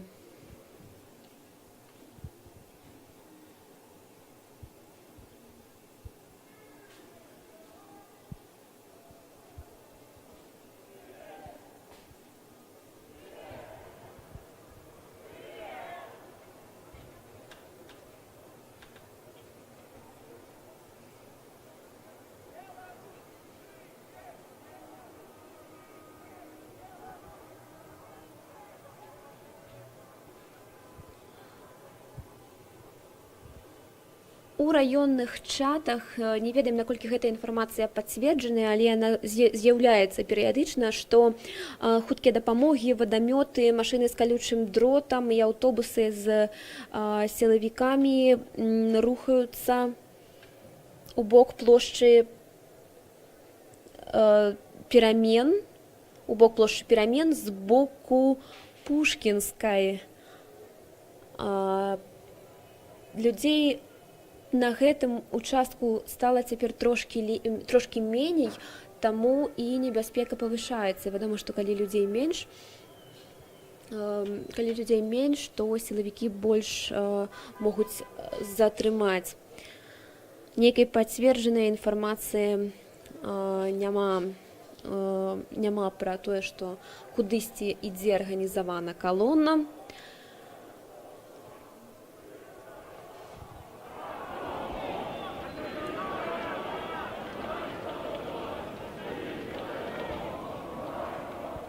Скандуюць таксама папулярны лозунг «Пайшоў вон, ты твой ОМОН». Частка ўсё ж людзей адыходзіць з дарогі, назад вяртаецца ў двор на плошчу Перамен. Такім чынам выглядае на тое, што удалося сілавікоў прагнаць. Пакуль рабіць нейкія высновы рана, бо яны з'яўляюцца просто за 1 хвіліну.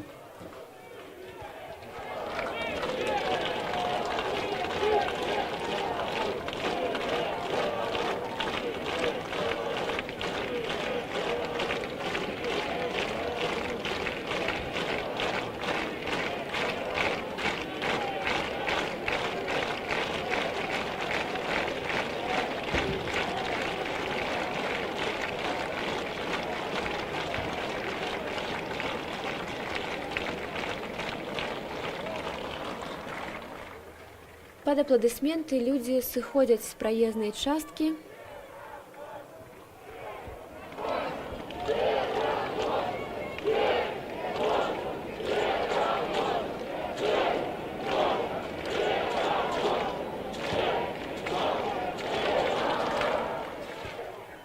Скандаванне «Верым, можам, пераможам» цяпер лунае над плошчай Пераменаў. Людзі цэнтралізавана адыходзяць з праезнай часткі. Чаму яны гэта робяць, пакуль не зразумела, адыходзяць даволі хутка. Хтосьці нават бяжыць.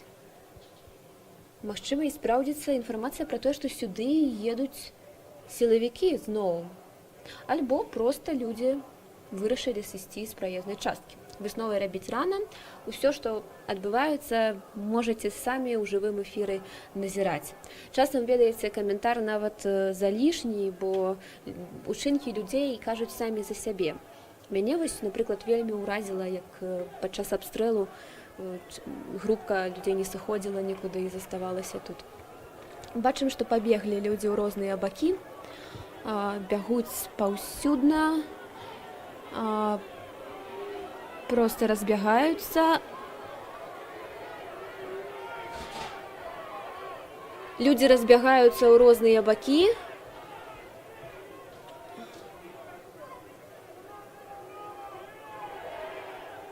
Мы не зразумелі пакуль чаму.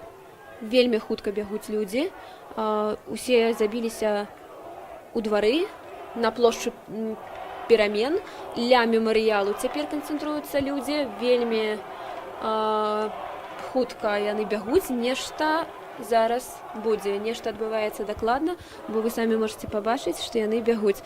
Аўтазакі ды бусы з сілавікамі едуць у бок вуліцы Чарвякова, паведамляюць чытачы Белсату. Ну, вось бачыце, на вялікі жаль спраўдзілася гэта інфармацыя, што ўсё ж сюды едуць сілавікі, едуць менавіта аўтазакі. Значыць, што плануецца затрыманне, на вялікі жаль.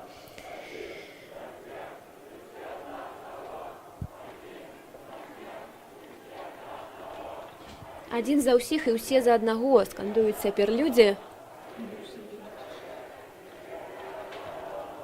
Нам падказваюць, што сюды едуць бусы.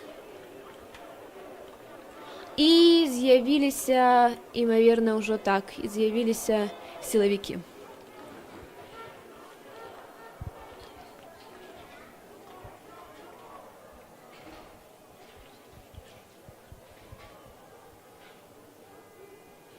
Вось, паглядзіце, шаноўныя гледачы, сілавікі высадзіліся са сваіх бусаў, вырашылі зайсці з іншага боку. То яны па Чарвякова ехалі, а цяпер з боку адной з прылеглых вуліц.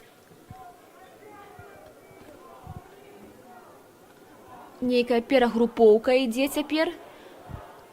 Частку машын прапускаюць. Але высадзіўся вось такі дэсант, і з гэтага боку ідуць таксама сілавікі такім шчыльным кардонам, так званыя касманаўты гэтым разам у чорным. Людзі тым часам на плошчы перамен. Машыны з'язджаюць, усе, хто можа, пакідае як бы гэтую пляцоўку, бо ўсе ведаюць, што бывае і з кіроўцамі, што робяць сілавікі з людзьмі, якіх выцягваюць з машын. Ну, пасля таго, як з'явілася інфармацыя пра тое, што сюды набліжаюцца сілавікі, людзі зноў згрупаваліся на плошчы перамен. Такім чынам, другая спроба разгона, хутчэй за ўсё, рыхтуецца. Незразумела, для чаго яны перакрылі дарогу, бо, у прынцыпе, людзі нікуды не ішлі. Не было такога намеру прайсціся маршам, таму навошта гэтае блакаванне дарогі незразумела.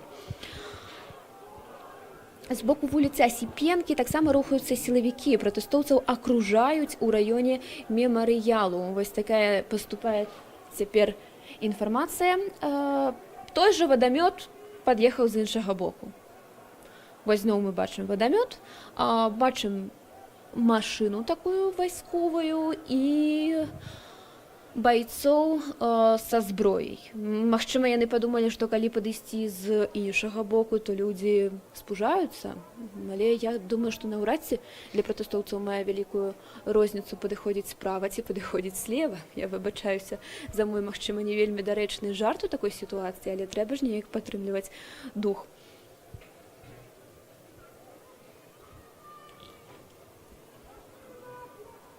Што мы маем? Узброеных байцоў ля гіпа, на Чарвякова вадамёт, адна машына ваенная, касманаўты, якія выстрэліліся ў шэраг. Вось такой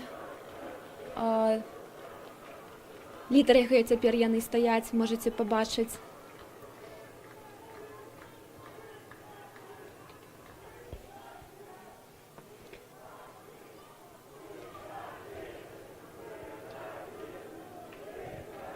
Людзі скандуюць «выхадзі», клічуць на падтрымку. Пратэстоўцаў тут засталося меней. Цяпер, магчыма, да 1000 чалавек паводле прыкладных падлікаў тут. Па-ранейшаму колькасная перавага на баку пратэстоўцаў, але сілавікі падагналі свой вадамёт. Не вельмі зразумела, навошта тут патрэбны вадамёт, бо з праезнай часткі ўжо сышлі пратэстоўцы. Паназірайце разам з намі за гэтым супрацьстаяннем. пакуль хутчэй назіраннем.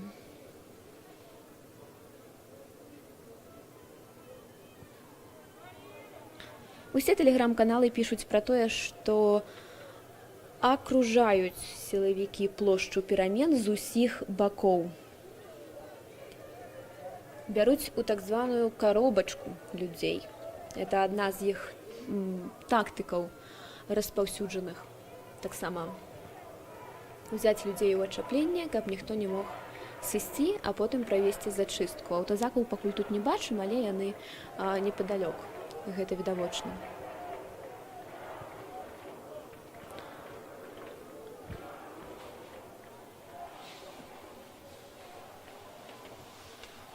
Выбачаемся за невялікія тэхнічныя нязручнасці. Мы заўважылі, што ў гэты бок пасвяцілі ліхтаром вайскоўцы, таму пакуль што вымушаныя адысці таксама ад вакна, не ведаем, што ў іхняй свядомасці, што яны могуць зрабіць, гэта вельмі цяжка прадказаць. Але зразумела дакладна, што будуць рабіць людзі. Людзі будуць абараняць мемарыял Рамана Бандарэнкі да апошняга. Яны не збіраюцца сыходзіць адсюль. Ды і як пакінуць усе гэтыя кветкі, знічы, надпісы, бел-чырвона-белыя сцягі, каб іх проста разабралі неабыякавыя грамадзяне, гэтага дапусціць нельга паводле людзей, таму яны і застаюцца. Адзінае, што цяпер у значна меншай колькасці.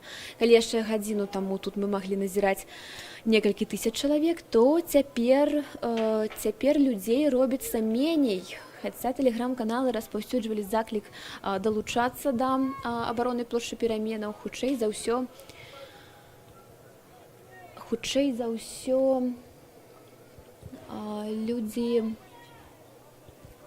ўсё людзі проста вырашылі, што абарона на гэтым скончылася і ўжо не будзе больш нападу чарговага на пратэстоўцаў.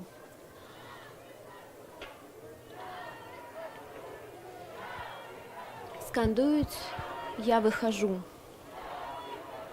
Людзі скандуюць «Я выхожу».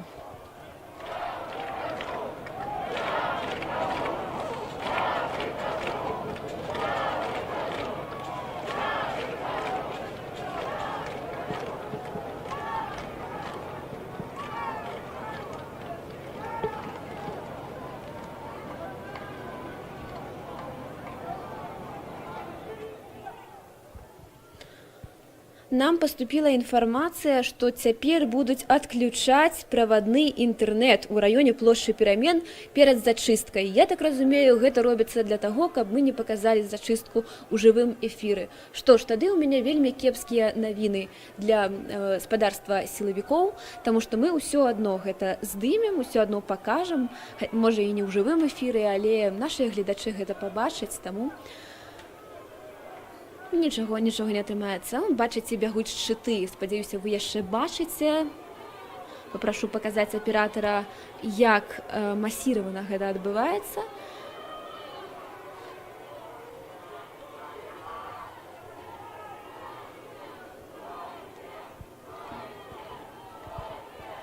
Людзі скандуюць «Стойце», каб не разыходзіліся.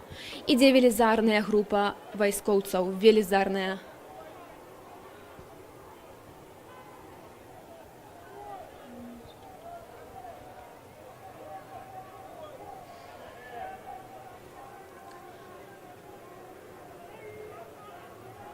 Такое адчуванне, што ўсе магчымыя сілы сюды сцягнулі, бо яны з'явіліся проста за адну хвіліну, за адно імгненне з'явіліся гэтыя байцы, яны акружылі людзей з усіх бакоў, людзі апынуліся фактычна заблакаваныя, і паглядзіце на гэтых смелых ды адважных жыхароў плошчы перамен, якія ўсталі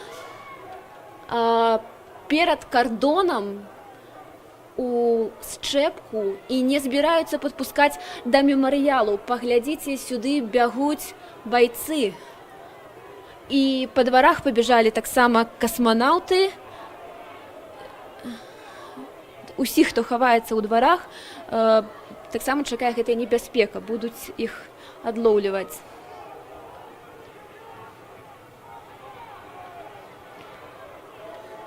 Паглядзіце, бягуць шчыты, хіба будуць заходзіць з гэтага боку да людзей. Так, гэта насамрэч так. Сілавікі цяпер проста пад вокнамі. І зноў велізарнае проста войска сілавікоў набліжаецца сюды. Такое адчуванне, што сюды сцягнулі ўсе сілы. Паглядзіце, колькі іх тут, сотні сілавікоў.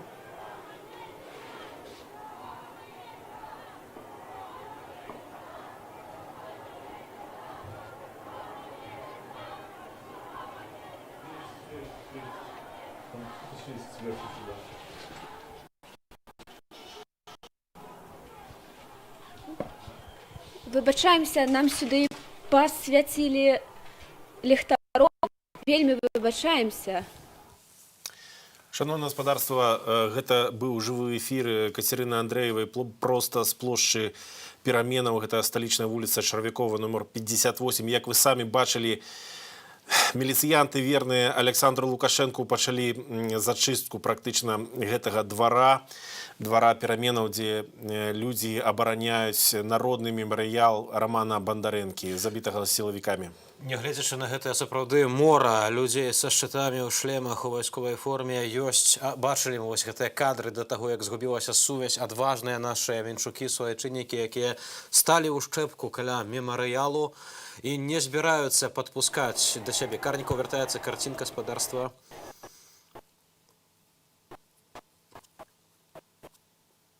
Перарываецца ўсё ж такі сувязь з плошчай Пераменаў. Як бачым, у чарговы раз тыя, хто ўтрымоўвае ўладу, дагэтуль аддаюць яшчэ чамусьці нейкія загады, хаця не маюць на гэта ніякага права, і людзі яшчэ гэта выконваюць, правайдеры, і адключаюць інтэрнэт. Інтэрнэт адключаюць. Гаспадарства, тое, што вось гаварыла, тое, што мы зноў зараз, дарэчы, бачым на відэа, гэта не жывая трансляцыя, але вось як сёння затрымоўвалі людзей, якія выйшлі просто у памяць пра Рамана Бандарэнку, забітага па сутнасці пасля прывозу ў РУС.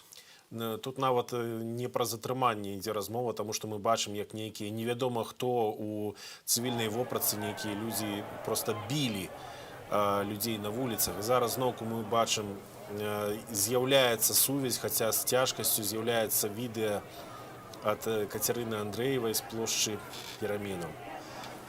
Пакуль, на жаль, няма гуку. Гаспадарства, сапраўды сотні людзей са шчытамі і з шлемамі гэтай ваеннай амундзіроўцы выйшлі супраць нармальных менчукоў, якія проста хочуць абараніць памяць нашага героя, суайчынніка, забітага, закатаванага за нашыя нацыянальныя стужкі. Вось тут таксама такое пытанне. У нашым эфіры звязваліся мы з маці палітвязня Тацянай Северынец, і яна гаварыла, што тое, што патрэбна, гэта сапраўды сабатаж, каб дзяржаўная сістэма выключылася. Таму што не можа быць так, што мільёны нармальных людзей знаходзяцца ў закладніках тысячаў нейкіх людзей, якія маюць зброю, робяць, што хочуць, тармазоў не маюць, закон не выконваюць, збіваюць і нават катуюць і забіваюць проста наш народ. Пра татальнае непадпарадкаванне таксама казаў наш сталы эксперт. Я не ведаю, ці чуеце вы мяне цяпер, але гэта ўсё, што мы можам зрабіць.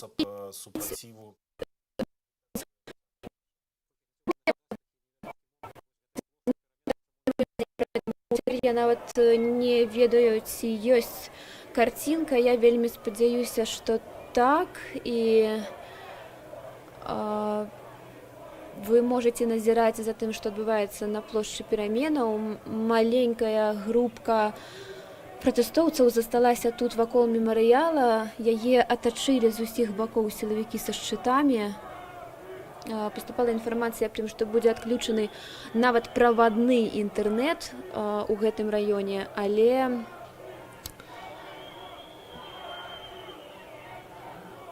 пакуль што вось такая карціна назіраецца. Я не ведаю, ці вы бачыце, напішыце, калі ласка, ў каментарах.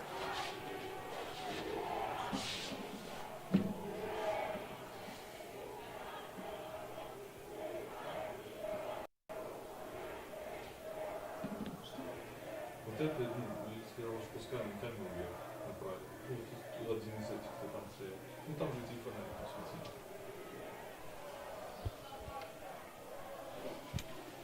Сейчас?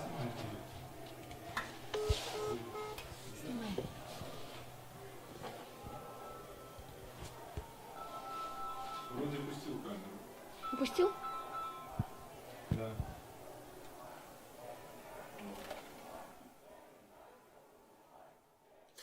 Шановне господарство, самі бачите, праз які технічні складаності доводиться проходить нашим журналістам. Катерина Андреева веде живую трансляцію з адчэпленай, заблакаванай плошчы пераменаў на вуліцы Чарвякова ў Менску. Не толькі вось гэтыя тэхнічныя цяжкасці ствараюць нашым калегам, але таксама тое, што чулі ад Кацярыны, час ад часу свецяць ліхтаром у камеру, замінаюць здымаць і такім чынам таксама пагражаюць папросту выконваць нашыя працоўныя абавязкі нашай адважнай каляжанцы Кацярыне Андрэевай.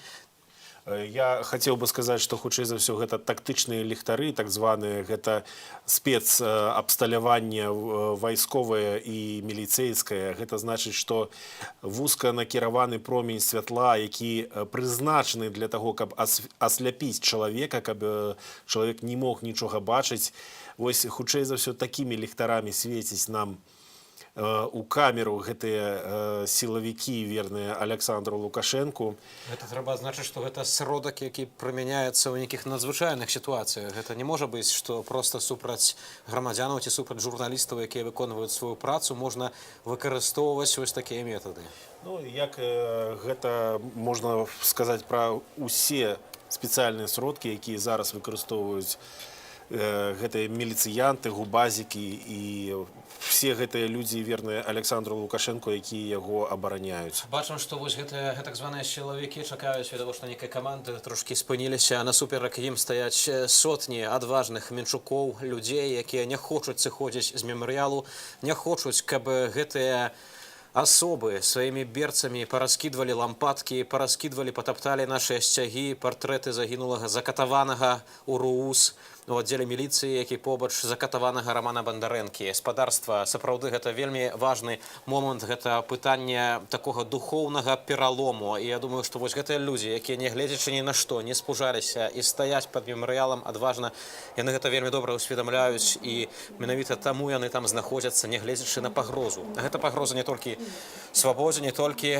на жаль, але таксама і жыццю, як паказваюць абставіны, таму што тыя, хто зараз выступае супраць беларускага народу, хоць фармальна з'яўляецца ўсё яшчэ яго часткай, яны ніякіх тармазоў абсалютна не маюць. Сёння бачылі кадры, як білі людзей, як білі нагамі ў жывот, распылялі супраць людзей, якія нічога не рабілі, перцовы газ у вочы, бачылі, як піхалі жанчын. Было нават сведчанне пра тое, што адну жанчыну сталага веку, бачачы, што гэта бабуля, некалькі разоў ударылі проста дубінкай. То бок спадарства, вось гэта пытанне проста нейкае хрэстаматыйнае. Вось калі мы чуем пра нейкія аповеды, дабро і зло, фашызм і антыфашызм, НКВД, камунізм і людзі нармальных поглядаў, тое самае адбываецца цяпер у 2020 годзе. На жаль, наша краіна, відавочна, лекцыі гэтыя не адрабіла за фашызм і за камунізм. Ну, перадаюць нашыя карэспандэнты, што каля плошчы пераменаў сілавікі збіваюць двух мужчынаў гэтыя хвіліны, такія з'яўляюцца сведчанні. А ў чым справа, чаму людзі сталі ў шчэпку? Яны хочуць абараніць народны мемарыял Раману Бандарэнку, забітаму вось гэтымі сілавікамі. І справа ў тым, што у горадні невядомыя ўжо прыбіраюць знічкі і кветкі каля народнага мемарыялу Раману Бандарэнку ў горадні, у цэнтры горадні, каля помніку Фарвітаўта. І гэты мемарыял ніхто не чапаў цэлы дзень да гэтага часу. Такія дзеянні толькі паказваюць і павінны, як бы, падаецца, натхняць на ўсіх нармальных людзей на рашучасць, на тое, што трэба ўсё ж такі вырашацца, бо такія дзеянні проста сведчаць пра маральны бок тых асобаў, назовем іх так, калі яны нават не здольныя ушанаваць памяць закатаванага, па сутнасці, іхнымі калегамі чалавека, то гэта проста расстаўляе ўсе кропкі над і. Мы павінны разумець, хто супрацьстаіць беларускаму народу, што гэта людзі абсалютна без нейкіх маральных прынцыпаў, без нічога, якія не разумеюць, калі ім нешта гавораць, якія не разумеюць заклікаў да нармальнасці, да законнасці. спадарства. На жаль, як бачым, гэтыя людзі разумеюць хіба толькі зусім іншую мову, і пытанне ўсё ж такі ў рашучасці беларускага народа, ў рашучасці мільёнаў нармальных людзей у Беларусі. Ці яны пойдуць на гэты вось сабатаж дзяржаўнай сістэмы, ці яны пойдуць на мірны страйк, ці пойдуць таксама на іншыя метады, якія мае права народ ужываць для таго, каб вяртацца без свабоду, каб быць гаспадаром сваёй краіне, каб вярнуць сабе ўладу на нашай зямлі. Зараз мы бачым у жывым эфіры, як прыехалі аўтазакі. Спадарства пад'язджаюць вось гэтыя зялёныя бусы.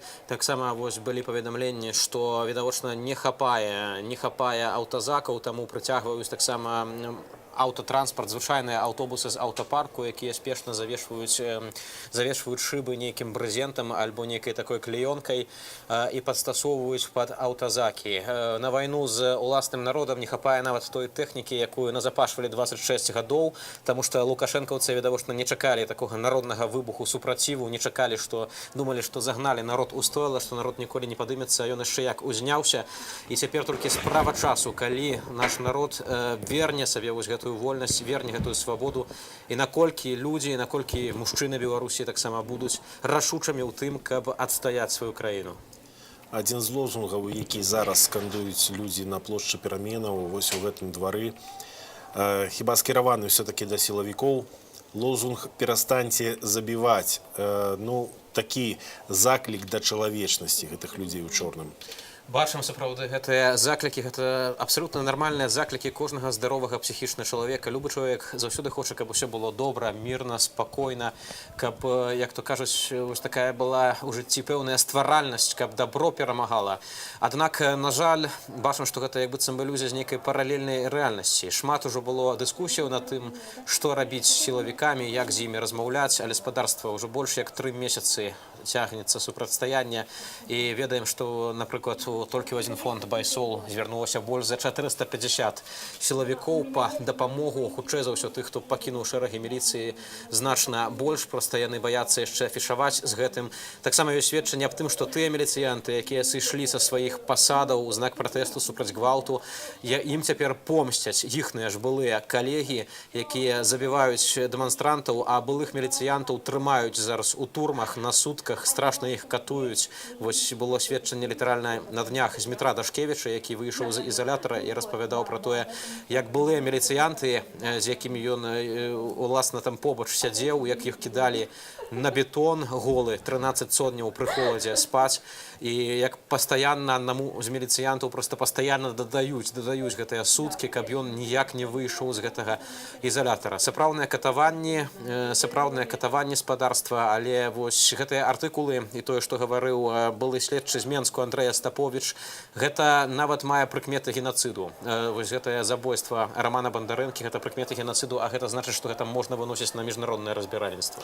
Разам з тым, вядома, што некаторыя сілавікі, некаторыя былыя міліцыянты, следчыя, працаўнікі пракуратуры пасля звальнення альбо нават без фармальнага звальнення змаглі з'ехаць з Беларусі і атрымалі дапамогу у Польшчы, у Літве, у іншых краінах еўразвязу.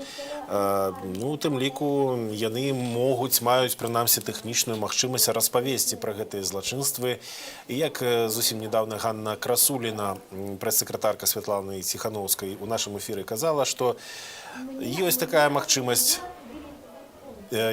магчымасць атрымаць абарону пэўную юрыдычную узамен за інфармацыйную дапамогу, то бок узамен за звесткі ад сілавікоў. Таксама памятаем, што Святлана Ціхановская акурат абвесціла ў тым ліку амністыю для тых, хто затрымае Лукашэнку, а таксама іншых найвышэйшых чыноўнікаў, якія датычныя да катаванняў, да забойства нашых суграмадзянаў, да ўзурпацыі ўлады. Як вы бачыце, абрываецца сувязь увесь час, ёсць тэхнічныя праблемы і з хуткасцю інтэрнэта, таксама з тым, што...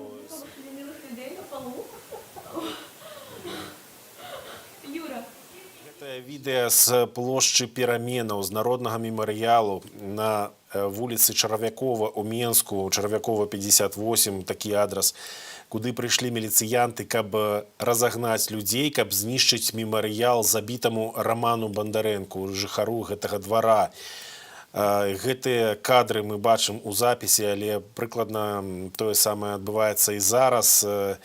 Магчыма, сілавікі чакаюць, пакуль сцемнее, для таго, каб пачаць тотальную зачыстку гэтага двара. Мы бачылі сотні вайскоўцаў з шчытамі ў адмысловай амуніцыі, са спецсродкамі, з насілкамі.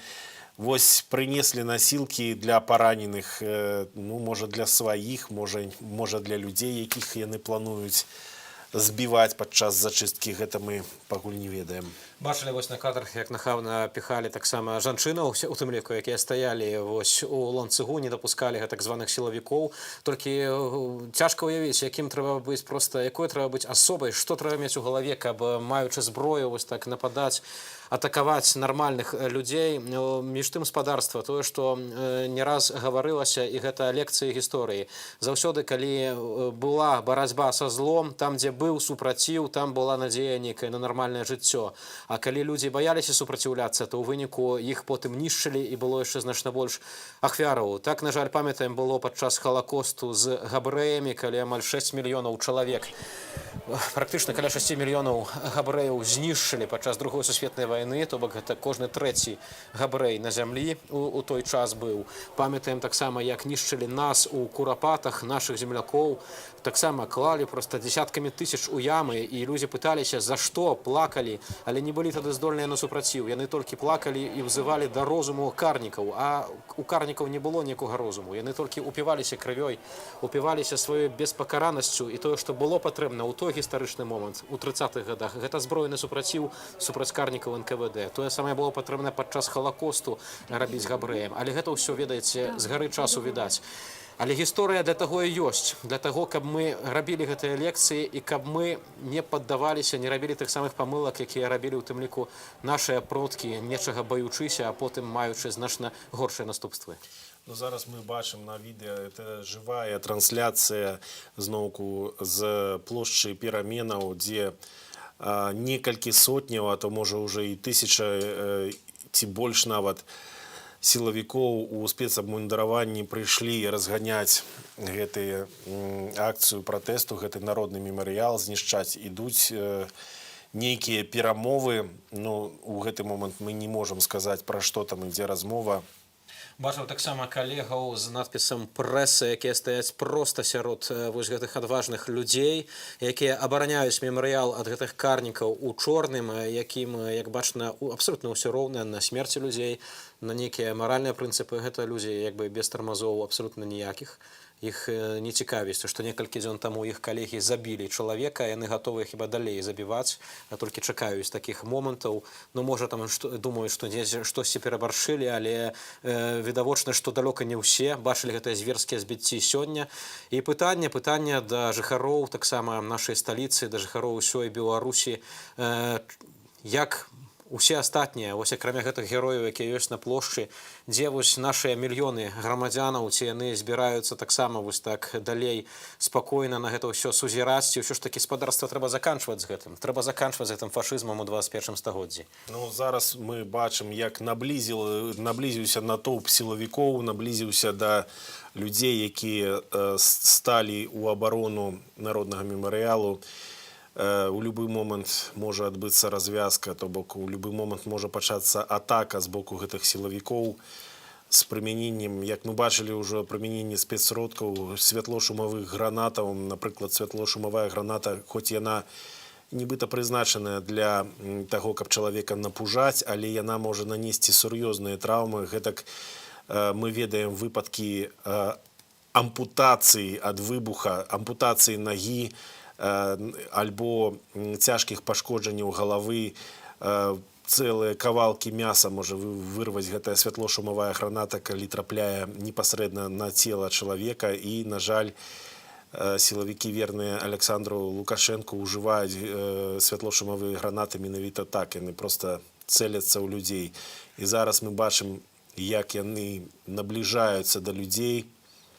Набліжаюцца да мемарыялу, а таксама выхопліваюць з ланцугоў па адным. Паглядзіце, што яны робяць і што гэта за, проста прабачце за слова, скотства. Як можна хапаць людзей, якія ўшановваюць памяць забітага іхнымі калегамі. Гэта проста не паддаецца ніякому разуменню абсалютна, што яны робяць, спадарства. Паглядзіце. Варта адзначыць, што юрыдычна адбываецца. Юрыдычна людзі стаяць, нічога не робяць, лозунгаў зараз у гэты момант, як мы бачым, не выкрыкваюць, але іх пачалося жорсткае затрыманне. На жаль, мы бачым гэтую зачыстку, як міліцыянты верныя Александру Лукашэнку б'юць, выхопліваюць людзей, б'юць, накідваюцца па дзесятку на аднаго, каб потым весці. У тым ліку бачым, што затрымліваюць жанчын, і гэта ніяк не спыняе гэтых людзей у форме. Гэта звычайная расправа над мірным насельніцтвам, расправа карнікаў, і карнікі, на жаль, могуць сысці і быць пераможаныя толькі тады, альбо ёсць два варыянты. Альбо гэта сапраўды, спадарства, усе разам, мільёнамі людзей, салідарная пазіцыя, усе на вуліцах, ніхто не працуе, усе сабатуюць загады нелегітымнай улады, метро, станцыі не закрываюць, таксама не адключаюць інтэрнэт-правайдеры. Такая салідарная пазіцыя ўсіх грамадзянаў. Альбо, на жаль, гэта тое, што прапісана таксама ў Усеагульнай дэкларацыі правоў чалавека, права на паўстанне. Бачым, што згубіўся сігнал з плошчы пераменаў. Але ён можа вярнуцца. Так, шановнае гаспадарства, ўжо было такое, калі знікаў сігнал, нам паведамлялі, што могуць у любы момант адключыць нават правадны інтэрнэт там на вуліцы Чарвякова, там, дзе зараз ідзе зачыстка народнага мемарыялу, дзе затрымліваюць. Так, вось вярнуўся сігнал, і мы бачым, што людзей вядуць да аўтазакаў. Гэта масавае затрыманне, жорсткае затрыманне. Ну, прынамсі, што можна сказаць? Добра, што зараз яны не стралялі ў гэты натоўп. Хаця, ці можна гэтаму радавацца? Проста цяжкае пытанне, так? Але ведаючы сапраўды гэтак асоба ў форме, Ярослаў, я абсалютна не здзівіўся, калі б яны так рабілі. Ім абсалютна ім усё роўна, яны сёння стралялі, кідаліся тушымавыя гранаты. І відавочна зараз будуць, пасля таго, як забяруць людзей нармальных, яны будуць раскідваць кветкі, будуць таптаць сцягі і таптацца па партрэтах Рамана Бандарэнкі. Гэтыя асобы абсалютна без тармазоў, нічога іх не спыняе. Яны чалавечай мовы, як бачым, не разумеюць. Ну і мы бачым, як вядуць людзей аднаго за адным да аўтазакаў, непасрэдна забіраюць, выхопліваюць з натоўпу. Ну, на жаль, ужо бачна, што натоўпу не засталося. Шчэпка гэтая прынамсі дапамагла ў тым, што людзі трымаліся разам, а, ну, магчыма, менавіта тое, што яны былі ў шчэпцы, не дало яшчэ больш брутальна дзейнічаць, але затрыманні масавыя мы бачым проста на сваіх экранах. Варта таксама адзначыць, як усё ж такі доўга жыхары трымаліся. Гэта супрацьстаянне прынамсі як мінімум 2 гадзіны было. Яны стаялі ў шчэпцы, не сыходзілі. Стаялі насупраць сілам праціўніка велізарным. Стаялі і бачым, што гэты разгон, які цяпер адбываецца, магчымы толькі таму, што гэтых міліцыянтаў проста цяпер вельмі многа. Іх рэальна многа, і людзей, якія абараняюць мемарыял блізка, іх не так было шмат, каб задавіць іх уласна масай. Давайте паслухаем, можа зараз атрымаецца пачуць, што адбываецца зараз на плошчы пераменаў, пачуць з гукам, бо вярнуўся гук.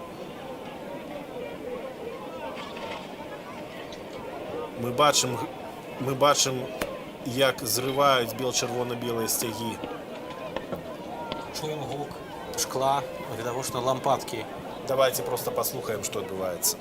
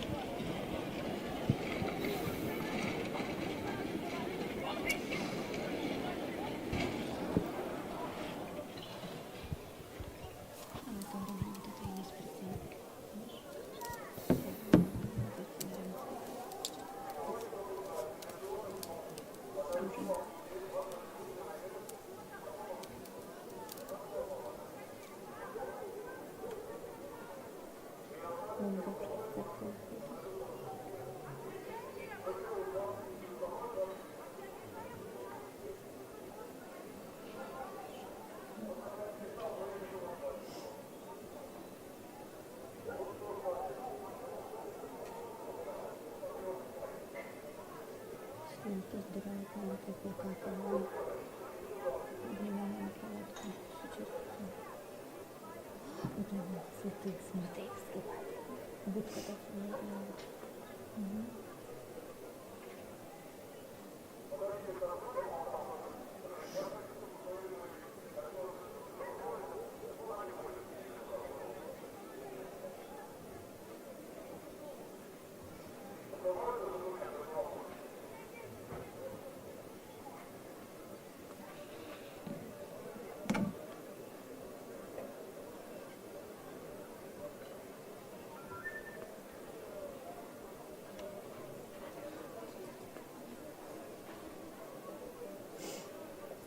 Ты все деньги потратила? Мне денег нет. Знаю, это звук или не идет. Может, что вообще происходит?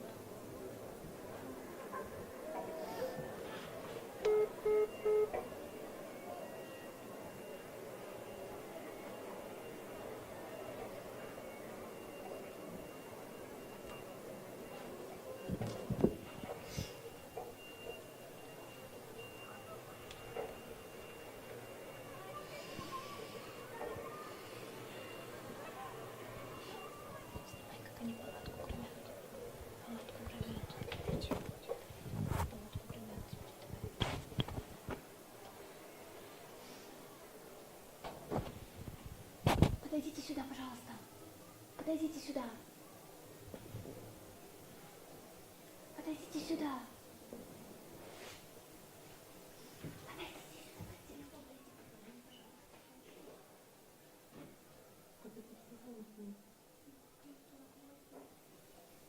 Так, сейчас подождите.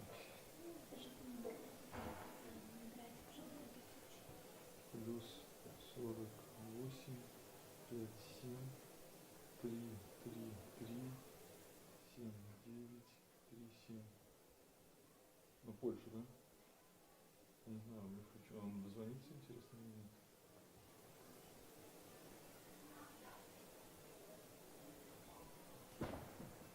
Свой телефон.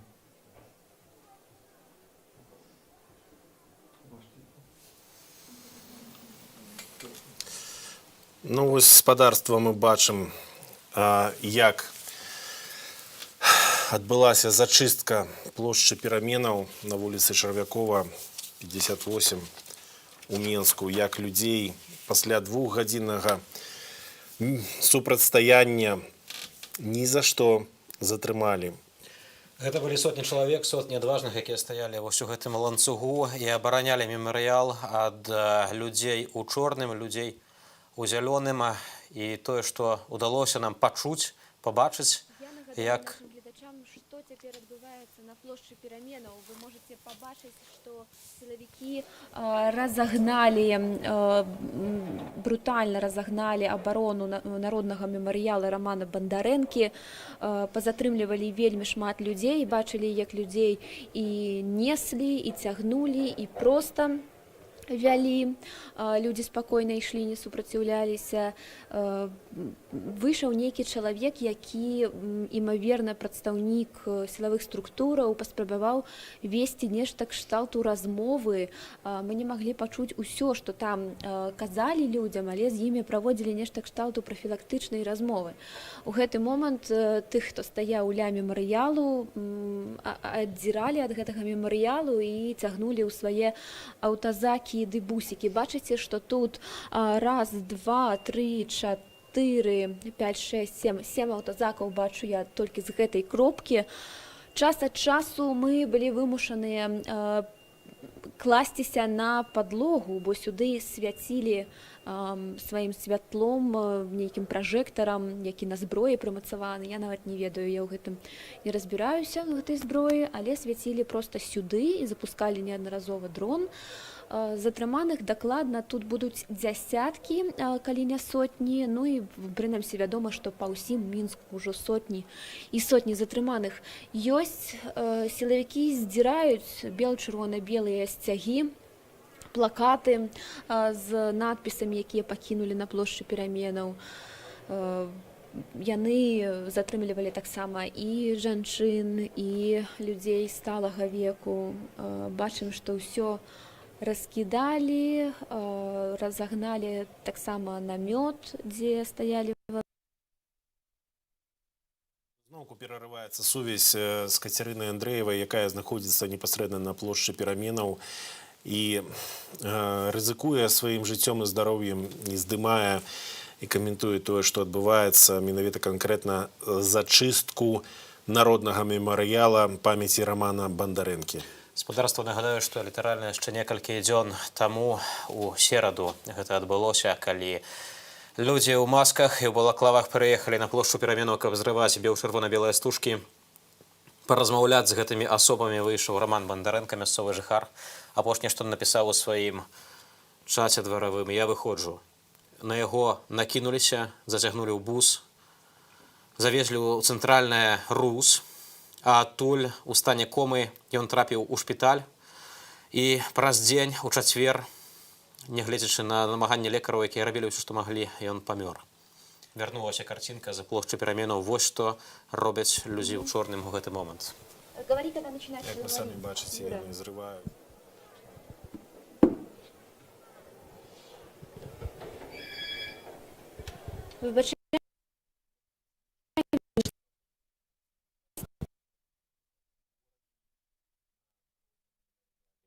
Рамана Бандарэнкі. Мы вяртаемся ў жывы эфір. Падобна, што тое самае адбываецца і ў Менску, там, дзе жыў Раман Бандарэнка.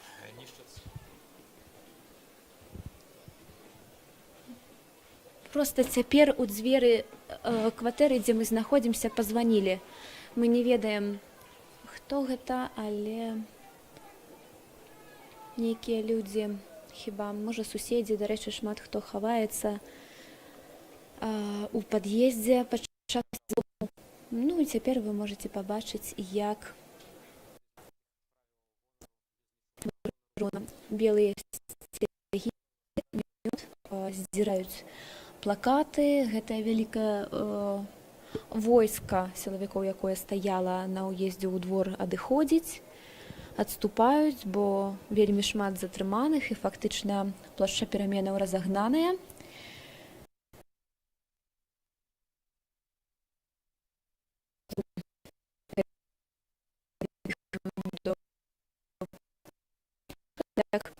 Неабыякавыя грамадзяне.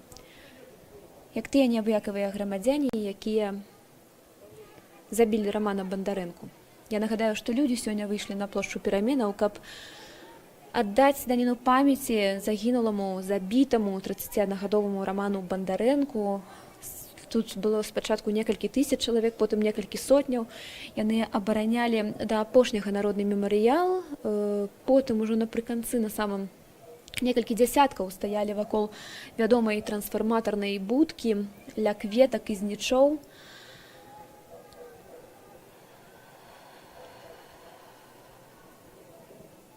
Аж да таго моманту, пакуль не з'явіліся байцы, не пачалі зацягваць усіх у аўтазакі. Сёння выкарыстоўвалі светла-шумавыя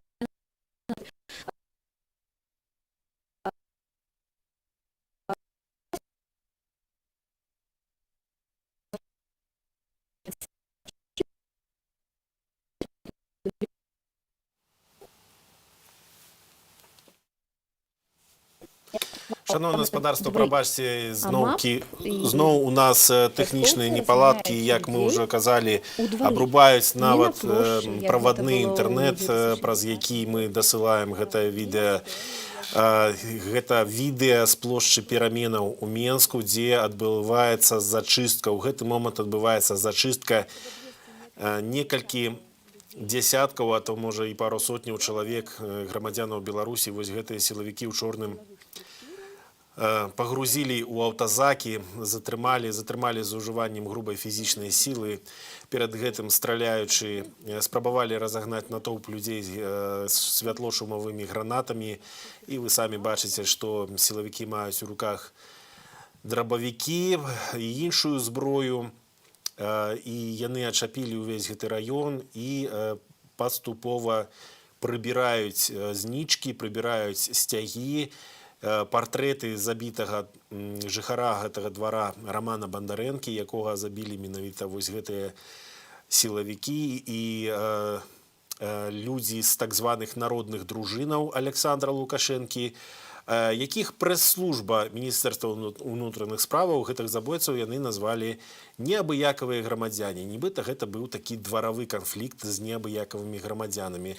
Але мы бачым, што ўсё ж такі адна жанчына не пабаялася гэтага затрымання, зноўку падышла да народнага мемарыялу, прынесла запаленую знічку. А нейкі сілавік, самы актыўны, ходзіць і прыбірае бел-чырвона-белыя сцягі. І якасць, канешне, якасць відэа церпіць, таму што блакуюць нам гэтае відэа, таксама свеціць спецыяльнымі ліхтарыкамі ў вакно. Ну, таму зараз такая сітуацыя, як ёсць. Тыя, хто яшчэ ўтрымоўвае незаконную ўладу, проста не хочуць, каб людзі Беларусі бачылі, што яны робяць, як яны глумяцца над памяццю забітага імі ж чалавека. Аднак мы ўсё роўна гэта паказваем спадарства. І спадарства тое, што вы назіралі на нашых экранах, гэта як сілавікі зрывалі наш нацыянальны сцяг, за які забілі Рамана Бандарэнку усяго толькі некалькі дзён таму на тым самым месцы. Гэта тое, што чулі, вось пакуль яшчэ быў гук, гэты гук шкла, якое б'ецца, гэта лампадкі, якія відавочна кідалі ў гэтыя пакеты, прызначаныя для смецця, якія там спакавалі ўздоўж гэтай сцяны з беларускімі бел-чырвона-белымі стужкамі. Так, Ярослав, як ты зазначыў, сапраўды людзей адважных, якія абаранялі мемарыялы, іх практычна ўсіх зацягнулі ў аўтазакі, у бусы, груба выдзёргіваючы спачатку па адным з гэтых шчэпак ланцугоў, а потым проста адцяснілі і запакавалі. І цяпер проста няма каму абараніць памяць Рамана Бандарэнкі, аказваецца, знічы забіраюць таксама кветкі, пакуюць у пакеты для смецця і знялі нашыя бел-чырвона-белыя сцягі, за якія ўжо забілі чалавека на тым самым месцы некалькі дзён таму. Ну, уже ні аднаго чалавека, на жаль, забілі за бел-чырвона-белы сцяг і за патрабаванне справядлівых выбараў, за патрабаванне адстаўкі Лукашэнкі і свабоды палітвязням. Ужо даволі шмат людзей вядома дакладна, што загінулі падчас разгону пратэстаў. Раман Бандарэнка, гэта жыхар гэтага двара, вось, спадзяемся, зараз адновіцца сувязь з плошчы Пераменаў. Раман Бандарэнка, ягоная смерць ускалыхнула Беларусь менавіта таму, што ён быў забіты ў сябе дома, а не на масавай акцыі пратэсту, а менавіта у сябе дома. Спадарства, ёсць таксама інфармацыя ад праваабаронцаў, што лік затрыманых сёння толькі ў сталіцы ідзе на сотні, сярод іншага затрыманыя зноў-такі лекары вузкіх спецыялізацыяў. Тое, што пішуць белыя халаты, тэлеграм-канал незалежныя беларускіх дактароў. Затрыманы намеснік дырэктара па арганізацыі супраць ракавай барацьбы РНПЦ анкалогіі Александрова.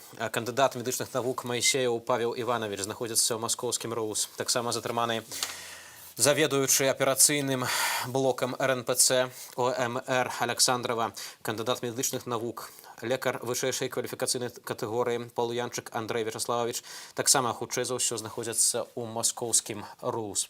Ну і мы ведаем, што Александру Мрочаку, які быў кіраўніком РНПЦ «Кардыалогія», знакамітаму лекару, спалілі лецішча, спалілі дом, і не проста спалілі, а пакінулі ляльку, праколатую скальпелем медычным, з пагрозамі, з напісанымі на аркушы паперы. Гэта можна назваць сапраўдным тэрорам. У гэты момант ідзе татальнае запужванне насельніцтва.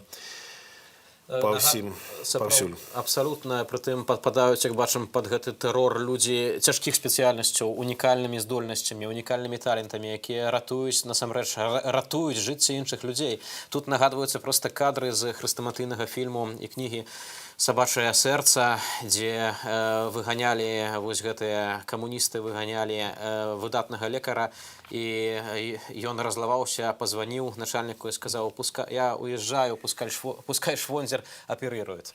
Вось пытанне, ці гэтыя амапаўцы, ці гэтыя людзі ў чорным, яны здольныя будуць ратаваць чыё-небудзь жыццё?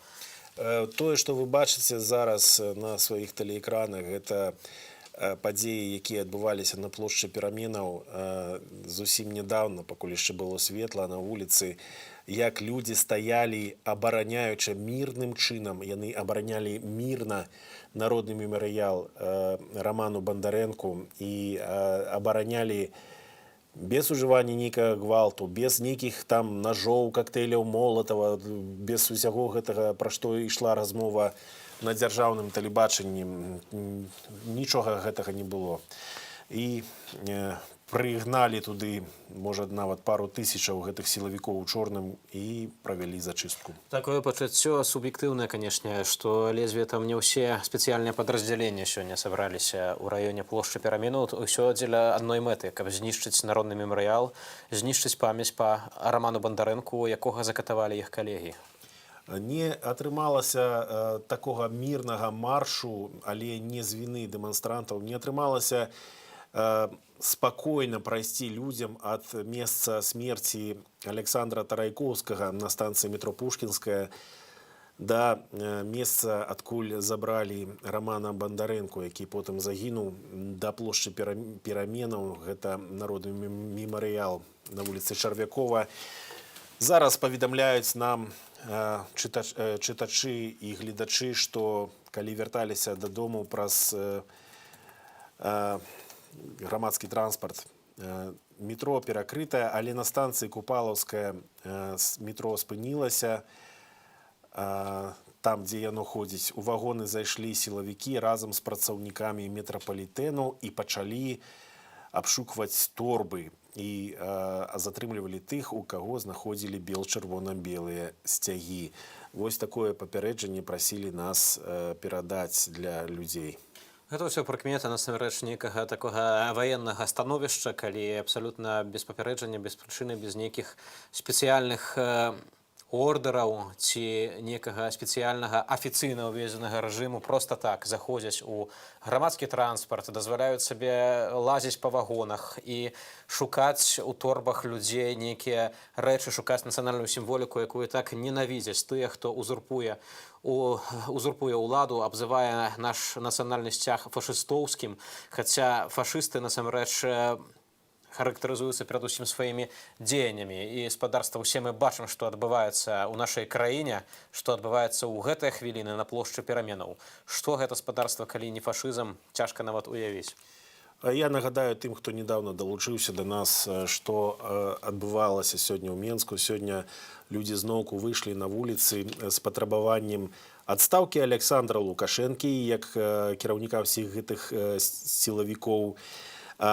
Таксама адказнасці для ўсіх, хто перавышаў свае паўнамоцтвы, для тых, хто практыкаваў катаванні, гвалт, страляў у мірных людзей.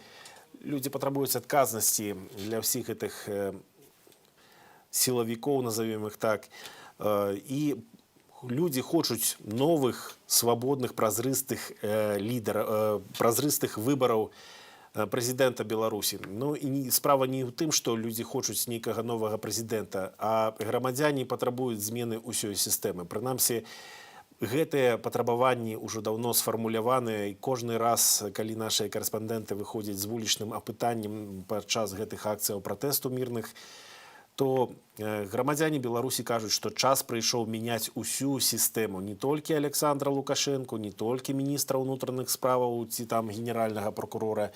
Час мяняць усю сістэму, каб жыць вольна, свабодна, спакойна і заможна. Спадарства бачу таксама, што прысылаеце нам свае смс-паведамленні, таксама паведамленні ў Viber. Дзякую вам вялікі, выбачайце, не паспяваем усё зачытваць. На жаль, вельмі шмат інфармацыі, але вось, напрыклад, што піша адзін чалавек. Режим Лукашенко смертельно боится своего народа, раз вывели против этих людей тысячи своих ручных псов. Вот только один вопрос. Сколько еще должен режим Лукашенко убить мирных людей, чтобы народ стал с колен и поднял голову? Такие господарства есть меркаванне ад наших гледашоў. На вялікі жаль, сапраўды, тое, што бачым, гэта тэрор, які ўсё яшчэ пасля 3 месяцаў застаецца беспакараным, ніводнай крымінальнай справай не заведзена, і абсалютна не відаць перспектывы, каб гэта неяк змянілася з іхнага боку. Шановне господарство, на сторонце spring96.org праваабарончы цэнтр «Вясна» публікуе спіс затрыманых, і зараз ужо 3,5 сотні прозвішчаў вядома тых, каго затрымалі сёння, і як мы чакаем, гэты спіс будзе папаўняцца. Людзей затрымлівалі перадусім у Менску, але таксама Пінск, Навагрудак, Бабруйск, Наваполацк, Горадня, Магілёў, Берасце. Вядома, што былі затрыманні ў Віцебску, ў Наваполацку, у Асіповічах. Паўсюль беларусы выйшлі выказаць мірны пратэст супраць брутальных дзеянняў сілавікоў, супраць таго, што нейкія невядомыя людзі ў цывільным могуць кожнага грамадзяніна затрымаць, збіць, нават забіць. Так, і ім за гэта нічого не будзе.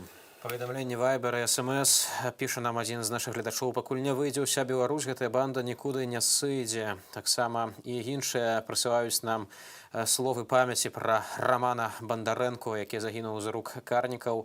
Спадарства, так, мы ўсе смуткуем, сапраўдныя спачуванні для сям'і Рамана.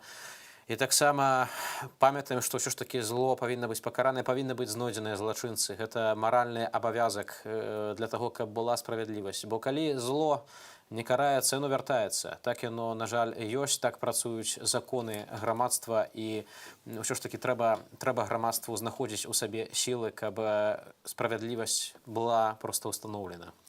Зараз на наших телеэкранах мы бачым, як сілавікі рыхтаваліся да гэтай зачысткі. Пазней мы яшчэ пакажам у паўторы відэа непасрэдна затрыманняў, каб вы маглі пабачыць, што гэта не было супрацьстаяння нейкіх футбольных хуліганаў там ці яшчэ нейкіх парушальнікаў права. Спадарства, на гэты момант вядома, што паколькі ўсіх людзей, якія абаранялі мемарыял Рамана Бандарэнкі, затрымалі, выдзернулі і проста запіхалі вось у гэтыя аўтобусы, аўтазакі, то сілавікі па сутнасці зараз развальваюць мемарыял памяці Рамана Бандарэнкі. Мы таксама зможам яшчэ, я спадзяюся, вярнуцца праз пару хвілін, вярнуцца да жывой трансляцыі. Мы зможам пабачыць, што ў гэты момант адбываецца на плошчы Пераменаў на вуліцы Чарвякова ў Менску. Не бракуе, спадарства, ад вас вельмі такіх моцных каментароў на той картинке, якая ёсць. Весь этот жах и ужас, который происходит в Беларуси. Каждый раз очень хочется сказать, пожалуйста, не называйте этих мерзавцев, гестаповцев людьми. Всю эту хунту нельзя называть людьми. Это иуды и не люди. Вот такие господарства. Вось такія допісы прыходзяць да нас ад вас, таго, што адбываецца ў нашай краіне. Бачым гэтае зло на вуліцах нашых гарадоў і бачым, што гэта зло ўсё ніяк мы не можам нармальна прывесці ў парадак і проста, каб яго не стала.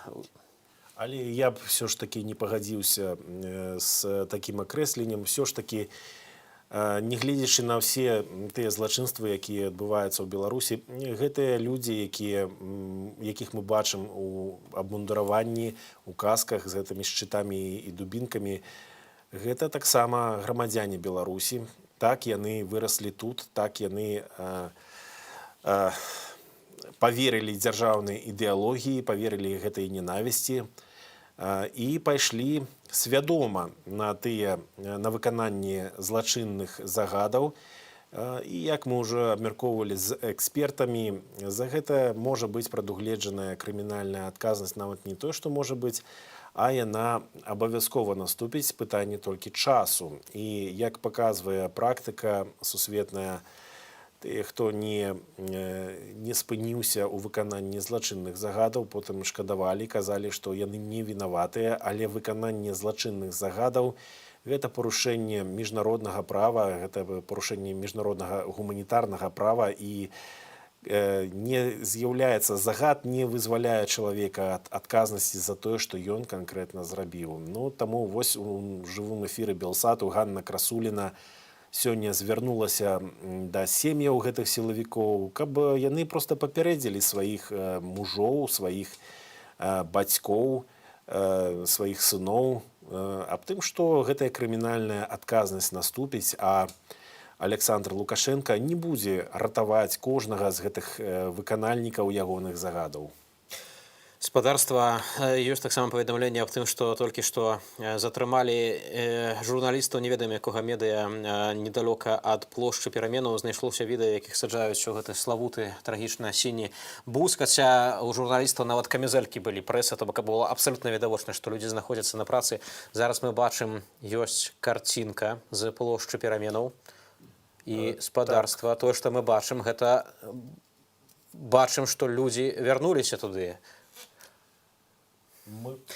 Выбачаемся, шановнае спадарства, гэта ўсё ж такі відэа, на жаль, не нажыва. Гэта ўключылася. Так, гэта ўключылася старая трансляцыя перад нашымі вачыма, калі людзі збіраліся абараняць мемарыял. Тое, што зноў-такі пішаце вы нам, вось одна спадарня піша: «Почему рабочие молчат? С завтрашнего дня все должны остановиться. Сколько еще надо жертв, чтобы все встали на забастовку? Наших детей убивают».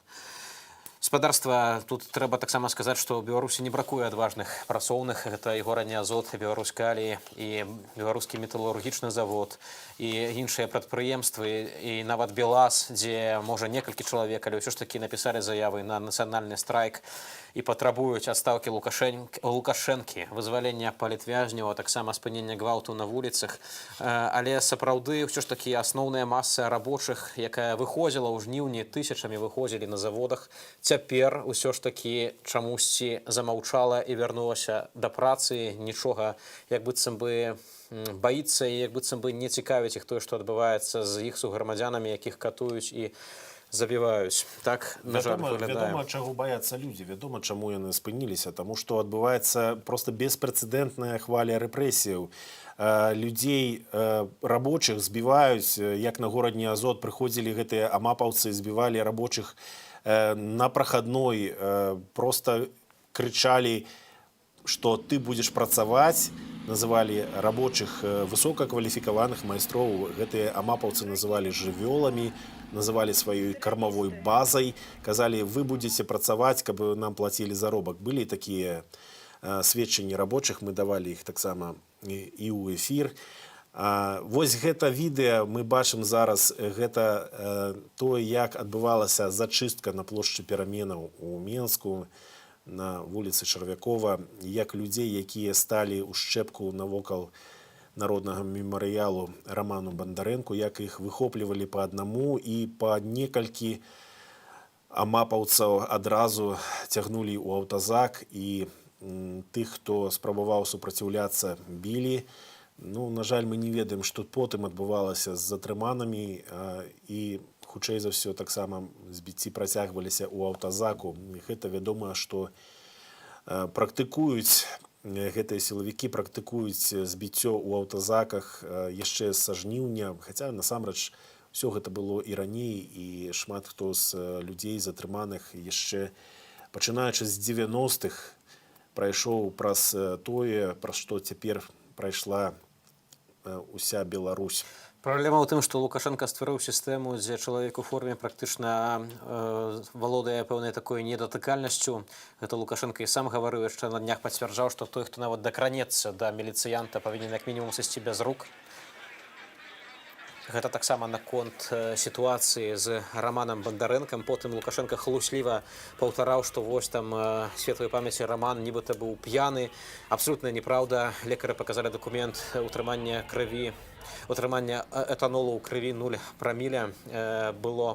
Затое былі бачныя сляды збіцця і менавіта, што найгорш, збіццё па галаве, што і давяло да смерці Рамана Бандарэнкі.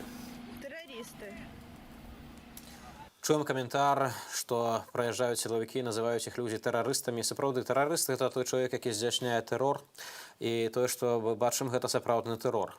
Іншая справа, што зараз таксама вядзецца змаганне ў юрыдычнай плошчы, юрыдычнай плоскасці наконт таго, каб сапраўды афіцыйна аб'явіць падраздзяленне міліцыі, сілавікоў, якія верныя Лукашэнку, насамрэч аб'явіць на міжнародным узроўні тэрарыстамі. Пра гэта гавораць у штабе Святланы Ціханаўскай, таму што тое, што робяць гэтыя людзі, гэта сапраўды тэрарыстычныя дзеянні. А тэрарызм сапраўды, як ведаем, патрабуе неадкладных адказаў. Ну, гаспадарства, калі можна, я хацеў бы зачытаць заклік Святланы Ціханаўскай, удзельніцы прэзідэнцкіх выбараў, якую ў краінах еўразвязу яе называюць адзіным абраным лідарам беларускага народа. Таксама сваім лідарам лічыць Святлану Ціханаўскую значная частка удзельнікаў мірных пратэстаў у Беларусі. Шановнае гаспадарства, вось што Святлана Ціханаўская апублікавала такі зварот сёння да тых, хто выйшаў на марш. Дорогие белорусы, мы не даруем смерти Романа Бандарэнкі. Мы не даруем смерцяў Дзяніса Кузнецова, Артёма Парукова, Мікіты Крыўцова, Константина Шишмакова, Александра Будніцкага, Станислава Чура, Геннадия Шутова, Александра Вихора и Александра Тарайковскага. Мы навечно запомним их имёны и будем тыдзень за тыднем выконваць план Народнага трибунала, каб жыццям невінных людзей больш не пагражалі злачынцы. Ніхто не дапаможа нам вярнуць у Беларусь закон, калі мы не будзем рабіць гэтага самі. Таму мы перастаем чакаць, што рэжым разваліцца сам. Кожны з нас можа знайсці сваю форму пратэсту. Неважна, ці будуць гэта забастоўкі, шматтысячныя маршы, адзіночныя пікеты, эканамічны байкот або збор сведчанняў злачынстваў супраць народа. Сабраўшы і праверыўшы сведчанні, мы прагаласуем за абвінавачанне памагатых рэжыму і 20 снежня на вуліцах беларускіх гарадоў аб'явім народны трыбунал. Але мы не чакаем 20 снежня, каб пратэставаць. Мы робім гэта кожны дзень і кожны тыдзень. Я падтрымаю кожнага, хто выйдзе на марш сёння, бо гэта незвычайны марш.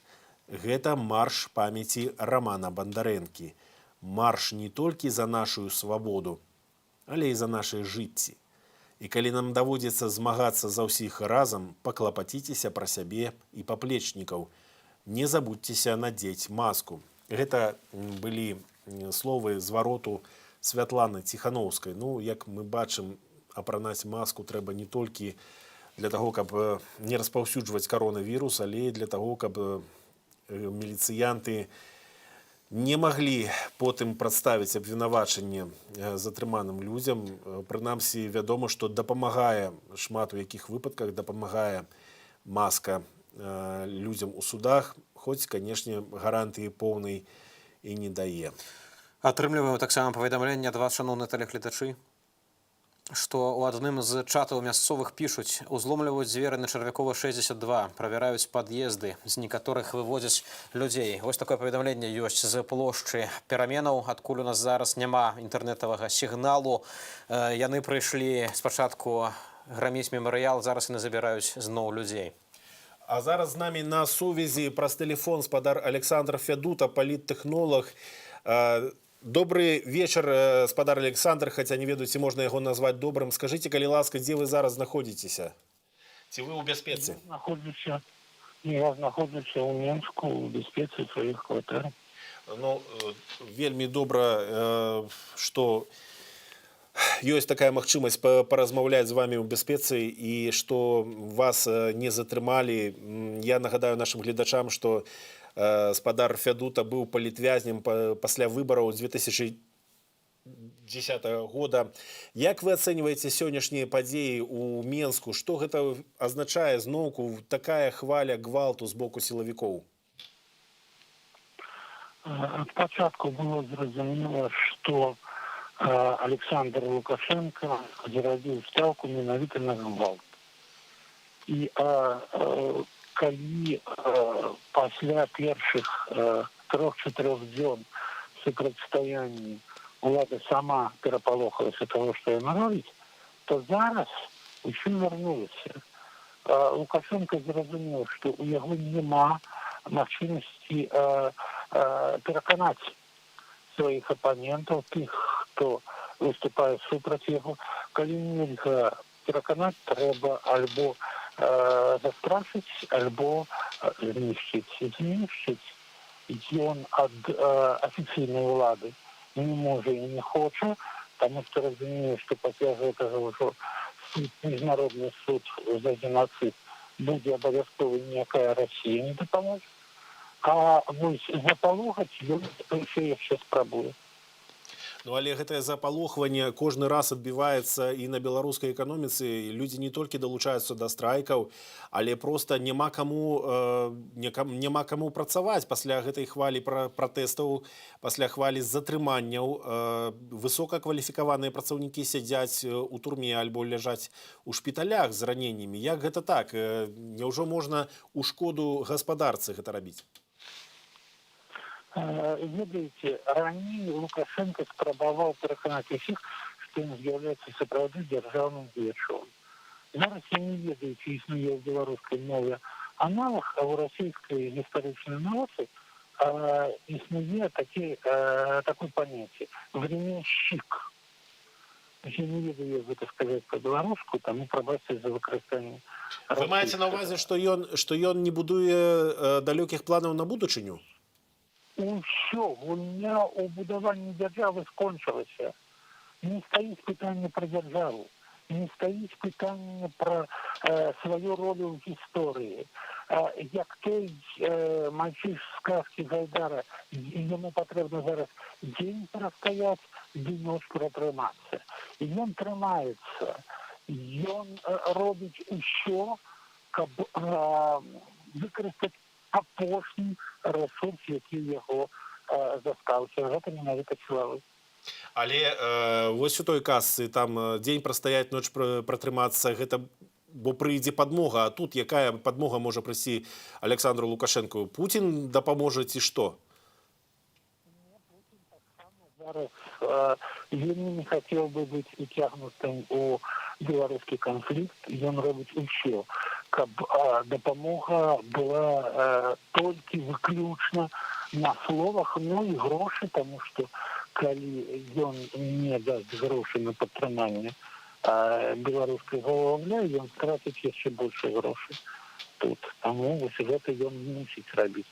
Але адначасова, наколькі я ведаю, усе расійскія дзяржаўныя службоўцы, якія прылятаюць і маюць аўдыенцыі ў Лукашэнкі, і вышэйшае кіраўніцтва Расіі ў выглядзе і Владимира Путіна і Михаила Мишустина, яны кажуць толькі пра адно: транзіт улады. Трэба сыходзіць. Ну, транзіт улады, але каму? Ці гэта можа быць варыянт, што нейкага пераемніка ён прызначыць, можа кагосьці з сыноў сваіх? Ці няўжо можна ўявіць, што Лукашенко пагодзіцца на транзіт улады праз справядлівыя выбары? Па-першае, пра сыноў ён уже сказаў, ніводны з іх не будзе балатавацца, і я разумею так, што гэта кансэнсус паміж ім і беларускім чынавенствам, якія разумеюць, што калі яны будуць прымушаны агітаваць зноў за чалавека па прозвішчу Лукашенка, іх проста парвуць уласныя выбаршчыкі. А нават тых, хто галасаваў за Лукашенку. А па-другое, яго пытанне — гэта пытанне гарантый. Ён уже пачаў казаць, што я здаровы чалавек, я з'еду ў Расію, буду там працаваць. Пра гэта ён ужо кажа. Але спадар Александр, калі казаць пра гаранты, то відавочна іх цяжэй будзе выбіць, калі будуць забіваць новых людзей, катаваць, увесь час прымяняць гвалт. Нават, здаецца, самы цярплівы чалавек будзе вагацца ці даваць такія гаранты пасля такіх паводзінаў. Ну, я надеюсь, что спадзяецца, что Россия даст гаранты. Ён в адрозненне ад нябожчыка Войцеха Ярузельского дагэтуль не зразумеў, што гарантыі трэба атрымліваць ад уласнай краіны і ў той момант, калі ты яшчэ сапраўды сильны, а сильны палітычна. А Лукашенко гэтага не разумее. Культура не тая, генеральскіх пагонаў няма, адразу маршысткі. Спадар Александр, памятаем, сапраўды Войцех Ярузельскі, нягледзячы на тое, што возіў ваеннае становішча і былі страшныя рэпрэсіі ў Польскай Народнай Рэспубліцы, дарэчы, меншыя, чым цяпер у Беларусі, усё ж такі потым пагадзіўся на транзіт улады, на дэмакратычную трансфармацыю, але каля Ярузельскага было таксама ягонае атачэнне, якое гэта падтрымоўвала. Пытанне, якое задаюць многія людзі. Добра, Лукашенко не хоча аддаваць уладу, але што робяць тыя, хто з ім побач? Няўжо яны не бачаць, што адбываецца з краінай? Ведаеце, побач з Ярузельскім быў генерал Чэслаў Кішчак, наколькі я памятаю, міністр унутраных справаў, які разумеў, што гаранты Ярузельскаму гэта адначасова гаранты ўсёй палітычнай эліце апошняга склікання Польскай Народнай Рэспублікі. Тыя, хто побач, яны ўсё яшчэ лічаць, што здолеюць усё спіхнуць на Лукашенку. Не здолеюць, пакуль яны гэта не зразумелі. Ну, вось пытанне гарантыяў, пытанне крымінальнай адказнасці мы ўжо уздымалі таксама ў размовах з экспертамі пытанне пераследу крымінальнага на міжнародным узроўні. Наколькі гэтая перспектыва можа пужаць Александра Лукашенку і ягонае атачэнне, што суд адбудзецца як над ягоным сябрам, прэзідэнтам Сербіі Слободаном Мілошевічам? Атачэнне, паўтаруся яшчэ раз, усё яшчэ лічыць, што яны адказваць не будуць. Менавіта таму спіс тых, хто можа апынуцца на міжнародным ладе падсудных, ён мусіць складацца галосна. І яны павінны разумець, за што беларускія грамадзяне будуць звяртацца супраць іх з іскамі ў гэты суд. На жаль, яшчэ раз кажу, яны гэтага не разумеюць, яны пакуль што гэтага не чуюць. Яны не бачаць яшчэ адной рэчы. Тое, што адбываецца зараз, я маю на ўвазе тое, як загінуў Роман Бондаренко, гэта сапраўды распачалася грамадзянская вайна. Я не ведаю, пра што думала палкоўнік Юлія Чемоданова, але я маю на ўвазе прэс-афіцэра Міністэрства ўнутраных спраў. Але калі яна казала, неравнодушныя граждане, якія наводзяць парадак, прабачце, гэта тое, што адбывалася у расійскай імперыі напярэдадні яе краха, калі не хапала легальнай легальнай моцы і выкарыстоўвалі саюз Михаіла Архангела і чорную сотню. Вось гэтага лепей, каб беларуская ўлада не рабіла, бо гэта пачатак грамадзянскай вайны, гэта вывад забойцаў па-за межы карнага кодексу крымінальнага, і гэта тое, што можа лёгка, вельмі лёгка абярнуцца супраць саміх тых людзей, якія лічаць сябе беларускай уладай. Вось гэта тое, чаго я ім не жадаю. Дзякуй вялікі. З намі на сувязі быў палітычны кансультант Александр Фядута, які даўно ў беларускай палітыцы і ад самага пачатку бачыў, як гэты рэжым фармаваўся. Шановнае спадарства, зараз мы паспрабуем звязацца з памочнікам Святланай Ціхановскай па міжнароднай палітыцы. Франак Вячорка, я спадзяюся, мы зможам зараз долучыцца. Добрый вечар, Франак. Як вось тыя падзеі, якія сёння адбываюцца ў Менску і ў іншых гарадах Беларусі, якое яны будуць мець працяг, наступствы у міжнароднай палітыцы з боку Святланы Ціхановскай і штабу Святланы Ціхановскай? Ну, сёння мы сапраўды бачым драматычны наступ на беларускіх пратэстоўцаў, неапраўданае і непрапарцыйнае ўжыванне сілы. Вельмі многія былі затрыманыя з ужываннем гвалту падобнага на 9-12 жніўня, а гэта значыць, што рэакцыя заходніх краінаў будзе вельмі жорсткая. І я думаю, што ўжо бліжэйшыя дні мы можам чакаць значнага пашырэння санкцыйнага спісу. Гаворка не пра 55 чалавек, як цяпер, а пра 200-250 мінімум. Мы можам гаварыць пра вельмі акт демократыі, які будзе прымацца ў сераду. Мы можам казаць пра эканамічныя санкцыі, якія будуць абмяркоўвацца ў найбліжэйшыя тыдні. Так ці інакш, гэта будзе мець вялізныя наступствы для Лукашэнкі і прывядзе да моцнага ўдару па ягонай сістэме. Ну вось вы кажаце пра санкцыі міжнародныя.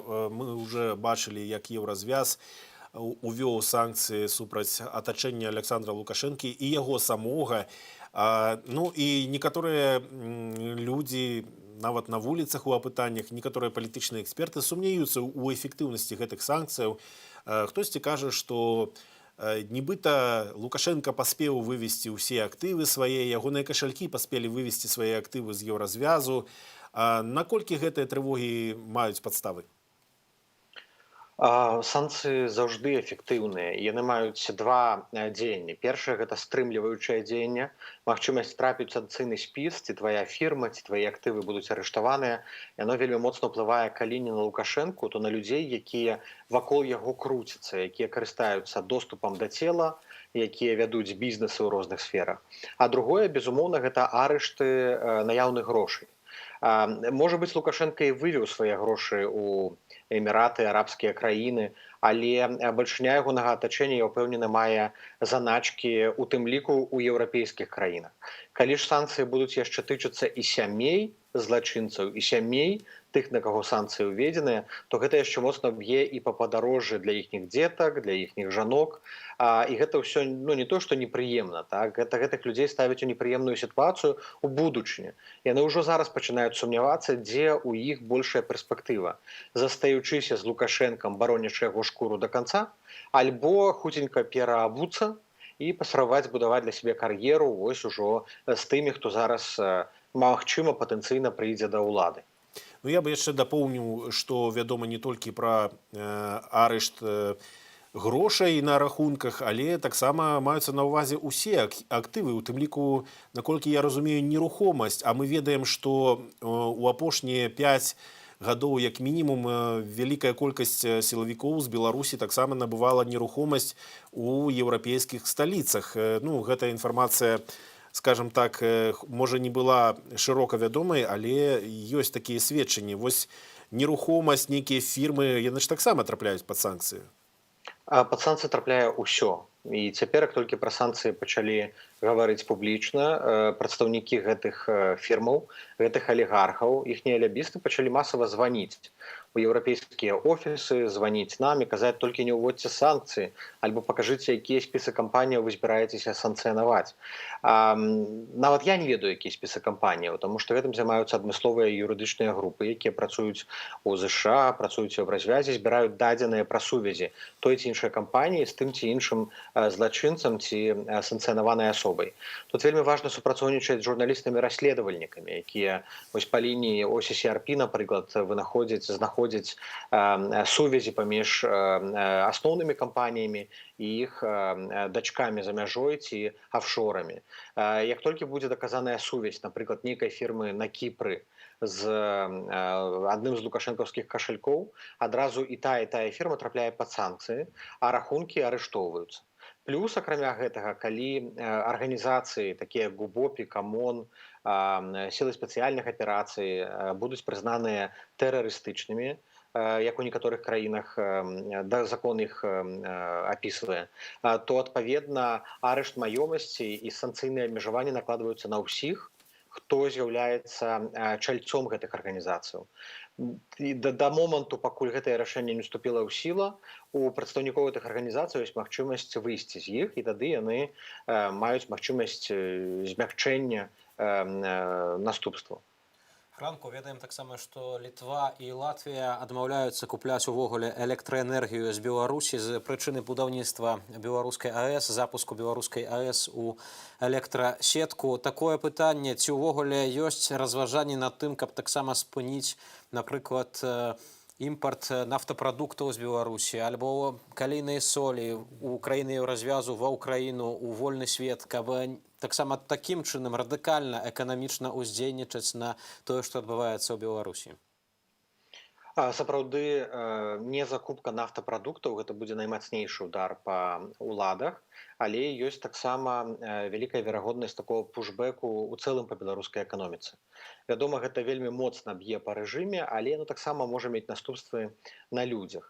Мы ж пакуль што прапануем больш таргетаваныя санкцыі супраць канкрэтных прадпрыемстваў, якія адкрыта супрацоўнічаюць альбо звязаныя з управленнем справамі прэзідэнта,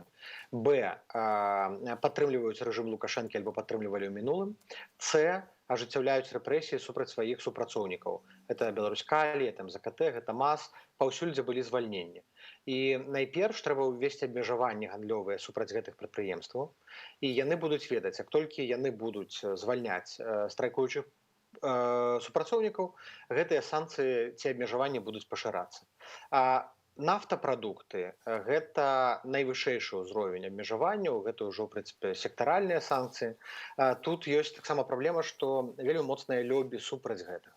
Таму што калі такія абмежаванні ўвядзе еўразвяз, то, адпаведна, да іх далучыцца Украіна, і яно можа у тым ліку выклікаць пэўны крызіс эканамічны ў рэгіёне. Таму трэба вельмі акуратна. Але калі яшчэ адна-дзве акцыі, такія як сёння, яшчэ пару сотень затрыманых і, не дай Божа, яшчэ ахвяры, то абавязкова павінны будуць абмяркоўвацца санкцыі на закупку нафтапрадуктаў. Пакуль жа мы гаворым у асноўным пра незакупку алкагольнай прадукцыі з Беларусі, пра незакупку калійных угнаенняў, асобных хімічных прадпрыемстваў у тым ліку, але не гаворым у цэлым пра байкатаванне ці блякаду дзяржаўных прадпрыемстваў Беларусі.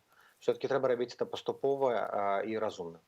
Ну, Франак, вы кажаце пра тое, што ёсць лобі, якое будзе супрацьстаяць забароне нафтапрадуктаў з Беларусі, але таксама не забываем, што можа з'явіцца лобі, якое гэтыя санкцыі будзе падтрымліваць, таму што у беларускіх вытворцаў гэтай хіміі, у беларускіх нафтаперапрацоўнікаў ёсць таксама і еўрапейскія канкуренты, якія зараз нарошчваюць свае абароты, у тым ліку дзякуючы новай гэтай рэчаіснасці, нізкім коштам на нафту і гэтак далей.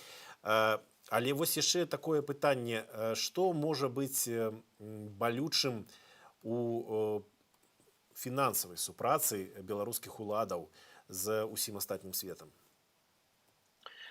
Я думаю, што парты – гэта тое, што мы не дапрацавалі, таму што якраз такі мыты на літоўскія, латвійскія парты, праз якія праходзяць беларускія грузы, яны могуць быць паднятыя. Проста памятайце, што калі мы вводзім нейкім чынам агульнае сектаральнае абмежаванне, то мы значна заніжаем рынкавы кошт гэтых прадпрыемстваў, і тут уступае ў гульню тая самая Расія, якая можа іх скупіць за бясцэнак. І тут два варыянты. Альбо мы не дапускаем значнага проста банкрутавання гэтых прадпрыемстваў, альбо мы сцвярджаем, што ўсе кантракты, якія будуць заключаныя з Расіяй, будуць несапраўдныя. У выпадку з партамі тая самая гісторыя. Калі мы цалкам закрываем нейкім чынам заходнія парты для беларускіх грузаў, тавараў, дзяржпрадпрыемстваў, то яны проста пераключаюцца на расійскія. То бок нам трэба вельмі разумна балансаваць, каб націснуць на Лукашэнку, але пры гэтым не кінуць Беларусю тотальную залежнасць ад Расіі. У гэтым ёсць таксама рызыка, і трэба думаць пра такія наступствы. Бо Расія якраз такі у нейкай ступені яна зацікаўленая вельмі слабым Лукашэнку, які за маленькія падачкі прадаецца, і пры гэтым яна зацікаўленая ў банкрутаванні беларускай эканомікі, дзе першым пакупніком будзе Масква. Я вось трошкі у іншым кірунку хацеў бы пайсці, хацеў бы спытаць. Вось усе гэтыя відэа брутальных разгонаў, якія мы бачым зараз з Беларусі, ці бачыць гэта у нашых суседзях, таму што звычайна ёсць такая глыбокая занепакоенасць, такая дзяжурная фраза, і скептыкі часто кажут, что никто не дапаможа белорусам у сваёй барацьбе, тому что глыбокай занепакоенасцю все абыдзецца. Наколькі зараз вось гэтае сённяшняе відэа, фота, сведчанні злачынстваў супраць беларускага народа, наколькі іх адсочваюць паўнаважныя органы у міжнародных арганізацыях і у краінах нашых суседзяў? Вельмі адсочваюць. Сёння ўжо свае заявы зрабілі шэраг міністэрстваў замежных справаў. Знакаміты Гай Верховстат зрабіў стейтмент у твітары аб тэрміновай падтрымцы Беларусі. У сераду будзе абмяркоўвацца ў Сенаце актаў дэмакратыі Беларусі. Я памятаю, што там, вядома, дыскусія не прадугледжана, але будуць моцныя заявы ў сувязі з гэтым актам. Святлана мае на гэтым тыдні сустрэчы асабістыя з прэм'ерам Нідэрляндаў, дзе ў тым ліку будзе размова ісці пра эканамічныя санкцыі і спыненне супрацы з Беларусю, і з прэм'ерам Швецыі, у якіх таксама вялізная лінія партнёрстваў, у тым ліку праграмы падтрымкі. Будзе ісці гаворка пра тое, каб спыніць усе праграмы развіцця, усе фінансавыя каналы, якія ідуць праз улады Лукашэнкі, і пераарыентаваць іх на прамую дапамогу грамадзянскай супольнасці, праз недзяржаўныя арганізацыі, праз кансорцыумы ініцыятываў і так далей. Вось, і ў прынцыпе, усе актыўна сочаць, я гляджу па твітары, вельмі важны будзе званок з камісарам па правах чалавека ААН, здаецца, у сераду вечарам, калі я не памыляюся, ці будзе ісці гаворка пра сітуацыю ў Беларусі, пра ролю ААН. І мы таксама папрасілі Эстонію склікаць Раду бяспекі ААН у найбліжэйшы час. Чаму? Таму што патрэбна неадкладнае дзеянне, дзеянне, каб спыніць гвалт, вызваліць арыштаваных і не дапусціць большых ахвяраў пасля Рамана Бондарэнкі. І другое, вельмі цікавая заява прагучала з боку Расіі, што ў межах пляцоўкі Рады бяспекі яны гатовыя весці размовы, весці дыялог. Так вось няхай пакажуць, ці насапраўды гэта гатовыя, ці гэта проста галаслоўныя заявы. Францішку, яшчэ ёсць такое пытанне, якое у многіх нашых, у тым ліку тэлегледачоў. Усё ж такі у Беларусі амаль што 100 дзён працягваецца супрацьстаянне, і тое, чаго людзі хочуць, гэта нейкіх хуткіх рашучых дзеянняў, у тым ліку, дарэчы, і ад нашых сяброў на захадзе. Пытанне, ці ўдаецца ўсё ж такі Святлане Ціханаўскай неяк пераконваць заходніх кіраўнікоў, чыноўнікаў, што Беларусь патрабуе вельмі пільных рашэнняў, вельмі пільных дзеянняў, неадкладных, якія прымаюцца з дня на дзень, а не засоўваюцца там, вось, прабачце, ў шуфляды на месяцы і не дэбатуюцца вось так бясконца. Так, атрымліваецца. Найхутчэй дзейнічаюць балтыйскія краіны і Польшча. Яны прымаюць практычна з дня на дзень. Латвія гатова хоць у бліжэйшыя дні абвясціць гэтыя арганізацыі экстрэмісцкімі, называецца violent extremism, так, экстрэмісцкімі, тэрарыстычнымі. Ёсць жаданне Польшчы дапамагаць па гуманітарных каналах. Латвія, Літва пашыраюць гуманітарны калідор і бясплатныя візы для тых, каму трэба тэрмінова выехаць за межы Беларусі. Еўразвяз рыхтуе пакет дапамогі, наколькі я ведаю, $24 мільёны для грамадзянскай супольнасці. Такога ніколі не было. Гэта найвялікшая падтрымка, якая калі-небудзь існавала, калі гэта будзе пацверджана, само сабой. Асобныя краіны, асабліва тыя, якія звязаныя з беларускай эканомікай, як Аўстрыя, яны будуць пераглядаць свае адносіны з Беларусю. Я спадзяюся, што праз бізнес, ціск мы зможам дасягнуць часам больш, чым проста праз палітычныя заявы. Памятайце, што палітыка еўрапейская – гэта, як правіла, асуджэнні, заявы, незгодныя, выказваем абурэнне. Яно не мае такого значэння. Лукашэнку гэта не палохае. Яго палохае эканамічны ціск. Калі яго забяруць даляр, еўра, рубель, ён не зможа заплаціць амапаўцу, амапавец пойдзе супраць яго. Ён гэта разумее. Таму наша задача зараз, найперш на міжнароднай арэне, гэта абрэзаць Лукашэнку пупавіну, каб ён не мог чэрпаць рэсурс, грашовы рэсурс з еўрапейскіх, заходніх, паўднёвых, у тым ліку і з расійскіх крыніцаў. А паралельна нам трэба зрабіць усё, каб беларуская грамадзянская супольнасць, якая нараджаецца тут і цяпер, гэта дваровыя ініцыятывы, страйкомы, нейкія ініцыятывы ў тэлеграме, каб яны мелі рэсурс, каб яны мелі тэхніку, каб яны мелі праектары. Гэтыя хлопцы разбураюць плошчу пераменаў, а назаўтра мемарыял узнаўляецца. І людзі, якія гэтым займаюцца, яны ведаюць, што не прападуць. І нават калі, не дай Божа, яны трапяць на суткі, іх сем'і атрымаюць кампенсацыі. Дякую вялікі. Пра міжнародную салідарнасць мы размаўлялі з Франыкам Вечоркам. Гэта памочнік Святланы Ціхановскай у міжнароднай палітыцы. Дзякую вялікі, спадзяемся, што яшчэ будзе у нас не адзін раз магчымасць звязацца. Я пакуль абнаўлю інфармацыю, скажу, што у праваабарончым цэнтры «Вясна» зараз ёсць, вядома, 403 прозвішчы затрыманых сёння у Менску, перадусім, але і ў іншых гарадах Беларусі людзей. І таксама вядома, што сёння было затрымана 16 журналістаў па ўсёй Беларусі. Гэта таксама вельмі шмат. І зараз з намі на сувязі праз тэлефон наш пінскі калега Андрэй Якімуш, якога сёння затрымалі і пратрымалі ў міліцэйскім пастарунку некалькі гадзінаў. Андрэй, вітаю, як сябе адчуваеш? Вітаю, студія, вітаю, глядачі, адчуваю себе добра. Каля гадзіны дзе-то выйшаў з пастарунка міліцейскага. Шмат чаго цікавага себе пачуў ад міліцыянтаў. Но увогуле магу па абстаноўку пінску сёння распавесці. Сёння ў пінску людзі, таксама, як і па ўсёй краіне, выйшлі на вуліцы, каб ушанаваць памяць забітага Рамана Бондаренка. Каля 12 гадзін людзі пачаліся збірацца на рынку Зоркавы. Гэта па вуліцы Первомайскай помнік партызанам Палесе у нас такі ёсць. К гэтаму часу там уже было много міліцыянтаў, ціхароў. З рынку пінчукі пачалі падыходзіць да помніка. Міліцыянты спачатку падыходзілі да людзей, папярэджвалі пра несанкцыянаванае мерапрыемства. Потым пад'ехалі яшчэ некалькі машын з міліцыянтамі, пачалі затрыманні. Дакладную колькасць затрыманых назваць цяжка. Ну вот на той момант, калі мяне затрымлівалі, то со мною везли 6 чалавек. А скажи, калі ласка, за што тебе затрымалі ўвогуле? Ну, ты удзельнічаў у акцыі пратэсту, можа, нешта меў пры сабе, нейкую сімволіку незарэгістраваную? Конечно же, я нідзе не удзельнічаў, никакой символики не имел. Я как журналист стоял побач, глядел, здымал штосьці на телефон. Гэтым, магчыма, я і зацікавіў супрацоўнікаў міліцыі. Двое до мяне подошли, майоры и прапорщик, подошли, спытали, пройдемте, коллега, с нами в автомобиль. Все будет добро. Если вы зараз свой телефон не будете доставать и не будете телефоновать, и не будете его разблоковывать, все будет добро. А только вы достанете свой телефон, мы будем это лечить, что это супротив милиции.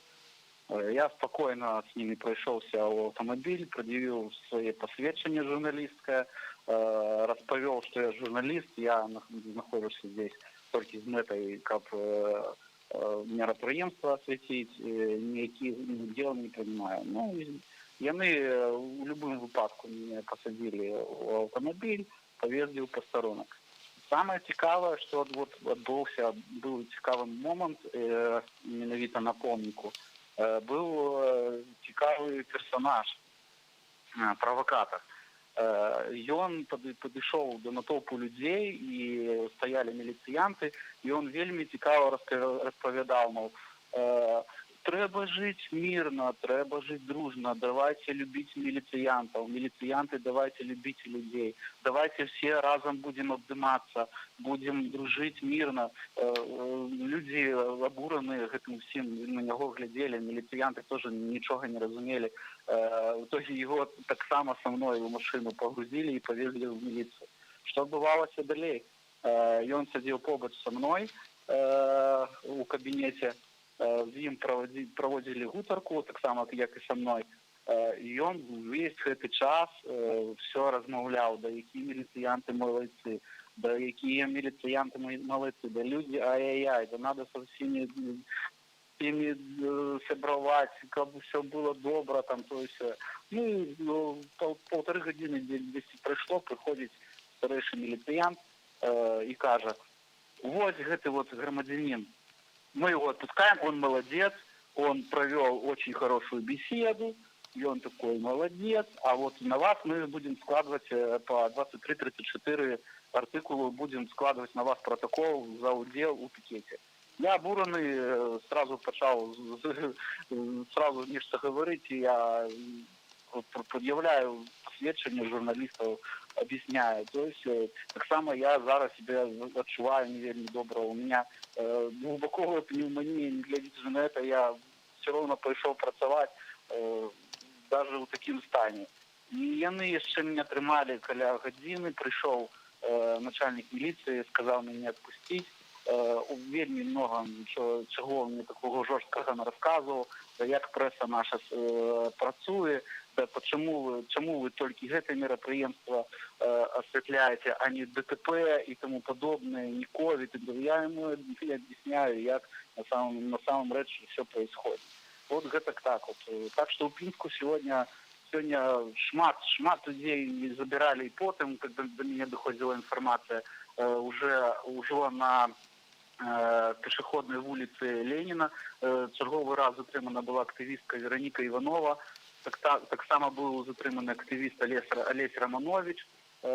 Люди підходили вже на вулицю Леніна, і там під наглядом міліціян стояли групками і розмовляли. Женщина была наставница школы-интерната для глухих деток, запалила свечу и усклала кветки. До ее подошли два милициянта и так само повели в машину.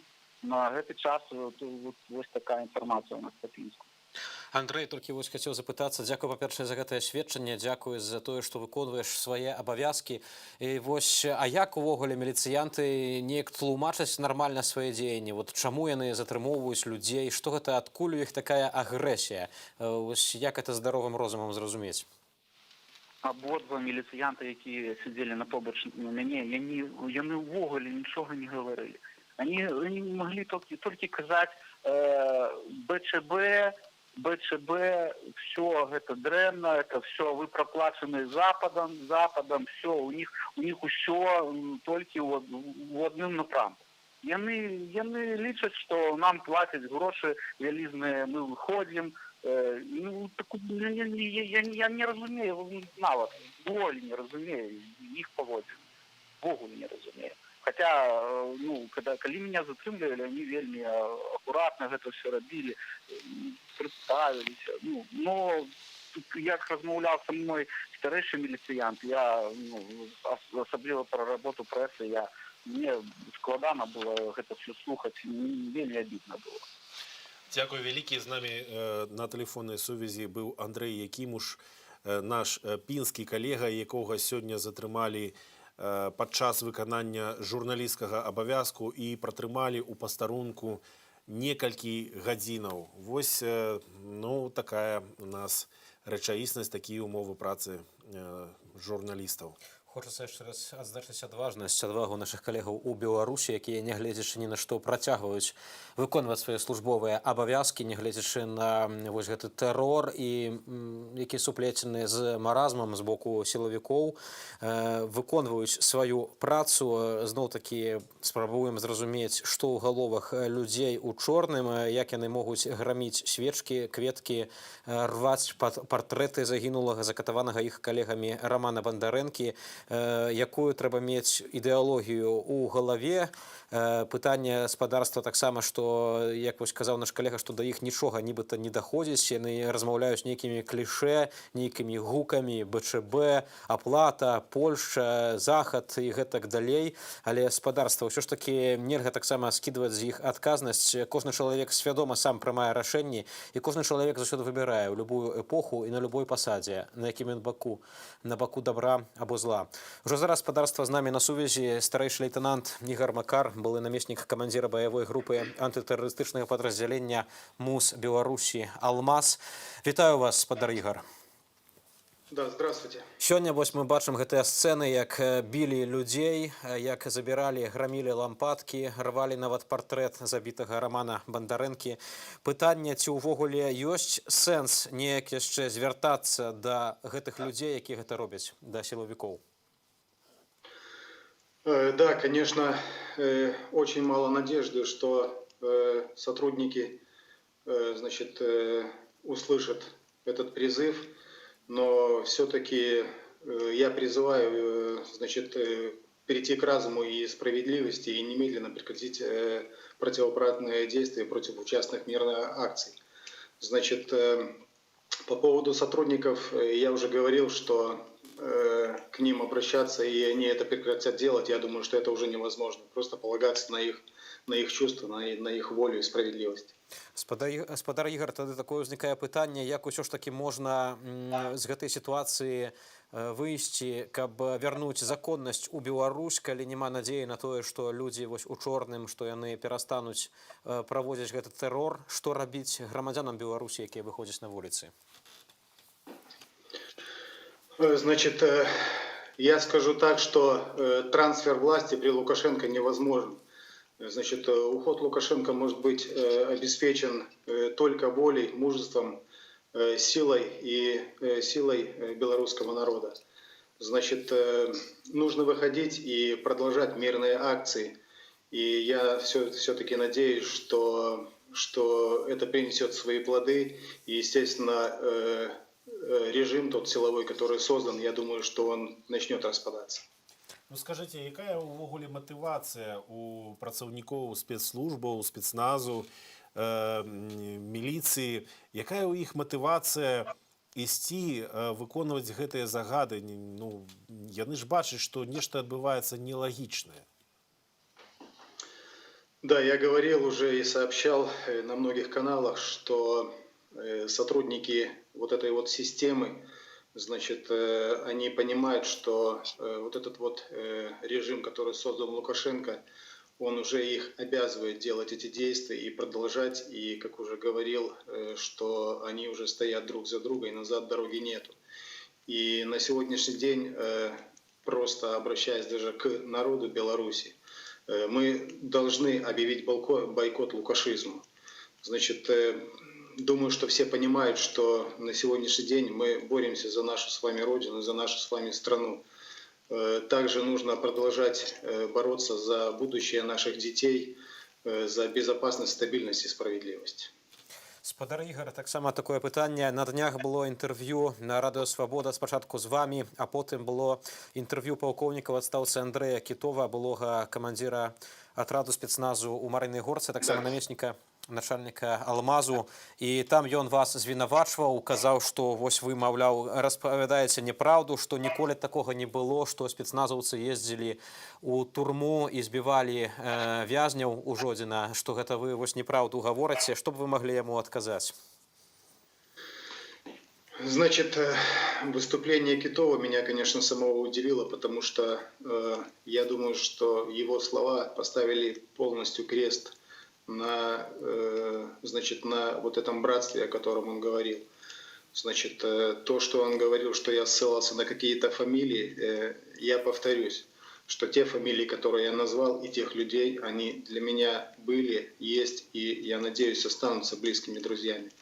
Значит, также хочу сказать, что бывшие сотрудники правоохранительной системы, а в частности сотрудники Алмаза, спецподразделения по борьбе с терроризмом, есть адекватные люди, есть настоящие друзья и те, которые действительно переживают то, что сейчас происходит с белорусским народом. Значит, по поводу того, что мы ездили в тюрьму и что делали, на днях мне звонили бывшие сотрудники Алмаза, и я думаю, что в скором будущем я, значит, опубликую их видеообращение, в котором они все это сами расскажут. Спадар Ігор, таксама вось пытанне наконт братэрства баявога. Ведаем, што закатаваны і забіты Роман Бондаренко ў свой час служыў у спецназе ў частцы 3214, аднак цяпер людзі з той самай часткі бегаюць па вуліцах, б'юць дэманстрантаў, якія выйшлі ў памяць пра чалавека, які служыў у іх часці, а таксама нават міліцыянты грамяць лампадкі, кветкі, сцягі і нават рвуць партрэты загінулага. Вось пытанне пра баявое братэрства. Няўжо вось гэтыя вайскоўцы і камандзіры з той часці, для іх гэтага не існуе? Значит, мое мнение, я в принципе его придерживаюсь, то, что в основном вот в этой вот созданной беззаконной машине, значит, создана такая вот машина, которая борется, в принципе, с собственным народом. Значит, люди, а в частности сотрудники, которые совершают вот эти вот преступления, они это делают не потому, что они этого хотят. И не нужно слушать, как говорил полковник Китов, что из множества человек, силовых структур, сотрудников, они все нормальные, а 2, 3 или там 10 человек портят все полностью, значит, вообще о сотрудниках и их репутацию. Это неправда. Значит, репутация сотрудников идет от командиров самого подразделения. В частности, если касаться именно подразделения, где работал я, а это подразделение «Алмаз». Значит, я на сегодняшний день хочу людям просто, и людям, и сотрудникам показать и даже доказать, что преступление совершается с приказа высшего руководства.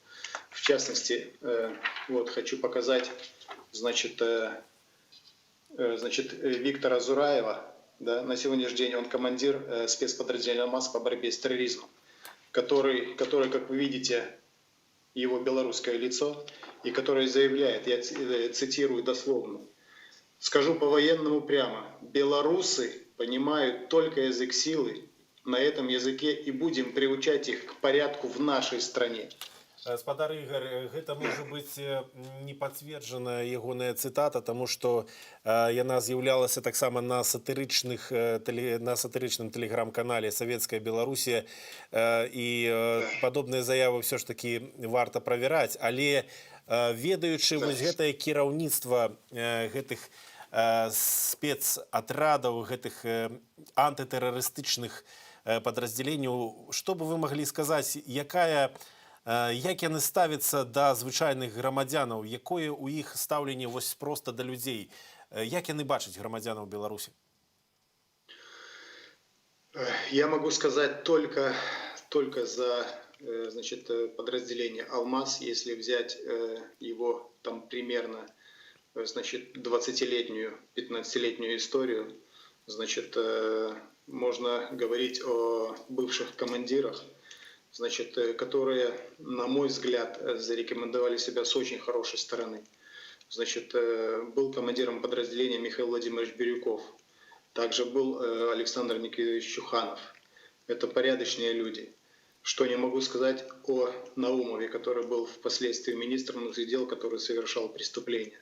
Также ничего не скажу хорошего о Николае Карпенкове, который также был значит, командиром подразделения «Алмаз», и который, в частности, в 2006 году в ДК железнодорожников совершал прямые преступления против народа и против кандидата в президенты Александра Козулина.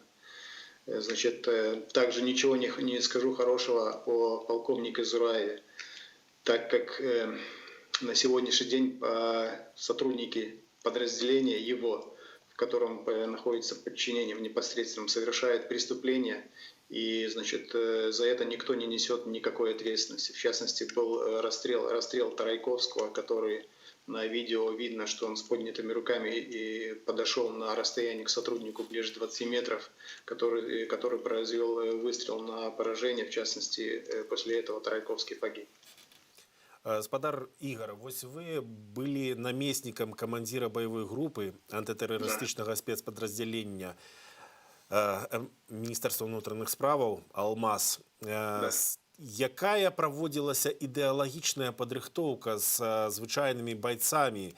Бо ўсё ж такі спецназ – гэта людзі, якім мусіць быць падрыхтоўка не толькі тэхнічная, але яны мусяць быць на штосьці скіраваныя. Як гэта выглядала звычайна? Якая ідэалогія праводзілася ў розумы гэтых людзей, вашых калегаў? На мой взгляд, значит, сама идеология была, наверное, первое время это то, что подразделение с годами очень сильно росло. Значит, туда государство вкладывало, в принципе-то, и деньги, и обеспечение бойцов. И это было очень видно и очевидно. Значит, были, допустим, приезды на базу министра внутренних дел, в частности, Сивакова, который при разговоре с каждым бойцом, значит, дал многим офицерские звания. Также, когда министром стал Наумов, он, значит, умудрился в кратчайшие сроки построить на базе спецподразделения «Алмаз» огромную базу для бойцов. Значит, многие наши сотрудники ушли в личную охрану президента Александра Григорьевича Лукашенко в то время. Значит, они постоянно приезжали к нам на базу, и это все было, как бы варилось в одном коллективе, поэтому все сотрудники просто старались достичь чего-то большего, и они были в этой системе. Но на то время, повторюсь, на то время никакой борьбы с народом не было. Ну, то бок, на той час все ж таки террористы были основной погрозой, принаймні так В то декларировалось. время подразделения все занимались своей непосредственной работой, той, которая прописана у них в уставе. На сегодняшний день, если взять подразделения, которые задействованы на разгон мирных акций, значит, это даже недавно я узнал, что даже привлечен к этим мероприятиям АСАМ, погранвойск. Это для меня было, это армия, которая, я даже не представляю, что они могут сделать, потому что правовые законы они даже не понимают, поэтому их ставили в совокупности работать именно с «Алмазом». Ну, вось гэты АСАМ, гэта так званы памежны спецназ, калі я не памыляюся. Да, погранвойск, именно погранвойск. Так, гэта такое самае сакрэтнае было ў свой час спецпадраздзяленне, у якім служылі таксама, калі не памыляюся, і Віктор Лукашенко, і Дмітрий Лукашенко. И я тоже там служил срочную службу. Вось гэты спецназ, я памятаю, калі яны выпусцілі такі прапагандысцкі фільм, аповед пра тое, як яны ратавалі Беларусь ад мафіі міжнароднай, ад натоўпаў нейкіх там мігрантаў і гэтак далей. І там наўпрост было сказана, што яны падпарадковваюцца непасрэдна Александру Лукашенку, больш нікому. А грамадзяне-то не ў курсе, як такое можа быць, што вось гэтае засакрэчанае спецпадраздзяленне дзейнічала тады, і ўсё паказвае, што яно дзейнічае зараз.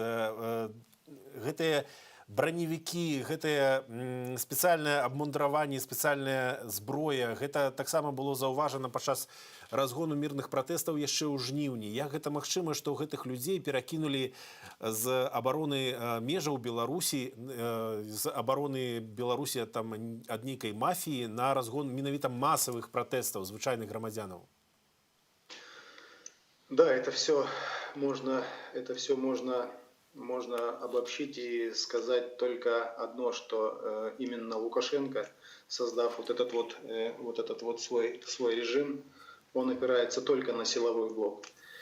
Для него важно, что его поддерживают все силовые ведомства. В принципе, все, что мы видим, это и «Алмаз», «Альфа», СОБР, внутренние войска, значит, 5-я бригада, значит, Витебская бригада десантно-штурмовая, ну и в частности, как я говорил, АСАМ. Лукашенко, наверное, пытается создать такое военную диктатуру, которая просто не даст, чтобы его отвергнули от власти. Спадар Ігор, таксама бачым, што сапраўды дыктатура 26 гадоў рыхтаваліся да нейкага народнага зрыву, аднак вось тое, што вы гаворыце, калі нават людзей са спецназу пагранвойскаў далучаюць да разгонаў пратэстаў, то відавочна сілаў АМАПу, сілаў унутраных войскаў хіба не хапае для таго, каб задушыць людзей на вуліцах? Да, если как они делают, значит, и пытаются делать, если просто бороться с протестующими только силами одного ОМОНа или внутренних войск, естественно, это не будет положительного результата. Значит, задействованы полностью все силовые структуры, весь силовой блок и даже армия. Значит, раньше, когда это не было так выражено и не было такой сплоченности людской, я пытался, конечно, что-то сделать, но это было бессмысленно, потому что это просто никому не было нужно. Сейчас, когда мы видим такую сплоченность людскую, вот эти все страдания, нужно просто, повторюсь, нужно каждому делать все возможное, чтобы добиться нормального нашего результата и жить в нормальной стране. Спадар Ігар, вось гэтыя структуры унутраныя, накіраваныя супраць людзей на вуліцах, аднак тое, чым задаюцца нашыя тэлегледачы пытаннем і многія людзі ў Беларусі, а што армія, што войска, якое цяпер не ўдзельнічае па сутнасці ў падаўленні пратэстаў, але чаму яны не могуць узяць на сябе ініцыятыву не адхіліць злачынцаў ад узурпацыі ўлады?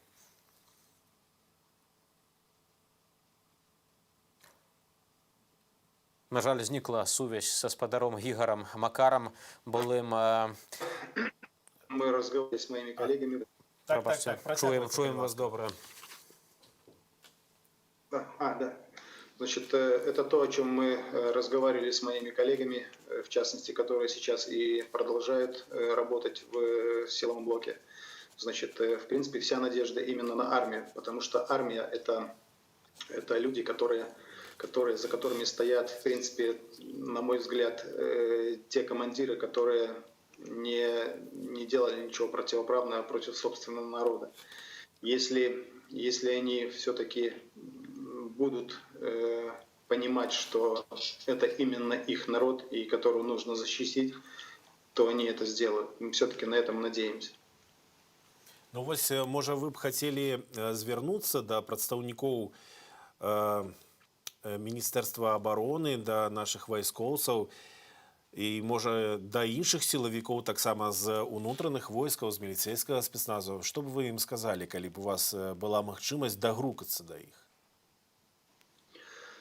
Да, я бы хотел сказать, значит, и обратиться именно к сотрудникам и, значит, и Министерства обороны, и внутренних дел, что все-таки, наверное, нужно как-то просто прийти, значит, к разуму и справедливости и понять, что белорусский народ сейчас очень сильно страдает, что эти волнения, они просто уже собирались годами, десятилетиями, что мы видим всю ту грязь, все те грязные схемы диктаторского режима, которые на сегодняшний день, к сожалению, огромному, значит, имеет место в нашей стране, что нужно просто взяться и общими усилиями, значит, наверное, положить этому конец.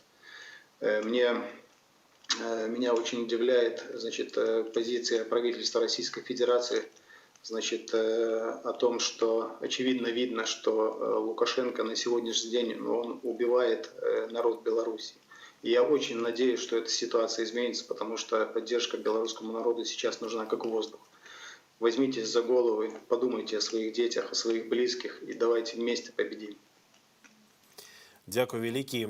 З намі на відэасувязі быў спадар Ігор Макар, які быў намеснікам камандзіра баявой групы антытэрарыстычнага спецпадраздзялення «Алмаз» Міністэрства ўнутраных справаў Беларусі.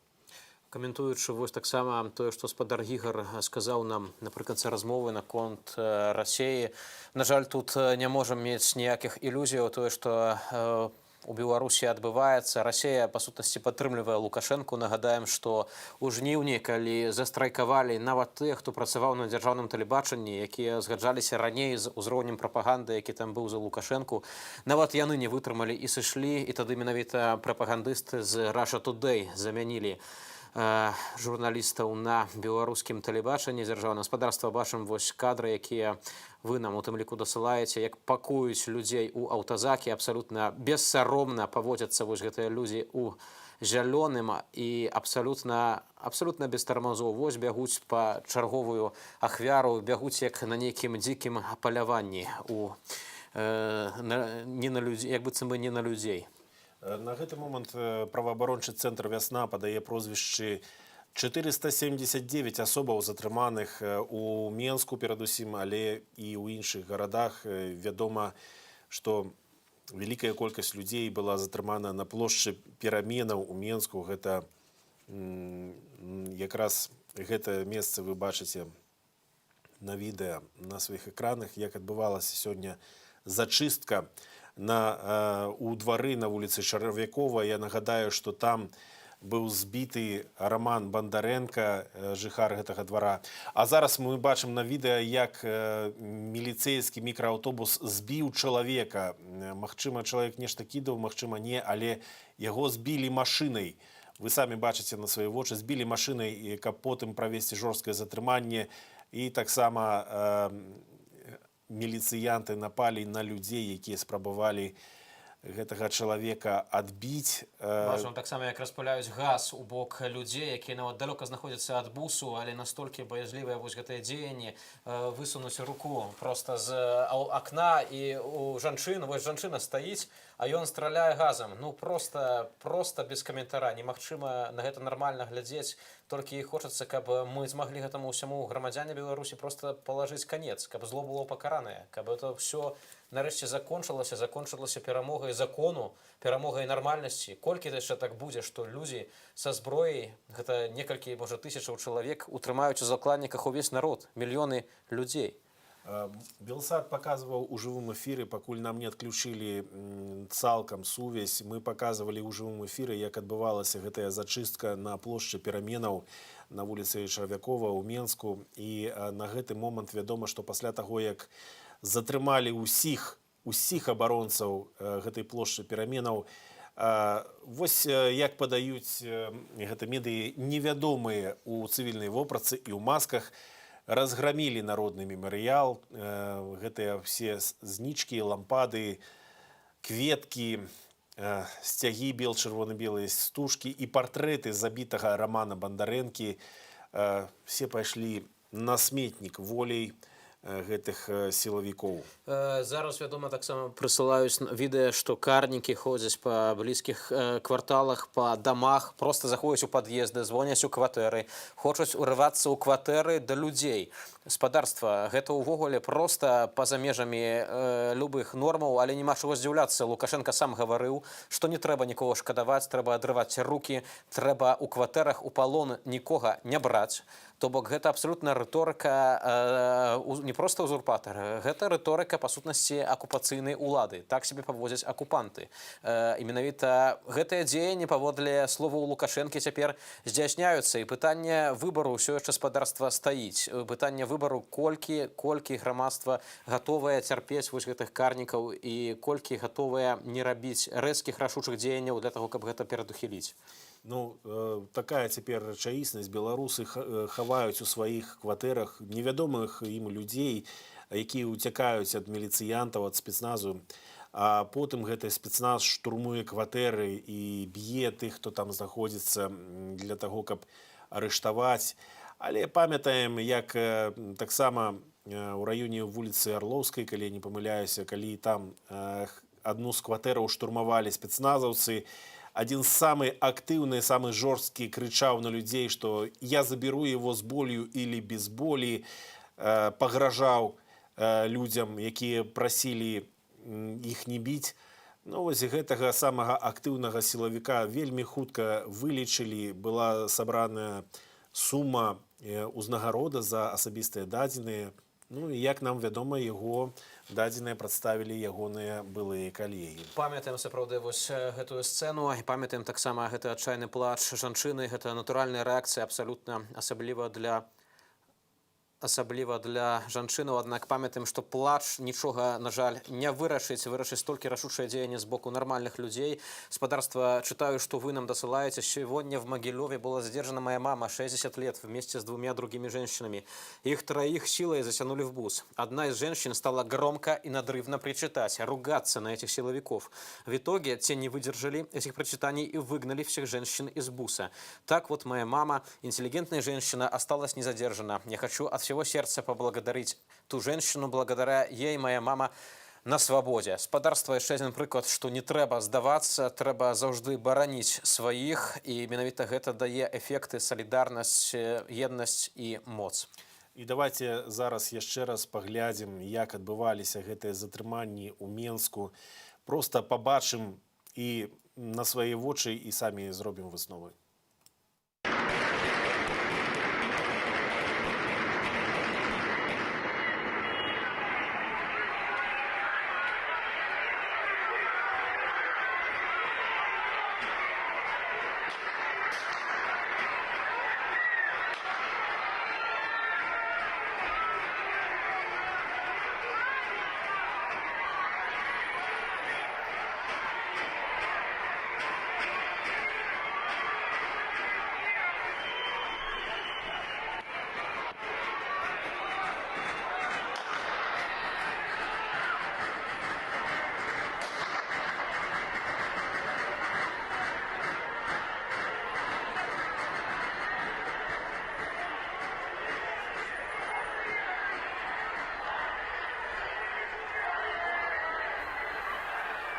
Спадарства, сёння працягваецца 99-й дзень нацыянальнага супраціву. Быў анансаваны марш смелых, марш адважных. Нягледзячы на ўсе перашкоды, калона спрабавала сабрацца каля станцыі метро Пушкінская і пайсці ад мемарыяла Александра Тарайкоўскага, пайсці ў бок мемарыяла Романа Бандарэнкі на плошчу Пераменаў. Аднак стралялі светашумавымі гранатамі, збівалі.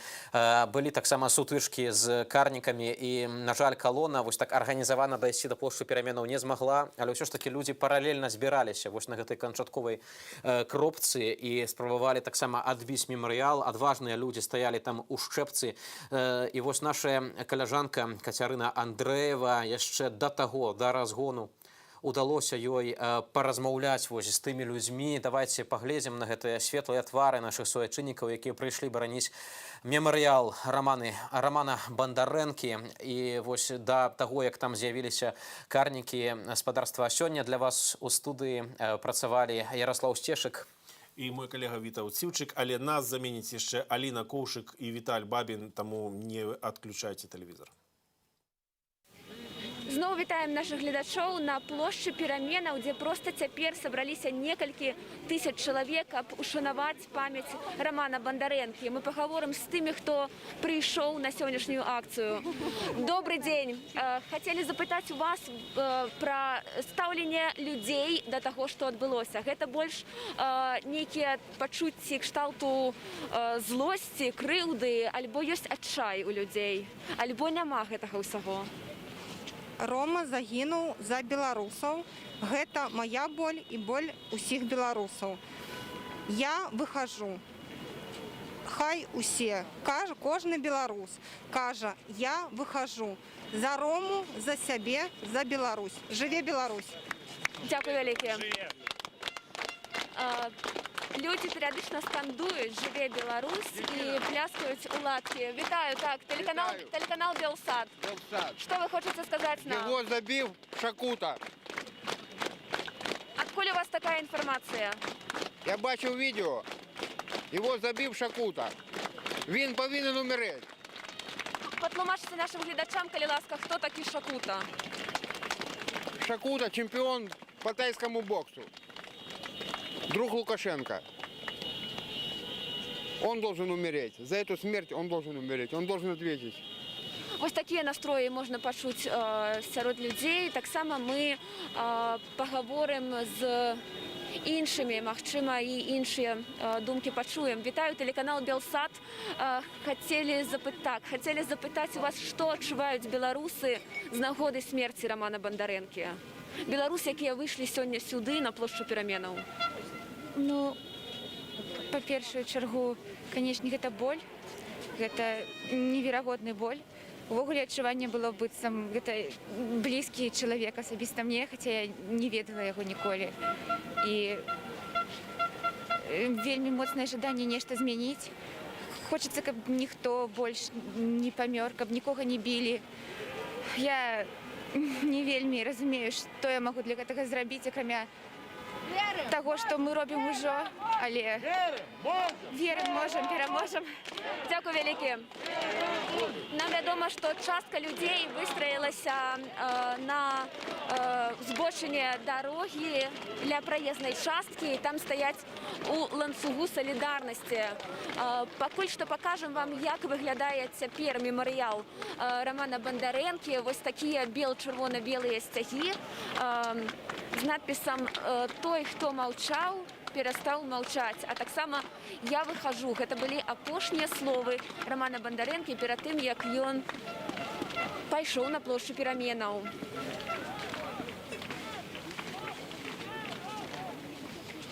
Вітаю, телеканал Белсат. Хацелі б пагаварыць з людзьмі, якія сёння прыйшлі на плошчу Пераменаў. Што адчуваюць беларусы з нагоды гібелі Романа Бандарэнкі? Ой, нет слов. Просто нет слов. Колькі часу яшчэ можа працягвацца вось гэтае супрацьстаянне з силовиков с народом? Хотелось бы побыстрее, чтобы это все закончилось. Но прогнозов на сегодняшний день нету. Сапраўды цяжка прагназаваць. Бачым, што людзі ўсё ж тут ля мемарыялу стаяць у жалобе, яны узгадваюць рамана тых, хто яго ведаў, і тых, хто не ведаў, аддаюць даніну памяці, ушановваюць памяць загінулага. Давайте пройдзем бліжэй да ланцугу салідарнасці, да дарогі.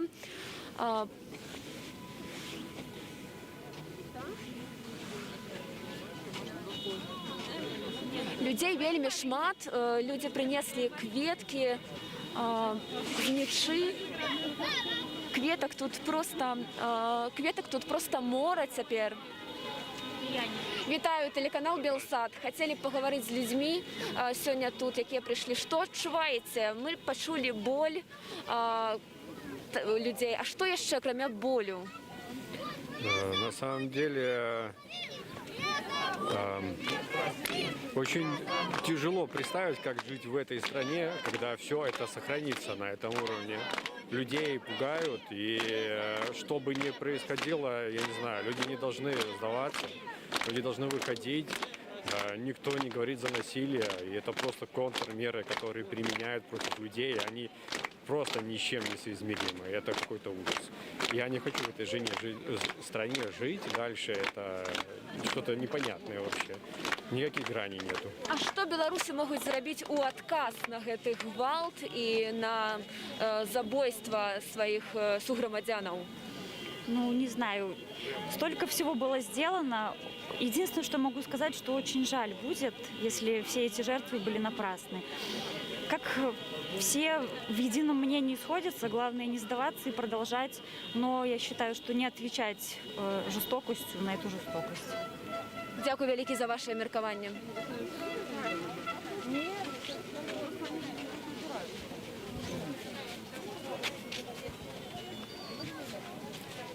Так, конечно, люди сами подходят до нас, как поделиться меркованием, думками. Вы знаете, если оно так будет продолжаться, и мы не будем с этим бороться, то будут убивать наших детей.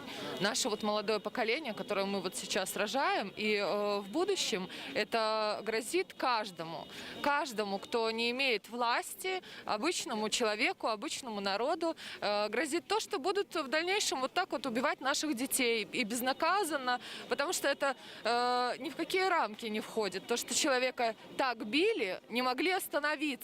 Их не останавливает ни закон, ни право, ни конституция, ни какие-то моральные принципы. И если мы, вот каждый из нас сейчас не подымется и не выйдет на улицы и будет сидеть, продолжать вот на диване и переживать за все, то значит, ну, в дальнейшем наших детей это ожидает, понимаете? Наши дети будут выходить на улицу, и их будет это ожидать, понимаете? Поэтому я призываю всех и каждого выйти на улицы и добиваться правды и справедливости. Дякую велике, что поделились думками. Тим часом починається некий рух на площі Пераменаў. Люди, частка людей кудись накіравалася.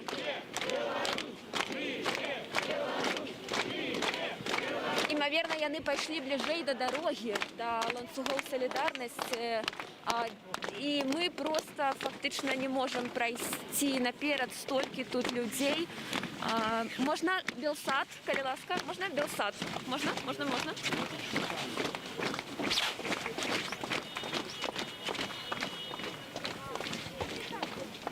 Вось просто цяпер вы можаце пабачыць, колькі тут людзей. Пакуль мы размаўлялі з нашымі суразмоўцамі на плошчы, тут замест ланцугу салідарнасці можна сказаць, што фактычна сфармавалася калона. Людзі часткова займаюць праезную частку.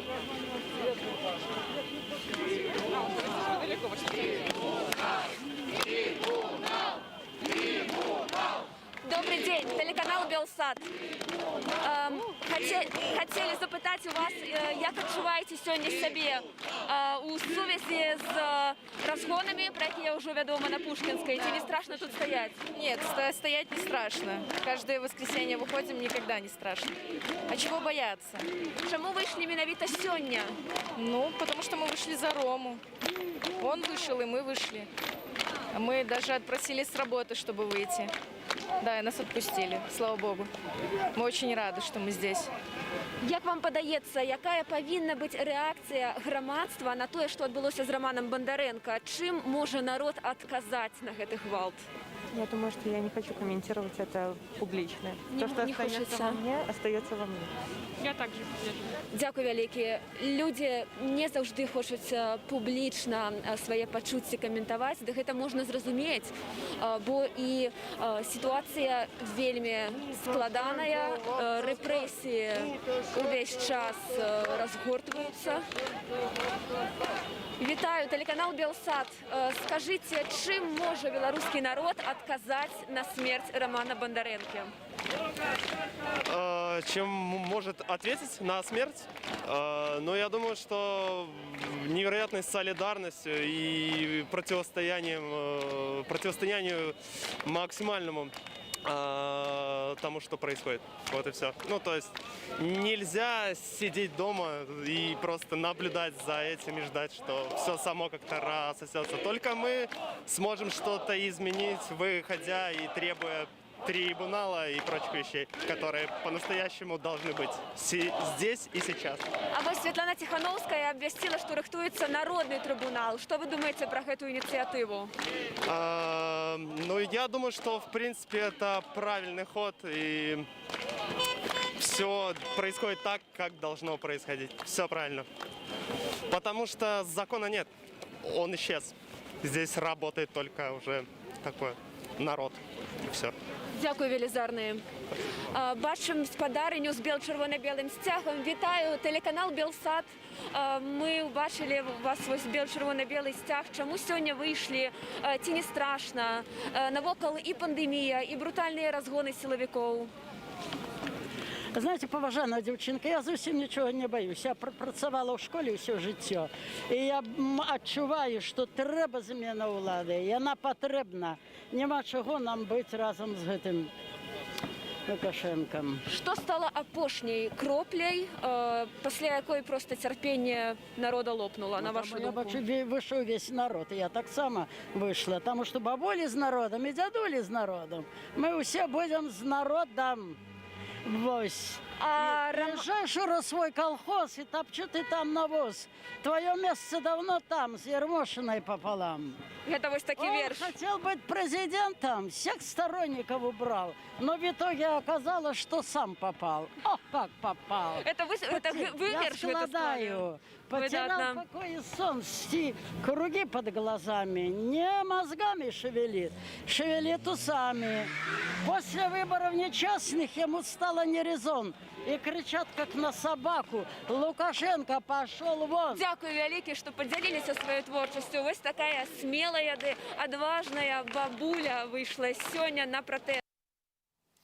Это была Кацярына Андрэева з плошчы пераменаў яшчэ да разгону, да брутальнага ачаплення. Сапраўды так, гэта яшчэ была першая палова дня, больш светлая да таго, як карнікі ў неверагоднай колькасці сцягнуліся ў гэту кропку, гэтую сёння галоўную, бадай, кропку пратэсную ў Беларусі, дзе людзі абаранялі. На іх пісалі, што гэта 300 спартанцаў, бо сапраўды гэтых людзей было не так шмат, але яны як маглі абаранялі мемарыял Романа Бондаренкі. Зараз на вашых экранах кадры разгону. Вы бачыце, як карнікі закідалі спачатку натоўп светла-шумавымі гранатамі. Былі бачныя і чутныя стрэлы. Гэта была першая хваля разгона. Пасля чаго людзі выбудаваліся ў шэрагі і як і сілавікі занялі пазіцыю, і пасля некалькіх дзесяткаў хвілінаў пад'ехаў вадамёт, аднак усе сілавікі адышлі ад месца плошчы перамен. Спачатку выдавалася, што гэта перамога. Ніхто не мог зразумець, што такое адбываецца, але сітуацыя выглядала такім чынам, што сілавікі, так званыя сілавікі, проста перагрупаваліся. Вось акурат вы зараз бачыце гэтую другую хвалю наступу, калі з'явілася неверагодная колькасць гэтых людзей, узброеных па зубы, з шчытамі, у шаломах, з дручкамі гумовымі, а таксама са зброяй. Многія з вас, спадарства, у нас у каментарах пытаюцца, ці ўсё ў парадку з нашай журналісткай Кацярынай Андрэевай, якая вяла жывое ўключэнне з плошчы пераменаў. Па нашай інфармацыі з Кацярынай ўсё добра, аднак працягваюцца затрыманні у самім будынку, у саміх дамах. Сілавікі трапляюць у пад'езды, затрымліваюць тых пратэстоўцаў, якія там схаваліся. Так, агулам шукаюць журналістаў, шукаюць пратэстоўцаў, таму лепей дзверы не адчыняць. Я думаю, што зараз нікому, прынамсі тым людзям, якія знаходзяцца цяпер вось у блізкім радыусе плошчы пераменаў. Бачым акурат, як людзей ачапілі з розных бакоў на плошчы пераменаў. Гэта было спадарства літаральна 2,5 гадзіны таму, на 15:30, а 16 гадзіне сілавікі пачалі выхопліваць людзей з натоўпу па аднаму, вельмі жорстка іх затрымліваць, збіваць дручкамі. Імаверна, што гэтыя людзі ўжо цяпер трапілі альбо ў Рауса, альбо ў ізалятар на Акрэсціна. Такім чынам, шаноўнае спадарства, вось тое, што вы зараз бачыце, гэта была такая спроба нейкай перамова, ну не ведаеце, так можна сказаць, нейкага такога слова да пратэстоўцаў, пасля чаго карнікі вышыхтаваліся ў такія дзве шарэнгі, праз якія выхоплівалі і праводзілі людзей у аўтазакі, усіх людзей, якія былі, якія абаранялі самыя вось мемарыял памяці Рамана Бандарэнкі, усіх забралі, усіх затрымалі. На апошнюю хвіліну я толькі дадам, выбачай, Віталь, на дадзеную хвіліну паводле праваабарончага цэнтру «Вясна» сёння па ўсёй краіне былі затрыманы больш за 500, а дакладней ужо амаль 520 чалавек, большасць з іх у Менску, але таксама ў іншых гарадах. Бачым, як вось на гэтых кадрах сілавікі пару гадзінаў таму выхоплівалі па аднаму чалавеку, праводзілі іх праз такія калідоры, дзе выбудоўваліся людзі ў чорным. Усё гэта у нас з Алінай вызвала вось такія асацыяцыі з гета, так, дзе палонных людзей, альбо там габрэяў, увогуле грамадзянаў, якія былі ў гэтым гета. Ні ў коім разе не хочам параўноўваць гэта месца памяці нашага героя Рамана Бандарэнкі з гетам, аднак выглядала гэта ўсё жудасна, катастрафічна. Так менавіта дзейнічаюць беларускія сілавікі ці слабавікі, хто як іх называе. Разам з тым у нашым эфіры ўжо быў дарадца Святланы Ціхановскай, Франак Вячорка, які узгадаў пра тое, што былы прэм'ер Бельгіі заклікаў да міжнароднага трыбуналу ў справе Беларусі. Ёсць канкрэтныя вынікі, ну, не размова ў нашым эфіры, але прынамсі дзеянняў штабу Святланы Ціхановскай. Гаворка пра Верховстата, і гаворка вядзецца не толькі пра санкцыі і пашырэнне санкцыйнага спісу ў дачыненні да Лукашэнкі, аднак і ўвядзенне санкцыяў да непасрэдна тых сілавікоў, якія учыняюць гэты генацыд свайго ж народу. Гаворка пра замарозку рахункаў у Еўропе, а таксама, канешне, адказнасць і міжнародны суд над гэтымі злачынцамі. Гэта былы прэм'ер-міністр Бельгіі, шматгадовы лідар фракцыі лібералаў у Еўрапарламенце, які ў дадзены момант ужо з'яўляецца дэпутатаў.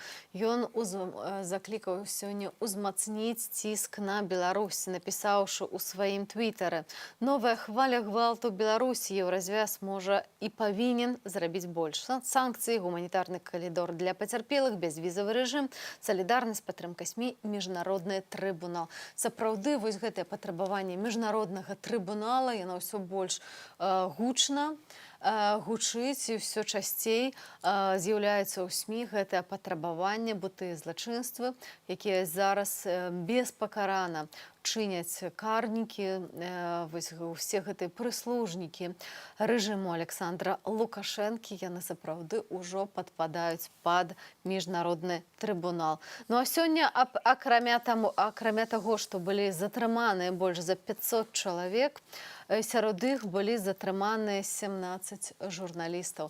Сапраўды, сёння ўлады зноў палявалі з падвойнай сілай на тых людзей, якія перадаюць інфармацыю, якія проста выконваюць свае працоўныя абавязкі.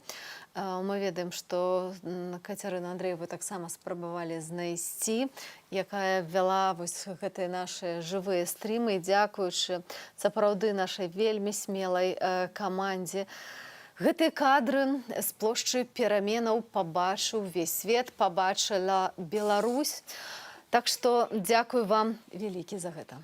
Дзякую вам вялікі, заставайцеся з намі, а зараз, спадарства, хочу нагадаць, што сутычкі, а дакладней пераслед, жорсткія затрыманні сёння адбываліся ў іншай кропкі беларускай сталіцы, на станцыі метро Пушкінскай, перад зачысткамі з тымі, хто прыйшоў на акцыю ушанавання памяці Романа Бандарэнкі да народнага мемарыялу забітага Александра Райкоўскага. Станіслав Івашкевіч, глядзім разам.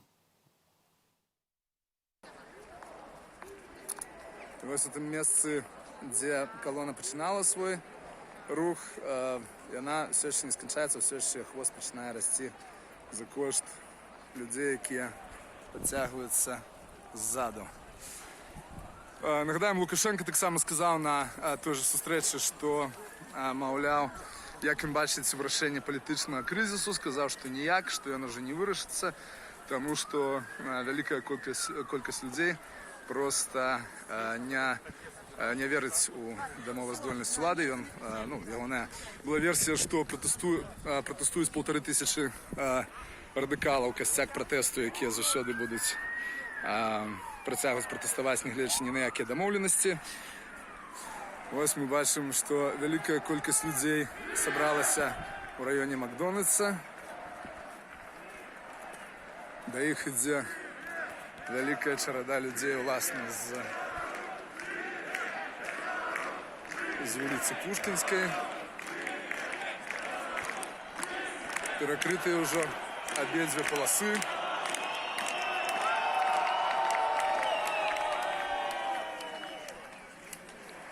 Становіцца гучна.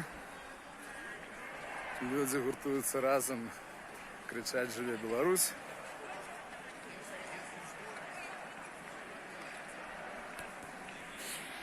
Таксама Лукашенко распавядаў, што на сваёй сустрэчы з палітычнымі аналітыкамі краінаў СНД, што ён даручыў дэтальна разабрацца з абставінамі забойства Романа Бандарэнкі, і у той жа час следчы камітэт прыпыніў праверку па справе забойства Александра Райкоўскага, які, нагадаем, спачатку па версіі ўладаў загінуў сам ад выбуховай прылады, якая была ў яго руцэ, і ён проста не паспеў кінуць у сілавікоў. Пасля таго, як Еўраньюс апублікавала відэо, дзе бачна, што ніякай выбуховай прылады ў яго руках не было, а быў стрэл у упор з падобна, што помпавай стрэльбы, то пасля гэтага следства было прыпыненае. Вось мы бачым, пад'язджае калона бусаў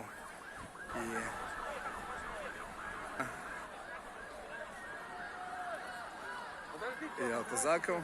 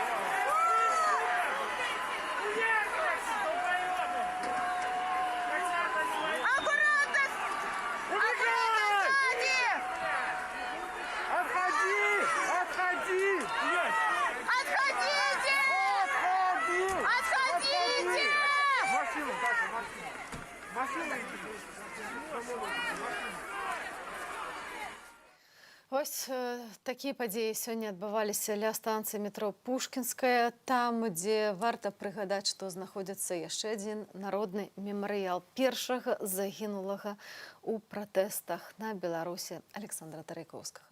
Разам з тым трывожныя звесткі паступаюць з плошчы пераменаў. Ёсць паведамленне, што сілавікі шукаюць журналістаў, якія вялі трансляцыі на 16-х паверхах, на 17-х, на высокіх паверхах. Там таксама людзей спрабуюць выбіць дзверы. Дакладна, так, што калі вы маеце паведамленне альбо з'яўляецеся сведкам, калі ласка, напішыце нам альбо дашліце сваё відэа. Мы ўсё гэта пакажам у нашым жывым эфіры. Нам важна данесці да вас праўдзівую інфармацыю, а таксама цалкам верагодна, што нашыя адважныя смелыя журналісты таксама патрабуюць нашай і вашай дапамогі, бо зараз мы не можам з імі скантактавацца, у іх адключаны цалкам телефона.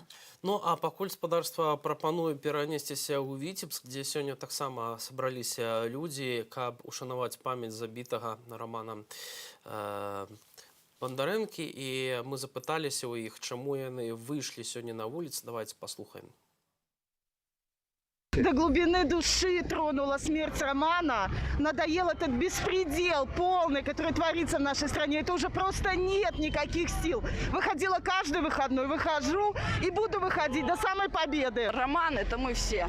Любой мог быть на его месте, абсолютно любой. Это человек, он же ничего не делал. Просто беспредел такой, что милиция должна нас защищать. А что она творит? Парня жалко, что погиб. Он ровесник моей дочери. Была в избирательной комиссии, к сожалению, видела все, знаю. Сделать ничего не могла. Мы бачимо, що відбувається. Нехта ще є, напевно, але я не згодний чекати тих, до кого дойде. У мене дитинок малий. Я не хочу, щоб він жив у гэтым гвалте, у гэтым бесправии, у гэтым дне. Погиб человек за свое мнение, то есть у нас нет свободы мнений в стране, ничего получается. Вот. Я не хочу, чтобы мои дети боялись сказать что-то. Чалавечае жыццё – это самае каштоўнае, што ёсць у свеце. І трэба остановіць забойства і гвалт. Гаспадарства быў віцебскі, жыхары Віцебску распавядалі, чаму яны ўсё ж такі вырашылі выйсці, каб спыніць гэты гвалт. І шмат хто з нас кажа пра тое, што Роман Бандарэнка – гэта усе мы. Ну, а у нас з горадні ёсць сувязь з вядомым філосафам, метадолагам Владимиром Мацкевічам. Спадар Владимир, вітаем вас. Добрый день.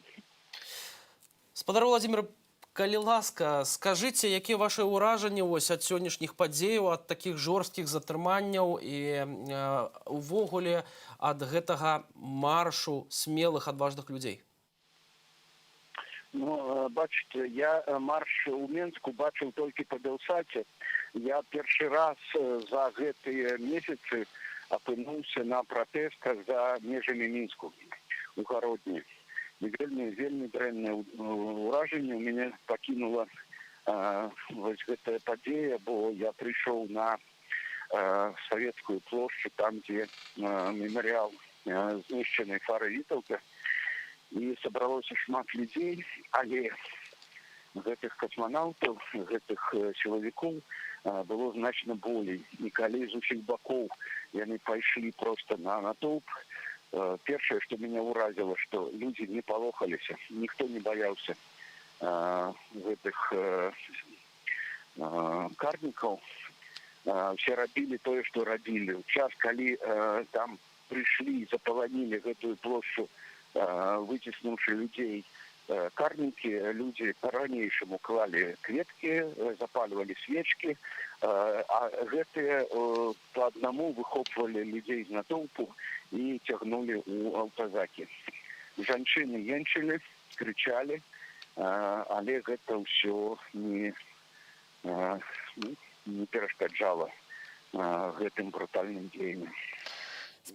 Таму я пакінуў гэтую плошчу, калі вось уже ўсіх амаль разагналі, з вельмі дрэнным пачуццем. Потым я прыйшоў на кватэру, дзе мяне прывіталі, і паглядзеў на Белсаце, як разганялі плошчу пераменаў, амаль тое самае, толькі ў колькасным выражэнні там трохі іншае. Бо на тое, што я бачыў па Белсаце на прямым эфіры, пакуль яго не перапынілі, скасаваўшы правадную сетку інтэрнетаўскую, такая колькасць людзей у чорным, якія запаланілі усю вуліцу Чайвякова, гэта, конечно, ўражвае і ганьба, адным словам. Спадар Владзімір, вось нам вельмі шмат пішуць нашы гледачы, і шмат хто з іх задае пытанне пра рэзоннасць сапраўды мірнага пратэсту, нягледзячы на гвалт з боку другога, так, з боку так званых сілавікоў, з боку рэжыма Александра Лукашенка. Ось вы як метадолог, як філосаф, як гэта бачыце? Ці сапраўды вось гэтай сілай спакою можна перамагчы гэтай чорнай сілы? У нас няма зараз іншай зброі, у нас няма зараз іншага рэсурсу, у нас няма аўтаматаў, у нас няма там гэтых шумовых гранатаў, у нас няма коктейляў Молотова. Таму гаварыць пра тое, што мы здольны аказаць супраціў гвалтоўнаму гэтаму дзеянню карнікаў проста нереальна. І таму у нас застаецца толькі мірны пратэст, толькі спакой, толькі вось гэта. І гэта раздражняе, гэта сее паніку сярод сілавікоў і ў рэжыма. Таму тут мы вымушаны лічыцца з тымі абставінамі, у якіх мы апынуліся. Так, супраць сілы мірны пратэст у кароткачасовым выглядзе гэта не тое, не зброя, гэта не супраціў, які можа перамагчы. Але ж наша упартасць, і паглядзіце, наколькі людзі гатовыя да доўгатэрміновага супраціву. Гэта таксама натхняе, уражвае, бо толькі цярплівасцю, толькі вось гэтай трываласцю супраціву мы можам перамагчы гэтых людзей, бо яны там стомленыя, яны таксама ў паніцы, яны таксама не ведаюць, што рабіць, акрамя сілы, у іх ж нічога не засталося. А ў нас, на нашым баку сумлення, свядомасць, праўда, і таму толькі трываласць, толькі магутнасць нашай волі можа перамагчы гэты гвалт. І вось які пратэст, на вашу думку, мог бы быць найбольш эфектыўным? Мы бачым, што сёння 99-й дзень пратэсту, ўжо амаль 100 дзён беларусы не здаюцца, не зламаюцца, яны выходзяць на гэтыя нядзельныя маршы, не толькі нядзельныя, скажам шчыра, але нядзельныя найбольш масавыя. Тым не менш, гэтых людзей, падаецца, апошнім часам стала крыху менш. Гэта відавочная тэндэнцыя, нават сёння гэтых абаронцаў мемарыяла Бандарэнкі было, калі палічыць, іх сапраўды было 300 спартанцаў, іх было не так шмат, вось людзі хаваліся.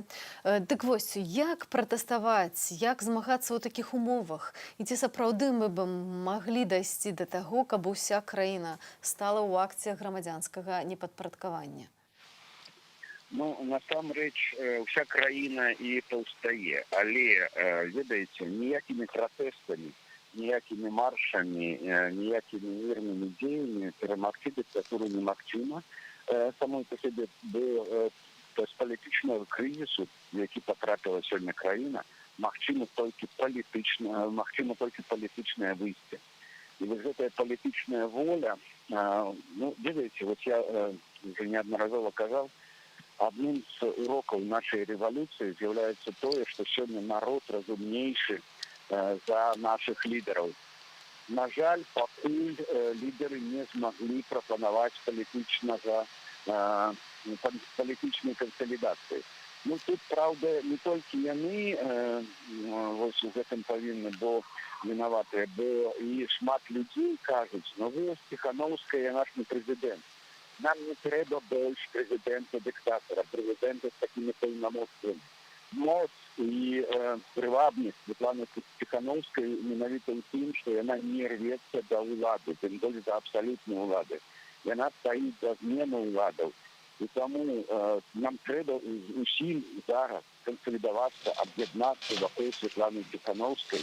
І толькі разуменне таго, што вось наш мірны супраціў, наша еднасць, наша кансалідацыя здольны супрацьстаяць гэтаму гвалтоўнаму дыктатарскаму рэжыму, гэта разуменне даць магчымасць сілам, якія ў нас ёсць, а гэта магутныя сілы, выступіць адным фронтам і ў адным момант. Бо калі палічыць, што ў Мінску выходзіць на пратэсты, то не кожную недзелю, не кожны тыдзень усе прыходзяць. Прыходзяць там, скажем, через один, через два, хтосьці прапусціў там некалькі недзеляў, выходзячы на пратэсты. Весь Мінск супраць. Там, акрамя там, не ведаю, 3-5%, якія ўсё яшчэ захоўваюць свае сімпатыі да рэжыму, да Лукашэнкі. А так увесь Мінск супраць яго. Адное, што у нас няма пакуль яшчэ поўнай кансалідацыі і поўнай еднасці. Вось калі мы яе дасягнем, і калі мы проста па сігналу нашых лідараў, напрыклад, прыпынем пратэст на одну недзелю, на один тыдзень, на наступны дзень, на наступную недзелю выйдзем усе разам. Вось гэта можа адначасова проста аднамомантна змяніць гэты рэжым. Але пакуль мы яшчэ ўсе вагаемся, пакуль мы яшчэ разважаем пра тое, ці вартая Тихановская таго, каб быць нашым лідарам, там, часовым прэзідэнтам і так далей. Давайте спынем вось гэтыя сумненні, давайте спынем вось гэтыя недарэчныя развагі і ўсё ж таки кансалідуемся вакол нашых лідараў. Толькі еднасць, толькі салідарнасць, толькі падпарадкаванасць адной ідэі здольны мусіць змяніць гэты рэжым. У рэжыма, акрамя гвалту, акрамя сілавікоў, не засталося падтрымкі. Спадар Владзімір, то бок атрымоўваецца, па-вашаму, трэба вось перадышка, каб кансалідавацца ўсім? Не сама перадышка. Я кажу, што трэба, каб наши лідары, цэнтры палітычныя і сілы, масы пратэстоўцаў былі скаардынаваныя. Каб мы прадэманстравалі, што мы можам кіравацца тым, што гаворыць Тихановская, спыніць так спыніць, выйсці так выйсці. Не проста вось гэты ультыматум, які быў абвешчаны без кансенсусу, усіх. Яго абвесцілі, хтосьці выйшаў, хтосьці там страйкаваў, хтосьці не. Але вось гэтая кансалідацыя і еднасць дзеяння, адначасовасць і еднасць дзеяння.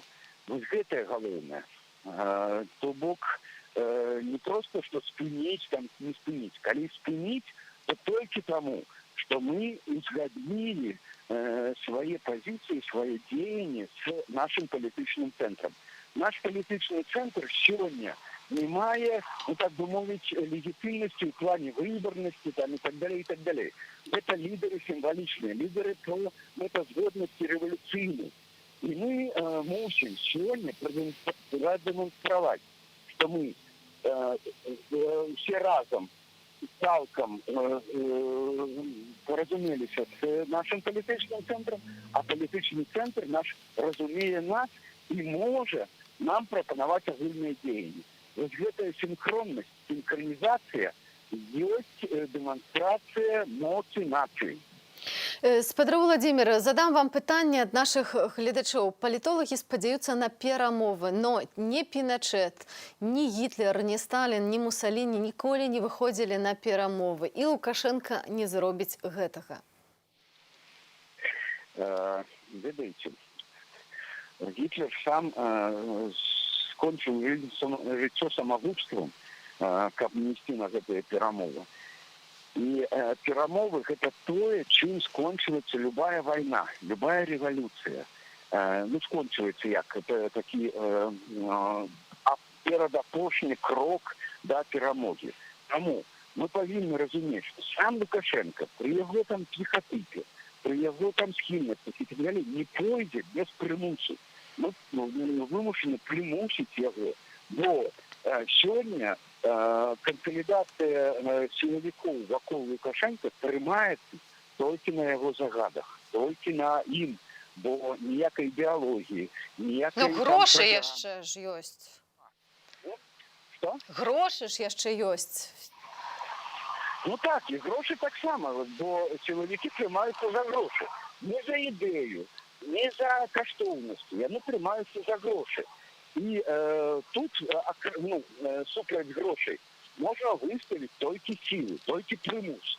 І примусити режим до перемоги ми можемо тільки тоді, коли здолаємо перепинити його діяння. Ось коли шмат хто каже, а робочі там ось не страйкують там, і так далі. Це не революція робочих. Сьогодні це революція середньої класи. І коли ми кажемо про страйки там, і так далі, уявіть собі, що 2 дні страйку банків звалили б цей режим навпрост. Але банковські там супрацовники, вони це не робочі. Їх немагчыма узнати тільки по там, закликавши там на солідарність і так далі. Гэта уявіть собі, що режим вже проіграв, а ми перемагаємо, гэта залежить від людей, скажімо, які приймають рішення. От там істеблішменту, від ломов там, і так далі. Ось поки ми ще маємо вагання і хистанні людей, які приймають рішення, що ось Лукашенко може перемогти силою, а що буде, коли він переможе? Так, поки сила, як казав там гэта расійскі палітолог, забыўшы, як яго, як у Амерыцы жыве, што 0,05% чалавекоў могуць трымаць падпарадкаванне ўсе астатнія 99,9% насельніцтва. Ну так, яны могуць трымаць, бо яны ўзброеныя. Але раптам уявіце сабе, што яны перамаглі. Нарэшце яны задавілі, нарэшце яны не далі сабрацца ні аднаму пратэсту. І як яны будуць кіраваць краіною, калі ўсе супраць іх? Ніяк. Таму трэба зразумець усім, у тым ліку банкірам, заможным там бізнесоўцам, кіраўнікам там розных падраздзяленняў дзяржапарату, што ўсё, рэжым уже прайграў. У яго няма выйсця ніякага, акрамя гвалтоўнага падаўлення. А гэта значыць крах краіны, крах эканомікі і так далей. Вы хочаце згубіць сваю маёмасць, свае капіталы, вы хочаце згубіць сваё жыццё, калі вы будзеце ўцягнуты ў злачынства гэтага рэжыму. Калі вы хочаце, ну давайте супраціўляйце спакой народнаму гэтаму змаганню. А калі не, становіцеся на бок народу. Становіцеся, і тады мы будзем мець краіну яшчэ не разбураную ўшчэнт, да чаго вядзе Лукашенко, і будзе прасцей выходзіць з гэтай крызы, з гэтага крызісу, і палітычнага, і эканамічнага таксама. І вось мы павінны зараз звяртацца да тых, ну, скажем, нешматлікіх сваё грамадства, насельніцтва нашага беларускага, якія пакуль што яшчэ вагаюцца, пакуль што яшчэ не то, што яны стаяць на баку рэжыму. Не, яны па схільнасцям, па свядомасці не на баку рэжыму, але яны і не на нашым баку. Яны вагаюцца і ніяк не могуць вырашыць, з кім быць. Будьце з пераможцамі, бо наша перамога непазбежная. Чым хутчэй вы станеце на наш бок, тым хутчэй мы пераадолеем усе гэтыя непрыемнасці, якія сёння ў краіне адбываюцца з нагоды гэтага безглуздага злачыннага кіравання Лукашенка. Спадару Владимир, дзякуй вам вялікі за размову, дзякуй вам за ваши думкі, дзякуй за вашу пазіцыю, за тое, што вы таксама выходзіце на гэтыя маршы смелых людзей. Сёння смелыя людзі па ўсёй краіне выйшлі на вуліцы. Ну а той, хто яшчэ не выйшаў і хто вагаецца, калі ласка, прыслухайцеся да слоў спадара Владимира Мацкевіча, філосаф і метадолог на сувязі з горадні быў з намі на сувязі. А тым часам прапаную паслухаць таксама меркаванне тых людзей, якія ўсё ж такі героі, якія не баяцца выйсці на вуліцы. Нашы корэспандэнты ў Бабруйску паразмаўлялі з тымі людзьмі, якія сёння далучыліся да маршу смелых. Почтить память погибшего Романа, отдать дань, то, что он погиб практически ни за что, то, что просто стоял, вышел во двор и заступился за людей, то, чтобы не снимали эти ленточки. Я считаю, что у нас общенациональное горе случилось. Сейчас нет людей чужих, своих, разделенных. Горе, которое случилось в Минске с парнем Романом, я лично его не знал, но меня оно затронуло до глубины души, потому что жутко наблюдать за тем, как в мирное время человек вечером выходит живой, а на завтра не прошло и суток, человека уже нет. Это, конечно, страшное время, страшные события. Никогда не думал, что до такого мы можем дожиться. Я человек верующий. Для меня кощунственно то, что люди приносят лампадки, цветы. И вчера это, я даже не знаю, как это не люди. Это даже не твари, потому что тварь – это существо Божье, да, если мы помним, твари по паре. Это не люди, это существа такие, которые, я не знаю, вот мне хочется сказать просто, чтобы у них руки отсохли, честно, отсохли руки. Такія пажаданні, такія словы ў бок сілавікоў гучаць ад жыхароў Бабруйску. З намі на сувязі з Менску Ігор Ільяш, журналіст. Вітаю, Ігор. Вітаю. Адразу хочу запытацца наконт Кацярыны Андрэевай, твоей жонкі. Што можа на дадзеную хвіліну вядома? Ці ў бяспецы яна? Цяпер з ёй няма сувязі. Я ведаю, што, наколькі я ведаю, яна з'ехала, паспела з'ехаць з плошчы пераменаў, але потым на сувязь не выхадзіла. Магчыма, проста разрадзіўся тэлефон, а магчыма, канешне, яе і маглі затрымаць. Дакладна невядома, але, наколькі я ведаю, яна ўсё ж паспела з'ехаць. Вельмі спадзяемся таксама на тое, што Каця ў бяспецы. Ігор, калі ласка, твае ўражанні ад сённяшняга маршу смелых людзей і жорсткага разгону, і ў тым ліку вось атачэнне плошчы пераменаў, тое, што мы назіралі. Ну і цяпер ужо знішчэнне самого мемарыяла Рамана Бандарэнкі, бо акурат мы ведаем, што ў гэтыя хвіліны адбываецца поўная зачыстка гэтага месца. Знікаюць лампадкі, знікаюць знічкі, знікаюць кветкі. То бок улады, акрамя таго, што разагналі ўсіх людзей, затрымалі, цяпер яшчэ і цалкам як бы вычышчаюць гэта месца памяці. Я думаю, што сённяшнія падзеі, яны, безумоўна, увойдуць у гісторыю беларускага пратэставага руху, увойдуць у гісторыю народнага супраціву, бо сапраўды людзі гераічна супраціўляліся, абаранялі народны мемарыял Раману Бандарэнкі цягам некалькіх гадзін, нягледзячы на тое, што супраць іх у самым пачатку яшчэ выкарыстоўвалі спецсродкі, святлашумавыя гранаты, яны не сышлі, яны засталіся, больш за то, яны вымусілі спачатку нават сілавікоў адысці, і толькі перагрупаваўшыся, пацягнуўшы рэзервы, яны перайшлі ў наступ і маглі зачысціць плошчах, калі ўжо мелі колькасную відавочную перавагу.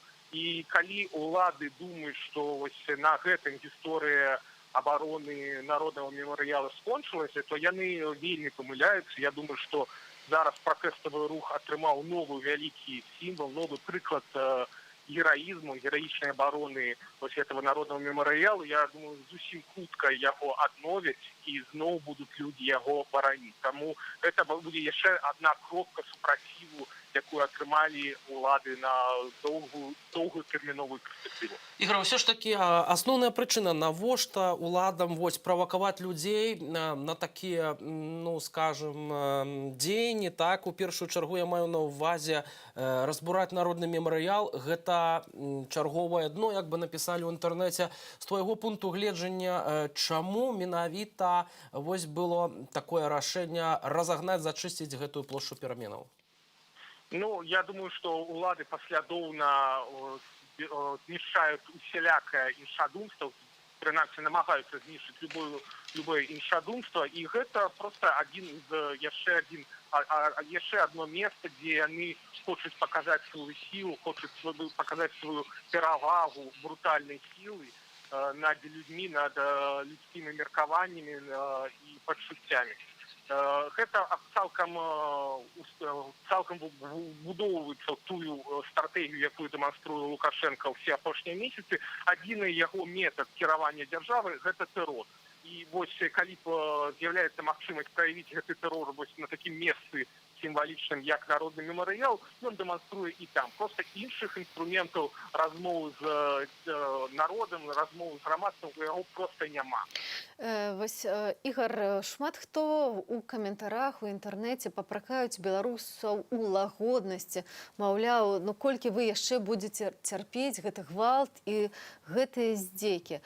Вось як на твою думку, ці сапраўды варта цярпець і ці вось такі мірны пратэст прыносіць свае плёны? Я думаю, что и мирный протест, безумовно, приносит свои плены, бо ресурсу у державы, у режиму Лукашенко не так шмат, как долго тримать это стан фактично военное становище, якое де-факто мы маем у Беларуси апошние месяцы. З іншого боку, конечно, вот такая политика, такая тактика улады, это цельный террор супраць любых прояваў іншадумства, и она, конечно, подштурховывает людей и до неких больше радикальных методов. И я думаю, что цалкам закономерно будет, когда мы в будучыні, у недалекой будучыні побачим больше радикальные методы с боку протестовцев, тем больше, когда не будем бачить таких великих 100-тысячных мирных акций протеста, а калі будзе больше локальный супротив, наоборот, это только будет людей подштурховывать до больше радикальных дзеянняў. И я думаю, что улады просто этого не разумеют, что яны только пагаршаюць у доўгатэрміновай перспектыве свой стан, свою ситуацию. Ігор, вось Лукашенко днямі казаў, што ходзіць 1500 пратэстуноў, і гэтыя пратэсты не скончацца ніколі. Аднак улады, напэўна, спадзяюцца калісьці іх зачысціць. На твой погляд, вось гэта рыторыка Лукашэнкі пра тое, што пратэсты не скончацца і што ён усё ж такі пасля сыходу плануе жыць у Расіі, аднак адначасова з тым уладу ён не хоча аддаваць. Пра што гэта ўсё сведчыць? Ну, я думаю, что про Россию это не варто серьезно ставиться до его слов про то, что он собирается съехать в Россию после некого транзита уладу. Не, никуда его не собирается съезжать. Але то, что он сказал, что эти протесты не скончатся, ну, это один из вынікаў этого супротиву народу. Мы все ж пераканали, принамсі, Лукашенко у тым, что як раней уже не будет, что протесты так чи інакш будут протягиваться. Может, не завсёды мы будем бачить по 100 тысяч человек на менских улицах, але супротив будет регулярный, он будет проявляться паўсюль, и беларускім уладам, дакладней режиму Лукашэнкі, прыйдзецца з гэтым жыць, неяк кіраваць і будаваць сваю будучыню з разліку таго, што фактычна ўсё грамадства выступае супраць яго, і гэтыя пратэсты будуць заўсёды. Дзякуй вам вялікі. Намі на сувязі быў журналіст Ігор Ілляш, сапраўды муж нашай Кацярыны Андрэевай, ад якога мы даведаліся, што наша журналістка Кацярына паспела з'ехаць з плошчы пераменаў, але дзе яна цяпер знаходзіцца, мы пакуль не ведаем. Шаноўнае спадарства, падсумуем сённяшні 99-й дзень пратэстаў у Беларусі. Сёння па ўсёй краіне прайшоў марш смелых. Сёння дзень, калі абудзіўся не толькі Менск, але і рэгіёны. Беспрэцэдэнтныя таксама зачысткі і беспрэцэдэнтнае затрыманне атрыманні каля 1000 чалавек. Но параўнальна з мінулай нядзеляй прыкладна бачна, што ўлады наступаюць, і чым меншая колькасць пратэстоўцаў, тым большая колькасць затрыманых. Гэта ўжо логіка, якую мы назіраем не адную нядзелю і не адзін дзень. Таму, канешне, будзем далей сачыць за сітуацыяй, як будзе развівацца сітуацыя і ў сталіцы, у іншых гарадах. Калі ласка, зазірайце у наш тэлеграм-канал Белсату, там вся апошняя інфармацыя будзе збірацца, і самыя апошнія лічбы па затрыманым мы будзем таксама падаваць спадарству. Ну і так, скончваем наш сённяшні эфір. На жаль, скончваем на вельмі сумнай ноце. Сёння ўладам атрымалася разбіць гэты пратэст на плошчы пераменаў, разбіць, растаптаць народны мемарыял памяці Романа Бандарэнкі. Але вельмі спадзяемся на тое, што памяць народа гэтага не забудзе. Мы будзем памятаць, і мы адновім усё тое, што было разбуранае. Дзякуй вам вялікі за тое, што былі цягам гэтых 5 гадзінаў разам з намі. З вамі працавалі Аліна Коўшык і Віталь Бабін. Трымаймася разам, бо ў гэтым наша сіла.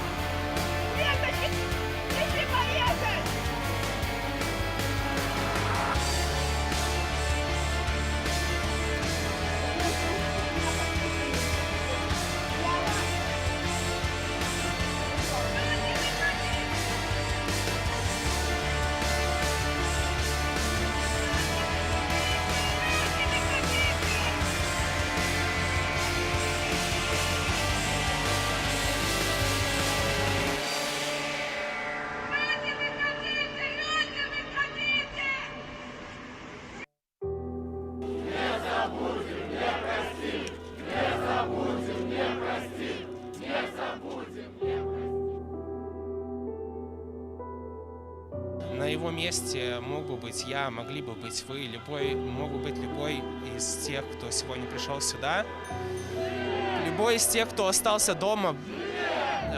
Поэтому я счел для себя необходимым сегодня прийти сюда, показать, что мы не согласны, показать, что мы не забыли, что мы не простим и мы не смиримся.